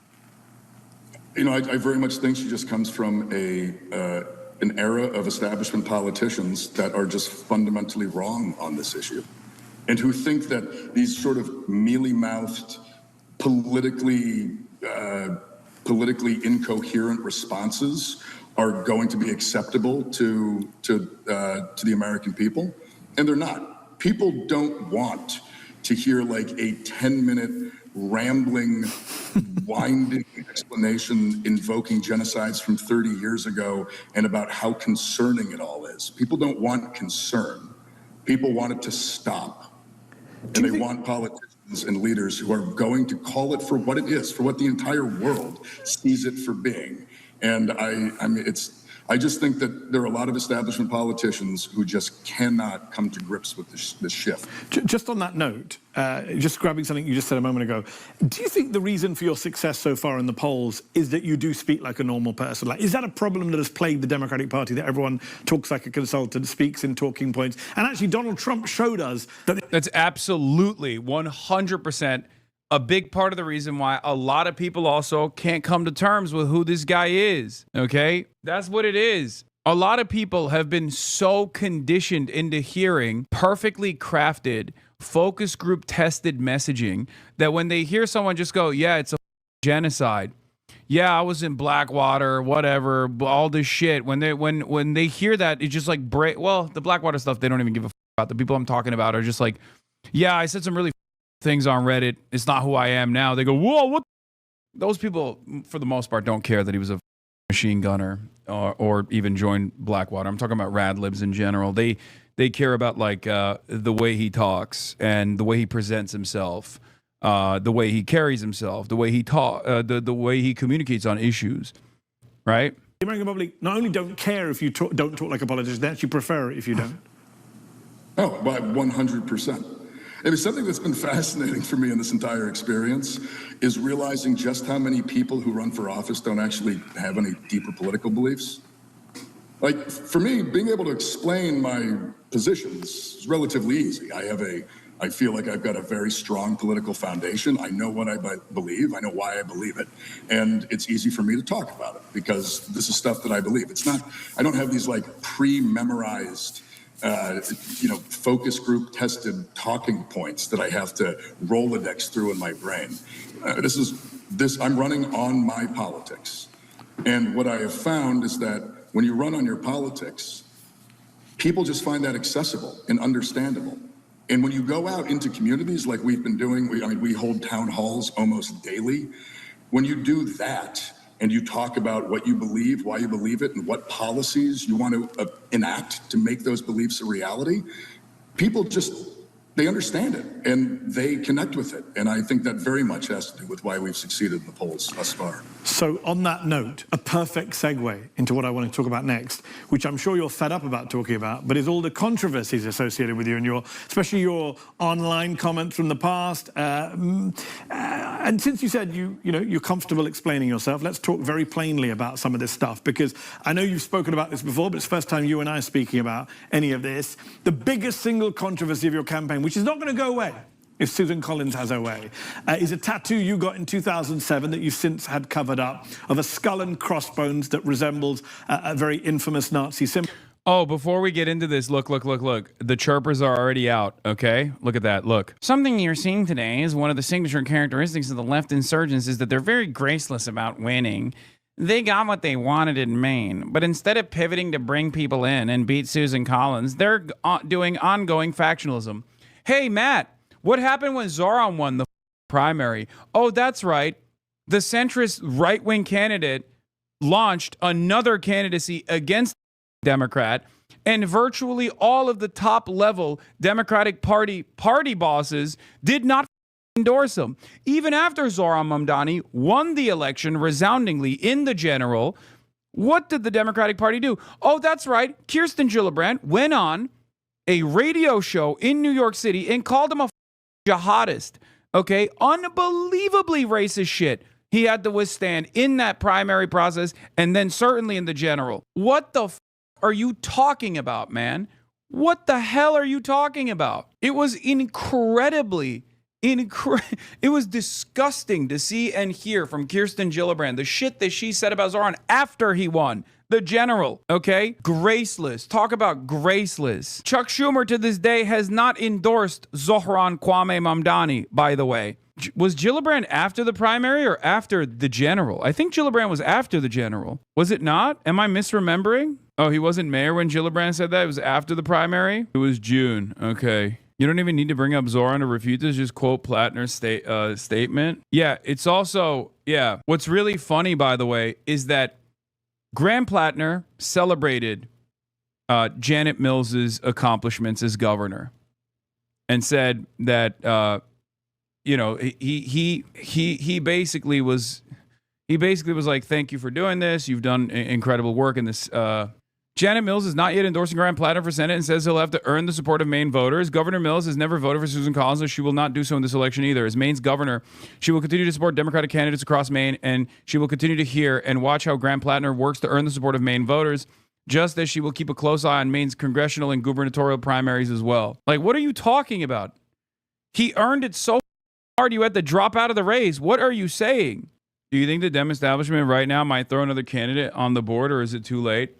I think it's too late. But remember what I told you about how there would absolutely be people that will engage in myth-making, rewriting of history, and talking about how this victory against the centrist candidacy of Janet Mills is actually confirming their priors. That's precisely what Matt Iglesias is doing. Look, I've been very bullish on Plattner from day one. The same people that would say Zoran's politics cannot work elsewhere. It only works in, you know, D+35 district. New York City is too woke. Try that shit in a purple state.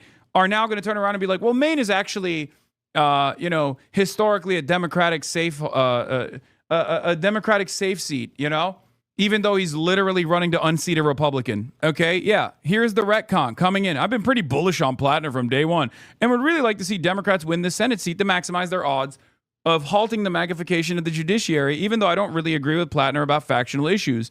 Do people on the left want me to continue wanting Plattner to win because that will advance shared cross-factional goals?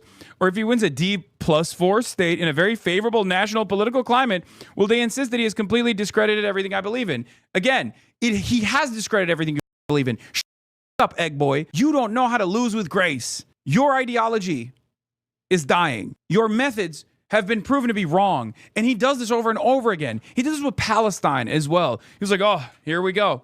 The pro-Palestinian crowd doing their thing again. They're electoral poison. It turns out the electoral poison was Matt Iglesias' style of politics, which he cheered on. He was like, oh, I'm agreeing with everything Kamala Harris is saying and doing. It's fantastic. She's going to win the election. Turns out that was a disqualifying moment for Matt Iglesias, but it doesn't matter because as long as you brown nose the super wealthy in the country, you will always have a Substack that they keep pumping money into. Have a little bit of decency, man. Have a little bit of decency. Yeah, Matt Iglesias went from never talk about Palestine, it's electoral poison, of course we're going to support Israel, to, yeah, everyone should shut up about Hasan's opinions on Israel and go on his stream and argue about, I don't know, rezoning or whatever he cares about, right? Like removing building codes or whatever. I already lived through the message that got 51% of the vote in New York City points the way for the National Democratic Party news cycle. With that. Also, I suppose I can take a main cycle too, but at some point we need to win red states. See, he's moving on. He went from this won't work in a purple state for a red seat to this won't work in a deep red state. This is not going to stop until you're like, hey, if you don't win Mississippi with Marxist-Leninist principles, then your method doesn't work. Goalpost moved again. Okay? Now, for the record, I do believe that you can win Mississippi and Alabama with a similar style of left populism, because those places where people are unbelievably poor could also benefit tremendously from leftist economic thought, from leftist legislation. That's what it is. There are different versions. Don't say, I don't know. Okay? We're done with this. We're done with this mentality. It will take time, but we absolutely can rebuild confidence in good governance in these places. We're talking about places where the government is left behind. People are basically lumpen proles. They're unbelievably reactionary because they have no hope. They've never seen good governance. They've never experienced it. And that's precisely the reason why they lean into culture war reactionary frameworks. and think, well, neither side is really doing it for me, but at least this side is more entertaining and it's telling me who to fear. Historically, these were the places where communist movements thrived, okay? It's not going to happen overnight. But notice how this man shifted the goalpost from, oh, it only works in New York City to, okay, it works in Maine too, but talk to me when it works in Alabama. Talk to me when it works in Arkansas. Talk to me when it works in Nebraska. Talk to me when it works. If it worked in Iowa, he would say, well, Iowa's no Mississippi. Oh, Ohio. Well, Ohio doesn't count. It's purplish. Try Kentucky. Oh, it worked in Kentucky? Well, maybe it'll work in Oklahoma then, huh? Talk to me when it works in Oklahoma. It is seeing some success in places like Nebraska too, but, it is what it is. You said you had no idea about the connection, saying, quote, I absolutely would not have gone through life having this on my chest if I knew that. When exactly did you find out that the tattoo on your chest could be a Nazi tattoo or seen as one? Oh, about 3 or 4 days before I had it covered up. I got that tattoo with some other Marines when we were on shore leave in Croatia in 2007. And then I had it for 17 years. I went through 2 security clearances. I re-enlisted in the United States Army, got screened for gang and hate tattoos, and then I went to work for the State Department on the ambassador security team in Kabul, where I got a top secret clearance and also got screened. Never came up. I took my shirt off in front of my extended Jewish family the entire time. I would not have done that if I thought I had some obviously recognizable white supremacist or Nazis. Yeah, that's his biggest offense, by the way. Like his relatives, his extended family is Jewish, bro. Like that photo that they released of him dancing with his shirt off, he's in front of his Jewish extended family there, and they're dancing with him. To me, this is unbelievable because I'm very tapped in on, racist and Nazi tattoos. But it was shocking to hear both Bernie Sanders and Sam Cedar say, yeah, I didn't know that was a Nazi tattoo. Who cares? But if the Council of Jewish Leftist Elders have spoken, then we sit and we learn, okay? We sit our Gentile asses down and we listen. Okay. Wouldn't this say more about how the tattoo passed government screenings? Yeah, the government screening thing I don't care about because obviously there's plenty of Marines with Nazi tattoos, like straight up visible Nazi tattoos. It was shocking to me that even in this community, 60% of chat didn't even know at the time, which was genuinely confusing because I've talked about Nazi tattoos extensively, right? So Graham, why then, and that all sounds perfectly reasonable, especially the security checks. So why then did a former top official on your campaign, Genevieve McDonald, your former political director, tell The Guardian last year, while he may not have known what his tattoo meant when he selected the image, it's not plausible he remained ignorant of its meaning all these years? I don't know why she said that. She was only on the campaign for a little over a month and would not have known anything about things I would have known.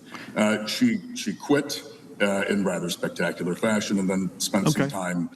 Yeah, it's saying. This happened with Abdul too. Very interesting. Abdul had a similar situation. Former person who worked on the campaign quits and then takes opposition research that he basically stole to right-wing outlets. Very interesting.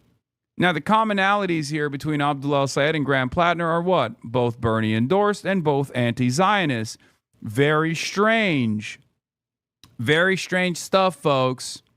Deprecating things about the campaign and about myself. Okay, then why did CNN report that they spoke to an acquaintance of yours from more than a decade ago who said you talked to him about your tattoo resembling a Nazi symbol?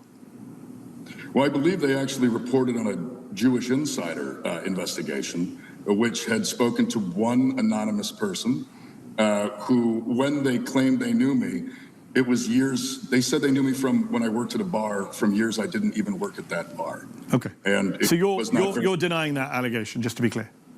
Oh, yeah, absolutely. It also came out after the story broke. So, you know, it's... Just on the bigger picture, I can understand what you're saying, and I'm hearing your denials and the point about your extended Jewish family. It makes sense. And you're a progressive, so people are giving you a lot of leeway because they like your policy platform. I disagree, by the way. I don't think you get leeway as a progressive. I think you get a way higher standard as a progressive that no other person is ever forced to abide by.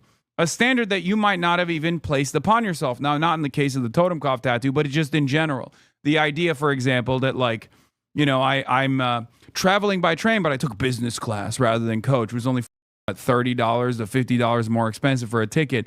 Like, these are the types of things. These are the types of things that people would never think twice about. Okay? They would never think twice about. But if you get unlimited leeway if you are not a self-identified progressive, socialist, leftist in general, because people will openly say it. Like, they'll be like, dude, you're even in the realm of content, right? In the realm of content, people will turn around and will straight up be like, train wrecks, Asmongold, you're like openly saying you're a piece of shit. But then you turn around and you have like a totally different standard of morality for this guy, Hasan. And they will just say, well, yeah, that's because I'm not a socialist. Like, they openly say it. They openly admit it. They're like, yeah, I can do whatever I want. I'm saying I'm a bad guy. He's saying he's a good guy, but he's not. I think you and for someone like Grant, this is true of your immediate audience. I think what Mehdi is gesturing is that a more white, disaffected voters who are maybe looking for something different and realizing they won't be serviced by Republicans and Dems who are supposed to do that aren't. But surely you would admit, if you were a Republican who had been found with that tattoo on your chest, people, progressives, Democrats, would be losing their minds, wouldn't they not? Well, I think if I had that... Dude, Mehdi is such a debate pervert. I swear to God. He literally can't stop himself. Like, that's a classic... He can't stop himself. He has to hit him. I know he loves Grant Plattner. He really likes him, okay? But you know he's got that dog in him where he's like, it's just chipping away. He has to chomp at it a little bit. He loves debating so much. I mean, look, I respect it. You know, it is what it is. He's the only debate lord I respect. And had displayed at any point in my life any affinity for fascism or bigotry. Or, you know, racism, then that would absolutely be something to connect. Thing is, in all of my Reddit posts, if you read through them, they've been out there since October, every single one of them. It's fairly clear that I have been long an opponent of fascism, bigotry, and racism. Sometimes with language that people say is too extreme, even though, I don't know, fighting fascism seems like something we should all be dedicated to. On the language front, though, this has caught up with you now. We talked a moment ago about how popular you've become because you speak like a normal person. But that comes with its own challenges in the political world, which is you've used the word retard, which I saw you apologize for this week. You've made comments about... Mehdi said the R word. He dropped it, bro. Chill. What you wearing? Not gonna lie, you looking fresh. Thank you, King. Women that both Janet Mills and Susan Collins have attacked you. Yeah, he should be like, I'm a Redditor, bro. That's the real R word, okay? The real R word, which is the same as a substitute for the other R word, is that I'm a Redditor. There's the tattoo. Do you at least accept that going into the general election, this is going to be an issue for you because the Republican Party are not going to let this slide. They're going to use this against you. You know. Yeah, what are they going to do? That he says slurs? That's so funny. Like, Republicans doing the fake woke shit I expect them to do it. They're doing it to me right now, right? Where they're like, oh, Hasan is being mean to black people. It seems like he's anti-black. Bitch, if I was anti-black, you'd love me. What do you mean? Like, oh, Hasan is anti-Asian. Again, if I was actually anti-Asian, if I was being hateful, you would love me. What are you talking about? Trump has literally called Biden the R word. Yeah, exactly. That from a perceptual point of view, regardless of your individual justifications for all of it, do you accept politically it is a big challenge for you going into a general election with all of this quote-unquote baggage? I will say I don't really think so, because in my experience thus far going around Maine, a lot of people look at that and say, like, okay, so he's a guy that never wanted to run for office. He's not of the system at all, and he very clearly just comes from the normal world and has existed in the normal world, coming with all of the things that come with that. I mean, I was in the Marine Corps infantry, and I've worked on a boat on the ocean for the past decade. Salty language, That kind of stuff is it is a thing that I am constantly working to improve. Dude, come on, dude. That's why it's so funny that like Hasan Abiheads especially are. It shocks me that there are people in this community that look at this dude and will literally repeat the same lines of attack that I receive on a daily basis. You should be more in tune with this kind of like cynical outrage manufacturing than anybody else, even down to what he's saying here. That's what I say all the time in all of my media appearances. What do I always say? I'm like, look, man, you know, I'm vulgar and I'm working on it. And sometimes I say things that people don't like to hear. But what matters is what's inside. What matters is who you are. What matters is what your advocacy is. Hasan Abi says the R word just outside stream. No, I don't. And I try not to in general. Okay? And I haven't in a very long time. But it's just like your empathy was never in question though. No, for the outsiders, it is. What are you talking about? The community should not be saying the same things as the GOP. Yeah, exactly. You mentioned it on the Ebro show.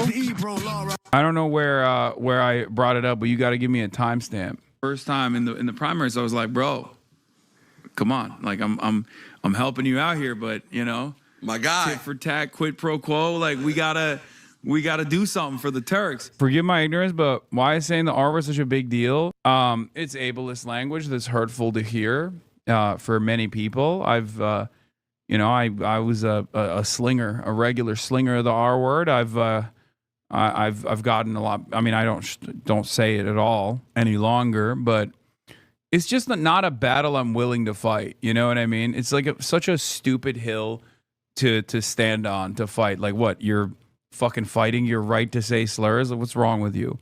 But it also very much is because of the place that I come from and the world that I come from. And I am working very hard to always be improving and to always be being a better version of myself.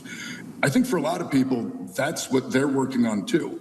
And it is a way that we can sort of demonstrate that you can change. You can improve yourself. R word was used institutionally. Yeah, guess what? So was idiot, okay? Idiot was also used institutionally. It's the euphemism treadmill. I'm not going to relitigate it. It's dumb. Okay? Be kind to people. You can take accountability for things that you have said in the past. And while, of course, the Republican Party is going to try to hammer me into the ground on this stuff, but truthfully, as I go around Maine, people in Maine don't care about that. People in Maine care about the fact that the hospitals are closing. Yes. You do have a 27-point lead over Janet Mills, so clearly you're right about that. I think in the general it's slightly different, right? Because the Republican Party, as you know, and Susan Collins is no fool, she's held that seat for a while. They're doing their Oppo research on you. I got to ask the question, Graham, is there other stuff out there that's going to come out now, between now and November? Is there another chat forum we don't know about, another tattoo we haven't seen? No. Everybody's seen all my tattoos now, and everybody's read all my internet comments. And we released everything. Okay. We put it all back in October. Time will tell. Time will tell. And look, the Republican Party is absolutely going to lie. You know, at some point that's coming. They, said they swift voted John Kerry. They said Barack Obama wasn't an American. So like, when it comes to the Republican Party, God only knows what they're going to come up with that isn't true. They just ran an AI-generated thing. They did, yes. Ridiculous. Yeah. So, like, the dirty tricks, that's all going to happen. But one last question on this before we move on. What do you say to supporters of Janet Mills' establishment? Where they say, look, it's just not worth the risk. Why put up someone with all of this stuff who has to explain away Nazi-looking tattoos? Why not just put up the governor of the state who's already won statewide as a Democrat and doesn't have a tattoo of a skull and bones on her? Because the governor consistently loses in the polls to Susan Collins. And the governor is very much close to the political establishment. The governor was the DS candidate chosen by Washington, D.C. I'll tell you, that's far more risky right now. People don't want establishment politics. That's true. People want real people in politics who are going to fight for the material needs of real people. On that note, let's do a quick rapid fire to see where you stand on some real issues. Would you vote in favor of a $20 minimum wage? Yes. Would you vote to get rid of the Senate filibuster? Yes. Would you vote to convict Donald Trump in an impeachment trial? Yes. Do you support statehood for D.C. and Puerto Rico? Yes. Do you support Chuck Schumer for Senate majority? Okay, bro, chill. Now he's just copying my shit. Okay, I'm just, I'm done. Loomer, Lamau. Oh, I saw this. Hasan, you are political wet toilet paper.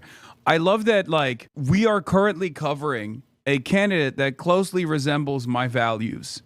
Okay, at least in his campaign strategy, a candidate that is doing the method. And you're like, oh, dude, I know that there's a ginormous victory that this candidate just secured in the Democratic Party primaries, which is perhaps part of the reason why the Democrats in the controlling the levers of power in the party have been actively slamming people like yourself as a stand-in for what they will do, what kind of disciplining operation they're engaging with their left-flank candidates that are insurgent and winning and taking away control from the Democratic Party, but also it's wet toilet paper, okay? It's just wet toilet paper. Well, I guess, this is the wet toilet paper that is still wiping soul, okay? Majority Leader. No. Do you support Hakeem Jeffries for House Speaker in 2027? No. Would you support a ban on assault weapons? No. If you go on to win your Senate seat in Maine, will you run for president in 2028? No. All right, so those answers, I think a lot of people will be nodding along, apart from probably the assault weapon. You'd be 100% correct if you admitted Plattner might be fake, might stab the left in the back. Because you don't, you're only 50% correct. Yeah, there's no reason for me to engage in this kind of... there's no reason for me to make these sorts of assumptions and be disillusioned and be pessimistic right now. Weapons ban questioned, which I think, as you know, a lot of progressives will disagree with you on and say it's a major issue that helps prevent mass shootings. What would you say to them? I think in a country that's already awash in guns, we have 20 to 30 million AR-15s in America. We don't actually know how many. Restricting access to people with a violent history or people who are going to commit a violent act, that is where we're going to see the most effect. And I support universal background checks, and I support red flag laws, like the one that Maine passed by ballot measure overwhelmingly last November. I think that those combined with expanding mental health services across the board as part of a much more substantial healthcare system and using the power of the federal government to elevate people out of... I'm from Puerto Rico. What's your take on statehood or independence? Much respect. Whatever the Puerto Ricans want, I'm happy to abide by that. Whatever Puerto Ricans want, they should get. Obviously, independence is much less viable as a pathway because it, I think, requires tremendous amounts of reparations. And even independence alone is very difficult to push for. But then also reparations, virtually impossible, even though I think that's the just and moral thing to do. Because there is no... honestly, by my estimation, there's no independence without reparations. Like, Puerto Rico deserves reparations beyond independence. Puerto Rico deserves reparations even if it doesn't get independence. Okay? But if that's not the case, or if the people want statehood, then statehood is also perfectly fine. But again, I think more so than statehood or independence, what Puerto Rico deserves, what Puerto Rico should get, is reparations. I'm going to keep saying that. Holistically, when we think about gun violence, that's where we're going to get the most reduction. You said earlier this week that you think Chuck Schumer will back your candidacy if you're the general election official Democratic candidate going into... By the way, as far as like regretting, as far as being regretful over a service, I can't speak to what's in someone's heart, but I can tell you what's not going to be a good message to put out there, because he's not going to get swift boated right now. But if he were to run around and say he's regretful for his service, he 100% would get swift boated. For those of you who don't know, that's John Kerry. Okay? A guy who is a grunt machine gunner for the Marine Corps coming out and being like, I'm so sad about all of the heinous things that I did when I was in war.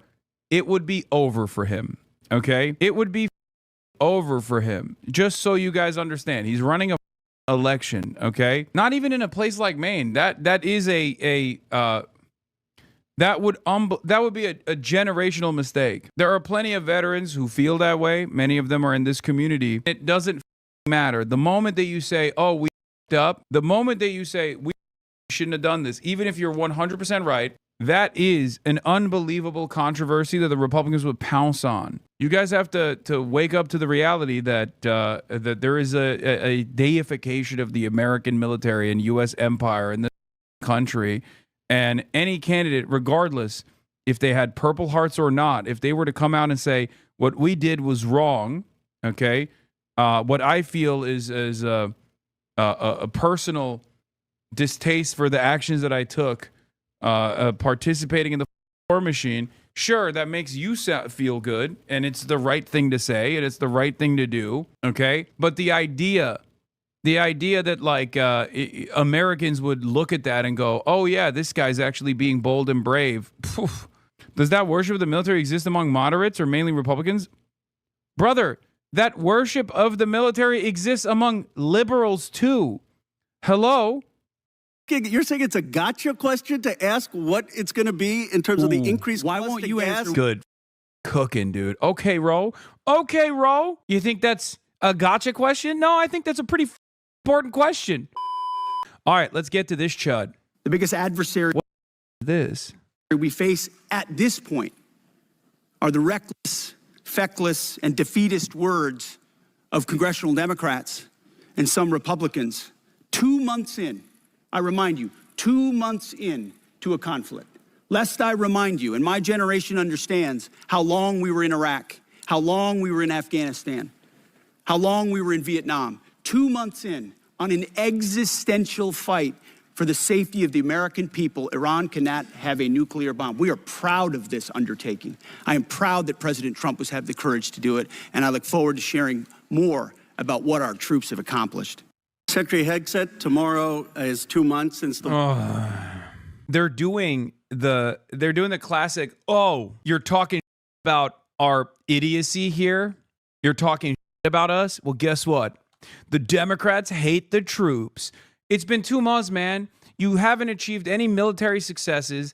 Why can't we just give it up? Why can't we just retreat, man? Please, like open the straight, please. Jesus Christ. It's not happening in any other way, shape, or form. It's not happening militarily. It's not happening militarily. It's not going to happen. Just open it up, man. Just say, listen, my bad. We're giving up on this one. We're fucked up. It's okay. Your sycophants will forget. They won't care. And honestly, at the very least, some of your fans that are on the verge of turning because of the gas prices will forget about this little incident. Hegseth, the nuclear facilities have been obliterated. All right, let's just go through War has begun. You've testified that it was $25 billion in cost in terms of the munitions we used and what we paid for it. But when you add to that the damage that was done to our bases and today's dollars for buying replacement munitions and replacement aircrafts, what has the total cost been over the last 60 days? That number right now reflects the total cost that we're seeing. Including buying in today's dollars the new weapons and replacements and including the damage there? That's your testimony? If there's adjustments to that, I would defer to the comptroller on that. And how much are you seeing in terms of, are you asking in terms of supplemental funding just for the Iran mission from this committee? If and when a supplemental is submitted, how much? The majority of it would not just be for, What would be the ballpark for Iran? Munitions related to the entirety Just of a what number, we want to sir. get done. A number, what would you submit? It would be within on Iran, it would be less than $25 billion, but there's a lot more we would ask for beyond just Iran. You're saying it's $25 billion. Okay, I would just, if you come back, you want to revise those numbers because all the experts are disagreeing with you when it comes to today's dollars and damage, but you can revise it. How much did it cost American taxpayers in terms of the strike to the Iranian school where kids were killed? Do you have that number in terms of the missiles we used? As I've said, that unfortunate situation remains under investigation. You don't know how much it costs the taxpayer? But I wouldn't tie a cost to that, to anything. It's a reasonable question. I cannot believe the way that these people are so careless with your money when it comes to doing wars, specifically wars that we are waging at the behest of Israel. Okay? Can you imagine a world where a sitting representative asks a question to like I don't know, a public health official in any state and goes, where is the accounting for $25 billion? And the public health official goes, I don't know. Like, there is no world. I mean, think about it. Think about how much money is being spent on waging wars. How much money is being spent on waging wars, and these guys don't even think that they have to do the accounting. They don't even have to crunch the numbers. They just throw a number that way. Throw a number in your direction and go, what are you going to do about it? It's military, bitch. It's insane. Think about how much the Minnesota Somali fraud was in the news, for how long it was in the news, what actions the administration took as a consequence of Nick Shirley, who I cannot make fun of because I don't want to be called out for ableism on top of the anti-Semitism, apparently, okay? It's illegal to make fun of Nick Shirley now because it's ableism through and through. Let's be real. Think about how long that was in the discourse, which was already a case that had been investigated, right? That was already a case that was closed. And yet we talked about it endlessly. Now look at this. Unlimited tax dollars. It is not $25 billion that we have spent so far waging war against Iran at the behest of Israel. It is so much more than that. We're not factoring in the loss of assets in this calculation. The operational costs are to the tune of $1 billion a day. So the idea that it's only $25 billion, it's not even a conservative estimate. It's just a made up number. Okay? So just remember that. Next time someone goes, how are we going to pay for it? When you ask for health care. Okay? When you ask for better classroom sizes and your local politician goes, we can't pay for it. Yeah, we can't. Because all the money is always wasted in the direction of the military-industrial complex so we can generate more unique and creative ways of children overseas and then waste those munitions overseas. No, sir. I mean, our taxpayer money was going there. Do you know how much it will cost Americans in terms of their increased cost in gas and food over the next year because of the Iran Cook 'em, bro. I would simply ask you what the cost is of an Iranian nuclear bomb. I'm going to give you that opportunity. I would simply ask you what the...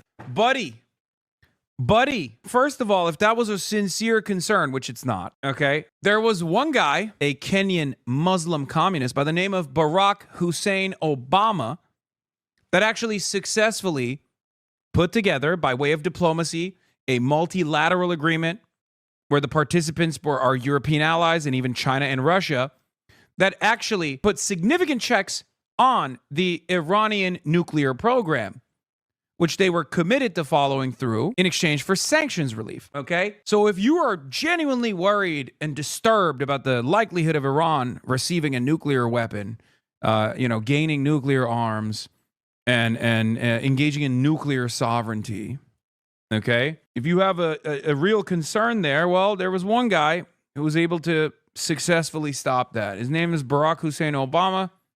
He's a Muslim socialist communist from Kenya. And he was the one who did it. It was called the JCPOA. Yeah, you're playing gotcha questions about domestic things. I'm not. You're saying it's a gotcha question to ask what it's going to be in terms of the increased Why cost won't of you gas? answer? Good. Cooking, dude. Okay, Ro. Okay, Ro. Ro cook, nah. Okay, I got to workshop that one. But yeah. Okay. He's like, you think it's an irrelevant question? The cost, the unprecedented inflation crisis that Americans are experiencing? You think that's a gotcha question? No, I think that's a pretty important question. What it costs to prevent Iran from getting a nuclear bomb. I give you that, sir. But let me. What would it cost? What would you pay to ensure Iran doesn't get a nuclear bomb? What would you pay? I reclaim my time. Do you not know? You had no one do the analysis of what the increased cost of gas and food on the American people are going to be? What is the cost of Iran holding that straight at issue with nuclear weapons? It's $631 billion, which means it's an increase of $5,000 a year for American households. Now, No, but it's worth it. It's worth it. Ro, you don't understand. It's worth it. This way, Israel can continue with the Greater Israeli Project. The Greater Israel Project. Tomorrow night on Fox News, Ingram, darling of the Democratic Party, Hasan bin Laden Piker called our best boy Nick Shirley medically stupid. Very ironic for someone like Hasan to say that, considering that communism is actually stupid. Joining me now for comment is Nick Shirley. Nick, what do you make of this Zoom noise? Nick, I don't know what medicamentally means, but Hasan must have gone to the Learning Center. Okay, that's going to happen, by the way. That's not even a joke anymore. So good luck. Good job, Chatter. Your wish is now reality tomorrow. Let me give you this point. You're saying that your operation is preventing a nuclear Iran. Will you acknowledge that there is an economic cost to the American people for doing what you believe is necessary to make Iran denuclear? Will you acknowledge the economic cost? We have an incredible economic team that's managing this better than what the previous administration did to our economy, what the previous administration did with inflation, you know what's upsetting? I reclaim my time. With COVID, and you're going to lecture this administration about the economy? You know what is upsetting to me? Incredible. You didn't even do the analysis on how much it's costing the American people. It's one thing if you said, okay, it costs the American people $5,000, but we think it's worth it. That's what we've done in World War II and other wars. Here's what it costs. You got to pay for it. You don't even know what the average American is paying. You don't know what we paid in terms of the missiles that hit the Iranian school. You don't know what we're paying in terms of gas. You don't know what we're paying in terms of food. Your 25 billion number is totally off. It's the incompetence. It's the incompetence. Let me ask you this. Certainly maybe here we'll find agreement. There was still 440 pounds of low-enriched uranium, correct, when President Obama after the JCPOA? Is that accurate? The amounts and types are classified. Okay. Will you acknowledge that there were 970 pounds of uranium enriched after Trump tore up the JCPOA? The JCPOA was a terrible deal that allowed Iran a path to a nuclear bomb. You deal with vague platitudes. I'm asking you about numbers. Like you don't know what gas costs, you don't know what food costs, you don't know what the operation costs. You know, I get sound bites, but how about numbers? Do you know how much the enriched uranium was after you ripped up the JCPOA? Trump did. I'll give you a number. I know that, as was stated by early on, the price of gas is twice as expensive in California, your home state, as anywhere else in the country because of the horrible policies your state pursued. You know what? It used to be that type of stuff worked, and then you started to lose the people that you can. He should have. Here's a better one on this one. He could have been like, so why are you making the rest of the country's gas prices resemble California? Okay. Is that what you're trying to do? You're trying to make Texas gas prices resemble California? Stay on message, Pete. You wanted to be for, because you said you wouldn't get us into bad wars. You said you would bring down the prices. You know what I'm sad for? I'm sad for all the people who voted for Trump. I'm sad for them because you betrayed them. You've betrayed a lot of that MAGA base. And you know who knows that? J.D. Vance knows that. Mr. Hurst, drag you into the conversation here. We have not yet received from the Pentagon the costs of the war. So just for the record, we'd like to get that as soon as possible. Certainly the munitions expended, but also underreported is we've had a fair amount of equipment destroyed, including 2 C-130s with the rescue of our downed airmen. So do you have either A, a cost estimate coming to us anytime soon, or B, a specific supplemental request? Thank you for that question. So approximately at this day, we're spending about $25 billion on Operation Epic Fury. Most of that is in munitions. There's part of that is obviously O&M and equipment replacement. We will formulate a supplemental through the White House that will come to Congress once we have a full assessment of the cost of the conflict. Sure. So you're saying the full cost at this point is $25 billion? Yeah, that's our estimate for the cost. Okay. Interesting, because I'm glad you answered that question, because we've been asking for a hell of a long time, and no one's given us the number. So if you could get those details over to us, that would be great. Mr. Secretary, you mentioned the nuclear aspect of Iran and the war.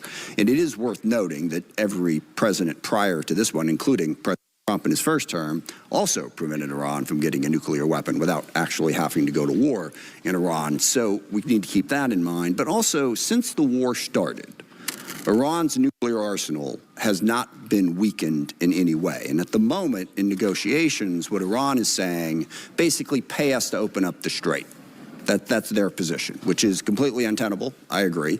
It's worth noting, of course, that the strait was open before the war started. Now we're negotiating to get back to status quo. And Iran's most recent offer is to say, we'll talk about nukes later. So what is the plan to actually turn all of this lethal kinetic action into an improvement in the nuclear situation? Because we haven't gotten there yet. Play it out for us. How does that happen? How does it actually lead to that result? Well, I would take issue with the premise of the question that nothing was done. Operation Midnight Hammer was a very effective. Oh, I didn't say nothing was done. I said in this war. Ultimately, this war started. well, this under this administration, unlike other administrations, which cut bad deals and pallets of cash with no ability to oversee whether Iran is actually pursuing a nuclear program. Which is where if we want to litigate JCPOA or the Iran deal, our view, the president's view, is that was a very bad deal. Okay. That gave them a That's bunch the of money past. up front. What's the future? To fund you. Okay, it wasn't, because guess what? You want to know the irony here? First of all, if we're judging the impact of a deal and how bad it is by how much we give to Iran in terms of money, then there is no way out of this quagmire where Donald Trump won't be giving a load more money to Iran in unfrozen assets to the tune of $20 billion. Barack Obama gave 1.7. And also on top of that, probably maintaining somewhat of a toll system in the Strait of Hormuz, or at least like maintaining control of the Strait of Hormuz in the hands of Iran, which was not a thing before this war. And on top of that, most likely sanctions relief, and not just, and here's the key part, the sanctions relief that Barack Obama was allowed to do to Iran was sanctions relief for Europe. Donald Trump, being the businessman that he is, Donald Trump being the businessman, I'm a numbers guy, okay? I'm a numbers guy, as you know, Patrick Bet David. Donald Trump is going to do a businessman style business deal. And in that business deal, Donald Trump is going to allow American businesses to do business in Iran. Okay? Donald Trump is going to allow the American businesses to open up shop in Iran, which is, in my opinion, the smart thing to do. Okay? We're going to open up Valuetainment headquarters in Tehran. We're going to have the Cuba Day in Tehran. I'm a numbers guy. I did the numbers. I said, Vinny, show me the numbers, Vinny. I said, ChatGPT, we grok it. We ChatGPT it, the numbers. Lots of Cuba Day to be sold in Tehran. Valuetainment Cuba Day. Am I getting a little bit better? I've been practicing. I've been practicing. I'm not even kidding. So thank you, Mr. President. It's getting a little bit better. Let's grok this really quick. But yeah, that's the confines of the New Deal that will have sanctions relief. Won't just be sanctions relief for like European partners, like the secondary sanction that we apply to like anyone that dares do business with Iran, but also sanctions relief for American corporations, so American corporations can actually invest into Iran, which unironically is a good deal. Like if I'm looking at this from an objective perspective, unfreezing Iranian assets, and also on top of that, giving Iran some semblance of autonomy and doing sanctions relief on Iran and allowing American investments to go into Iran is infinitely better than even the JCPOA. From a moral perspective, it's actually the smart thing to do. It's pro-diplomacy. It's a good thing, right? But from these guys' assessment, it's unbelievably bad, right? They were shitting on Barack Obama. The question is, if Barack Obama did this, what would Israel do if Barack Obama had done this with the JCPOA? Okay, because the JCPOA only allowed sanctions relief for European partners, not American corporations. Yeah, pulling out of the Iran deal was a catastrophic mistake, says Tommy Vitor and Ben Rhodes. Ben Rhodes says, obviously, pulling out of the Iran deal was a catastrophic decision by Trump, yet that decision got far less media and political scrutiny than the deal itself. Yep, that's true. They're doing paid partnership tweets about you. Someone is paying to make tweets condemning you. That's a chatter, dude. I condemn Hasan Piker. I disavow Hasan Piker. Hasan Piker has no place in the Democratic Party. Hasan Piker needs to be deplatformed. Yeah, that's one of you guys. Okay, 408 Romansky is in here right now. It's not a real paid promotional tweet. Anyway, Donald Trump is a very good president. He's going to get the best deal. He's going to get the best deal in Iran. We talked about negotiated deals, allowed them to fund their proxies and spread Hamas and Hezbollah all around the region, build up nuclear capabilities. What are we going to do? President Trump has been clear-eyed, from the killing of Qasem Soleimani to the pulling out of the Iran deal to Midnight Hammer and now to this effort to recognize that you have to stare down this kind of enemy who's hell-bent on getting a nuclear weapon and get them to a point where they're at the table giving it up in a way that So they ensures haven't never have it. So they haven't broken yet. Okay, we haven't gotten there yet. For all of the Well, their nuclear facilities have been obliterated. Underground, they're buried, and we're watching them 24/7. So we know where any nuclear material reclaiming might be. my time for we're just a watching quick it. second here. We had to start this war, you just said, 60 days ago, because the nuclear weapon was an imminent threat.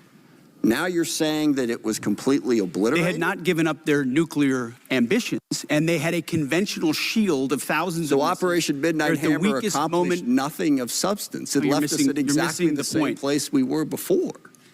So much so. You're missing the point. Representative Smith, you're missing the point. It made my hard, okay? And that's how we judge our military accomplishments, by how hard it makes our okay? This is how it works. It's clearly for no real military objective, right? So what's the other deal? What's the other objective?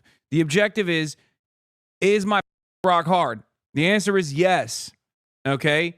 What can it cut? Diamonds. That's right. Hoorah! Their facilities were bombed and obliterated. Their ambitions continued, and they're building a conventional shield. All right, of let me missiles. try again. It's the North Korea strategy. You know this very well. The North Korea strategy was use conventional missiles to prevent anybody from challenging them, so they could slow walk their way to a weapon. Yeah. Also, low-key worked for North Korea, and also here's a really cool way to avoid all of that. Just don't bomb other countries. Like, there's no need for conventional weapons. There's no need for nuclear weapons if there isn't a imminent threat born out of America constantly trying to meddle in the affairs of other countries.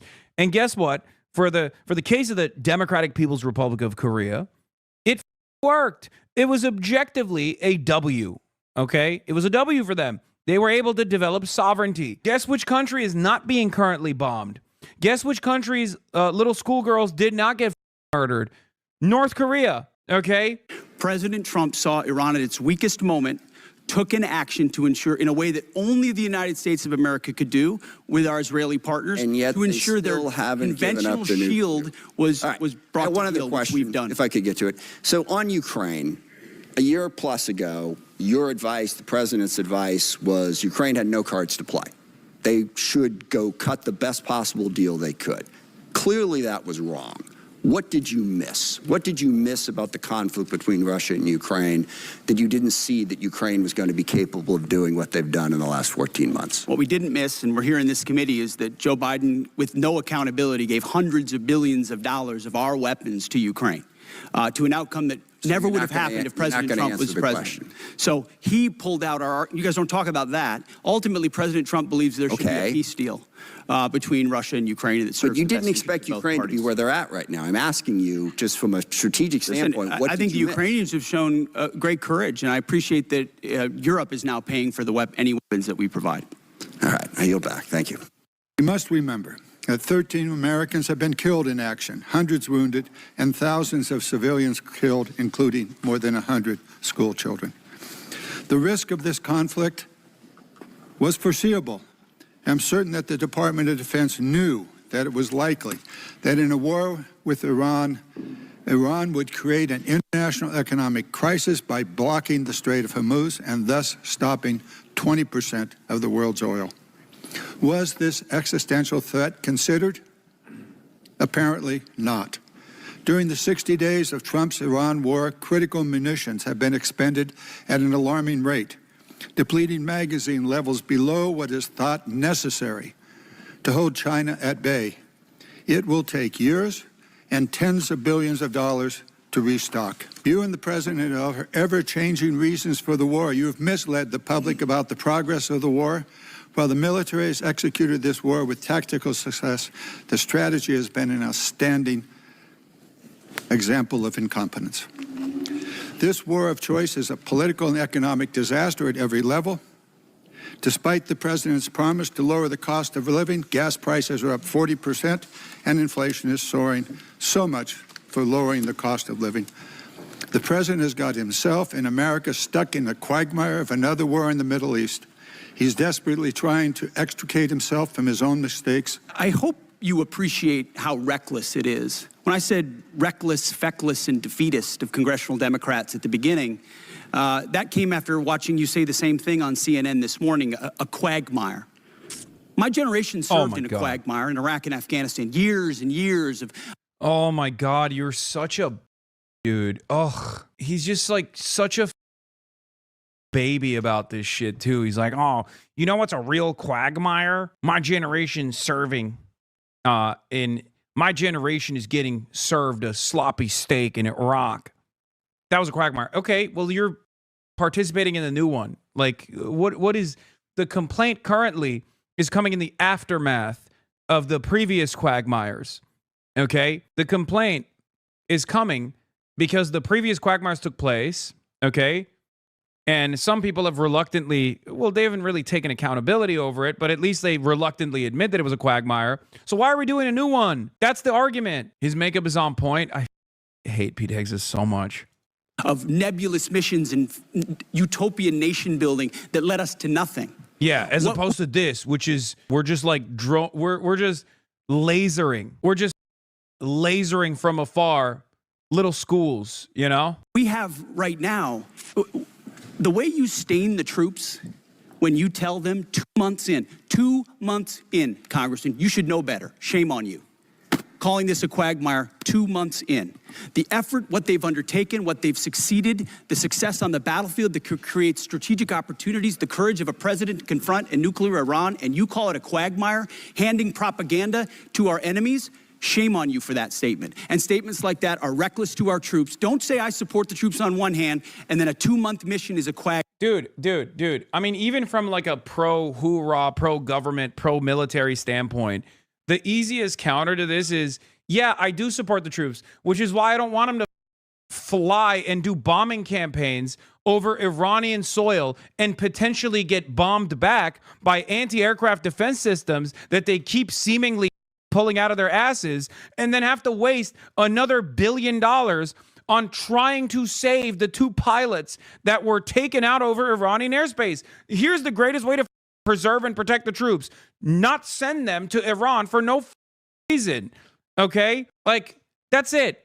Here's a great way to save all of our troops. Okay? Stop bombing Iran with no real military objective in mind, simply to satiate the bloodlust of the Israeli government, okay? So that we can take out and destabilize one of the primary threats to the greater Israel project here. Why? Why is the American government and the American military, the most powerful military on the planet, the most expensive military on the planet, being used to do sanitation duty for a country that is the size of Jersey?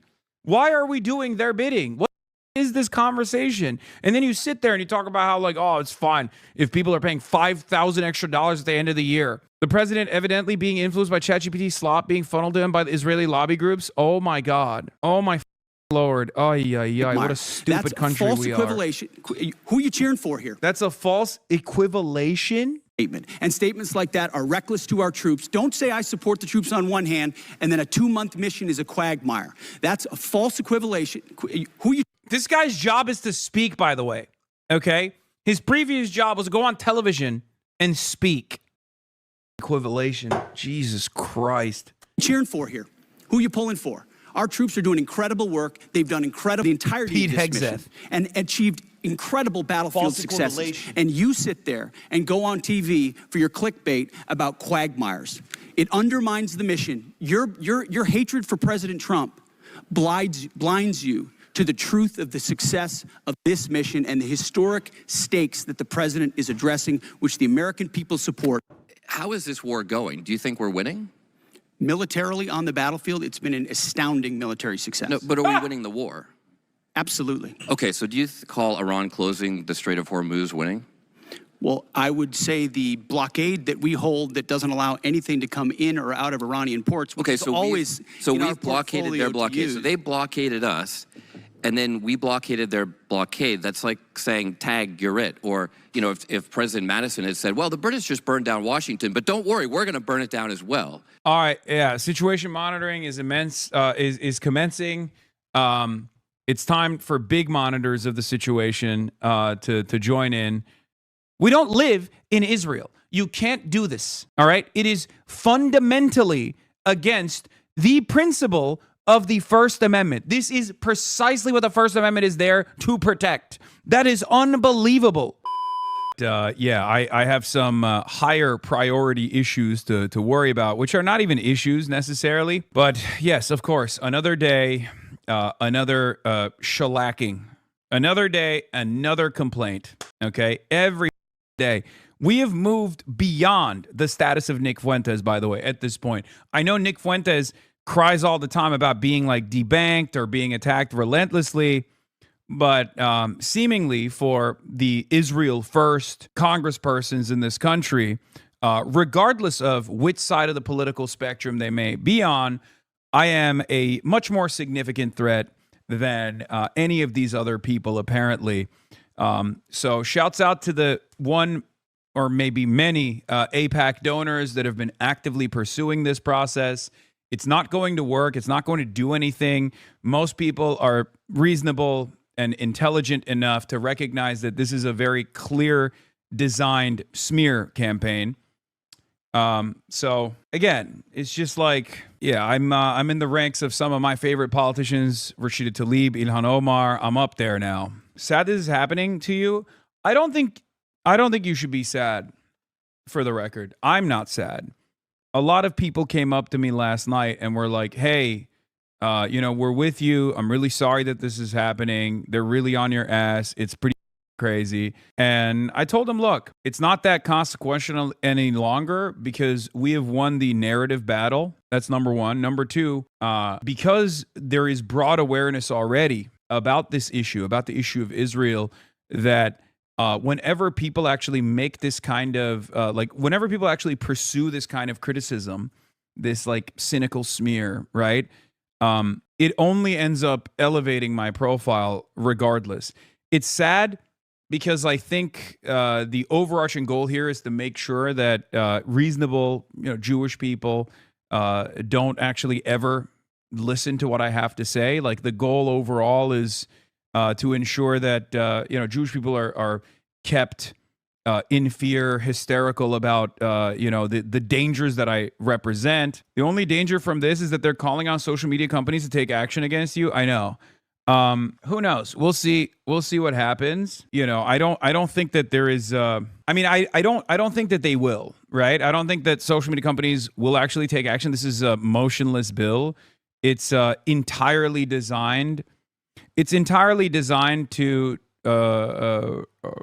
farm donations from specific donors who they want to, be reliable allies to. They're like, look, we're doing our job. We're going after the real villains, right? The real villains in society. The real villain in society is someone like myself. Yeah, it's unbelievable that they delayed the War Powers Act for this, by the way. Yeah. Legislation that might be considered. Not on the House schedule today. Gottheimer's Iran War Powers Resolution, which was originally supposed to get a vote yesterday. It's unclear whether the resolution will see action this week amid broader House turmoil. Dems had been hoping to force action around a 60-day mark. Yeah, I'm gonna add them. 2 months into a war and they don't want to vote on war powers. I know. 2 months into a war, they don't want to vote on war powers. Instead, they want to tie me up with Candace Owens. I'll always find a way. Okay, I'll always find a way. It's really annoying. What's the point of all this? It's nothing, really. I'll take it. I'll take it. I think it's a good position to be in. I'm not super worried about it. Maybe I'm stupid. Maybe I should be worried about it. But it's really, really insane that they're really pushing this. In any case, I think the goal here is to either like bully me into quitting, or maybe getting someone to go out and do the deed, right? I wouldn't worry about your career, just your life, Lol. As long as your life is intact, so is your career. Yeah. In the day after 2 months of Donald Trump illegally waging a war of choice against Iran, destabilizing the energy markets all around the world, ruining previous allegiances that this country had with other countries in the Asia Pacific region, for example. There's supposed to be a war powers resolution that Josh Gottheimer was advancing, okay? It's not on the House schedule for today because Josh Gottheimer is advancing a different resolution instead of his Iran war powers resolution, which is already 2 months too late. Okay? It's already 2 months too late. What is Josh Gottheimer, Democratic senator, or a Democrat from New Jersey, sorry. What is he doing? What is he doing instead? A bipartisan resolution from House Rep Lawler, Mike Lawler from New York, okay, whose opposition I'm boosting, Effie, as you guys know, and Josh Gottheimer from New Jersey are condemning me and Candace Owens for anti-Semitic rhetoric and conspiracy theories, and also calls on social media companies to take appropriate steps to enforce their policies against hate speech and prevent the spread of anti-Semitic content. Okay? Just understand, it has just been revealed that the U.S. has already spent at least $25 billion on a war for Israel that began by killing 100+ schoolgirls, and Congress is now voting on condemning Hasan Piker. That is unbelievable, okay? This is sincerely Democrats openly saying, hey, guess what? We are insincere. We are not serious. We are not invested in making the necessary changes in this country. We are going to advance unbelievable idiotic distractions. Okay? Candace Owens is a malignant force, a cancerous force in American politics. This is true. Candace Owens is unbelievably anti-Semitic. Even this resolution condemning Candace Owens is utterly irrelevant right now. What are you doing? I'm not even saying this because I agree with Candace Owens in any way, shape, or form. I do not. You guys know this already. I mean, I joke about being a clandestine operator because she's thrown a nuclear bomb in the discourse cycle around the Charlie Kirk nation when the Republicans were clearly trying to whip up enough mania against the left, and she came in and said, no, it was Israel, and then a lot of people happened to believe her. So, regardless of my disagreements even on that front with Candace Owens, I jokingly say I'm a clandestine operator, right? Even though she's insane.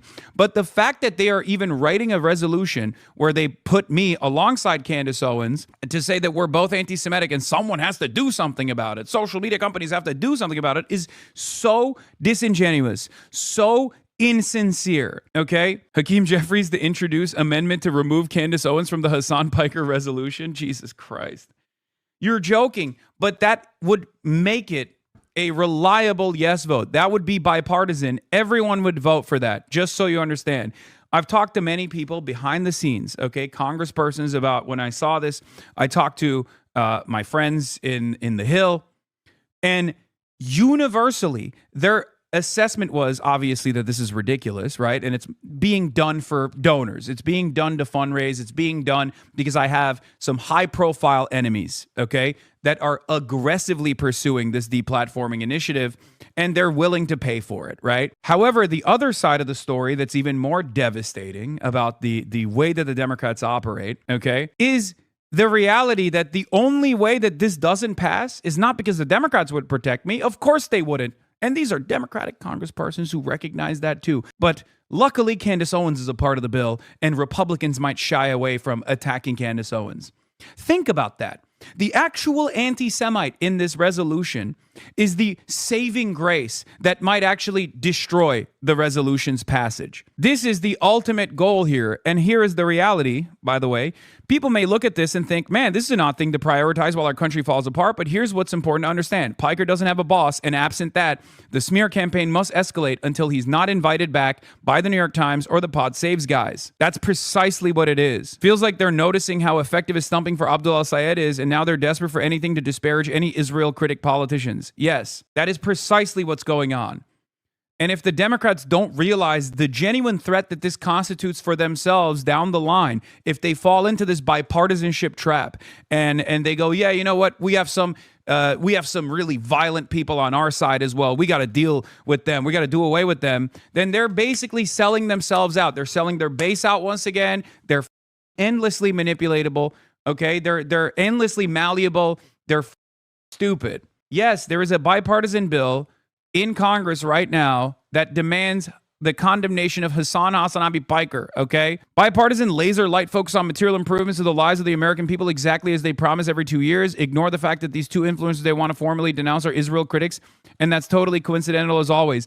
I love that this guy looked at this situation between me and Candace Owens and said, Hasan Piker is a little more than a critic of Israel. Between me and Candace Owens, I'm the one that's a bigger danger? What the is happening? Candace Owens is run around with a copy of the Talmudic Jew in front of hundreds of thousands of people being like, this is how Jews are. They're contract lords. And this asshole looks at that situation and goes, you know who's actually the real danger here? Hasan Piker. You cannot provide material support. Congress has no business formally denouncing American citizens for their views. They should shut the up and get to work. It's true. This is where we're at in the United States of America. You could spend an entire career combating anti-Semitism on the internet, and as long as you're an avowed anti-Zionist, it doesn't matter, okay? They will literally say, you're a bigger threat. Between me and Candace Owens, I'm the more serious threat to a more serious corrosive influence on discourse. You have to be out of your mind to come up with that. Oh, of course, he quotes the persistence of Benny John. Of course, right-wing.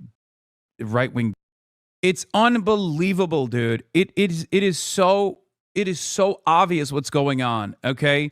It is so deliberate. It is so obvious what's going on. Don't criticize Israel. If you criticize Israel, we'll make your life a living hell. We'll take away your sponsorships. Oh, you don't have any sponsorships? We'll take away your ads. Oh, you don't run any ads? Well, we'll take away your platform. We'll do everything in our power. We'll hope that someone might get the right lesson. That's what we'll do, because God forbid you have a large enough audience and you're an avowed anti-Zionist. You combat anti-Semitism and you're also an anti-Zionist. You're a threat. That's what this is. And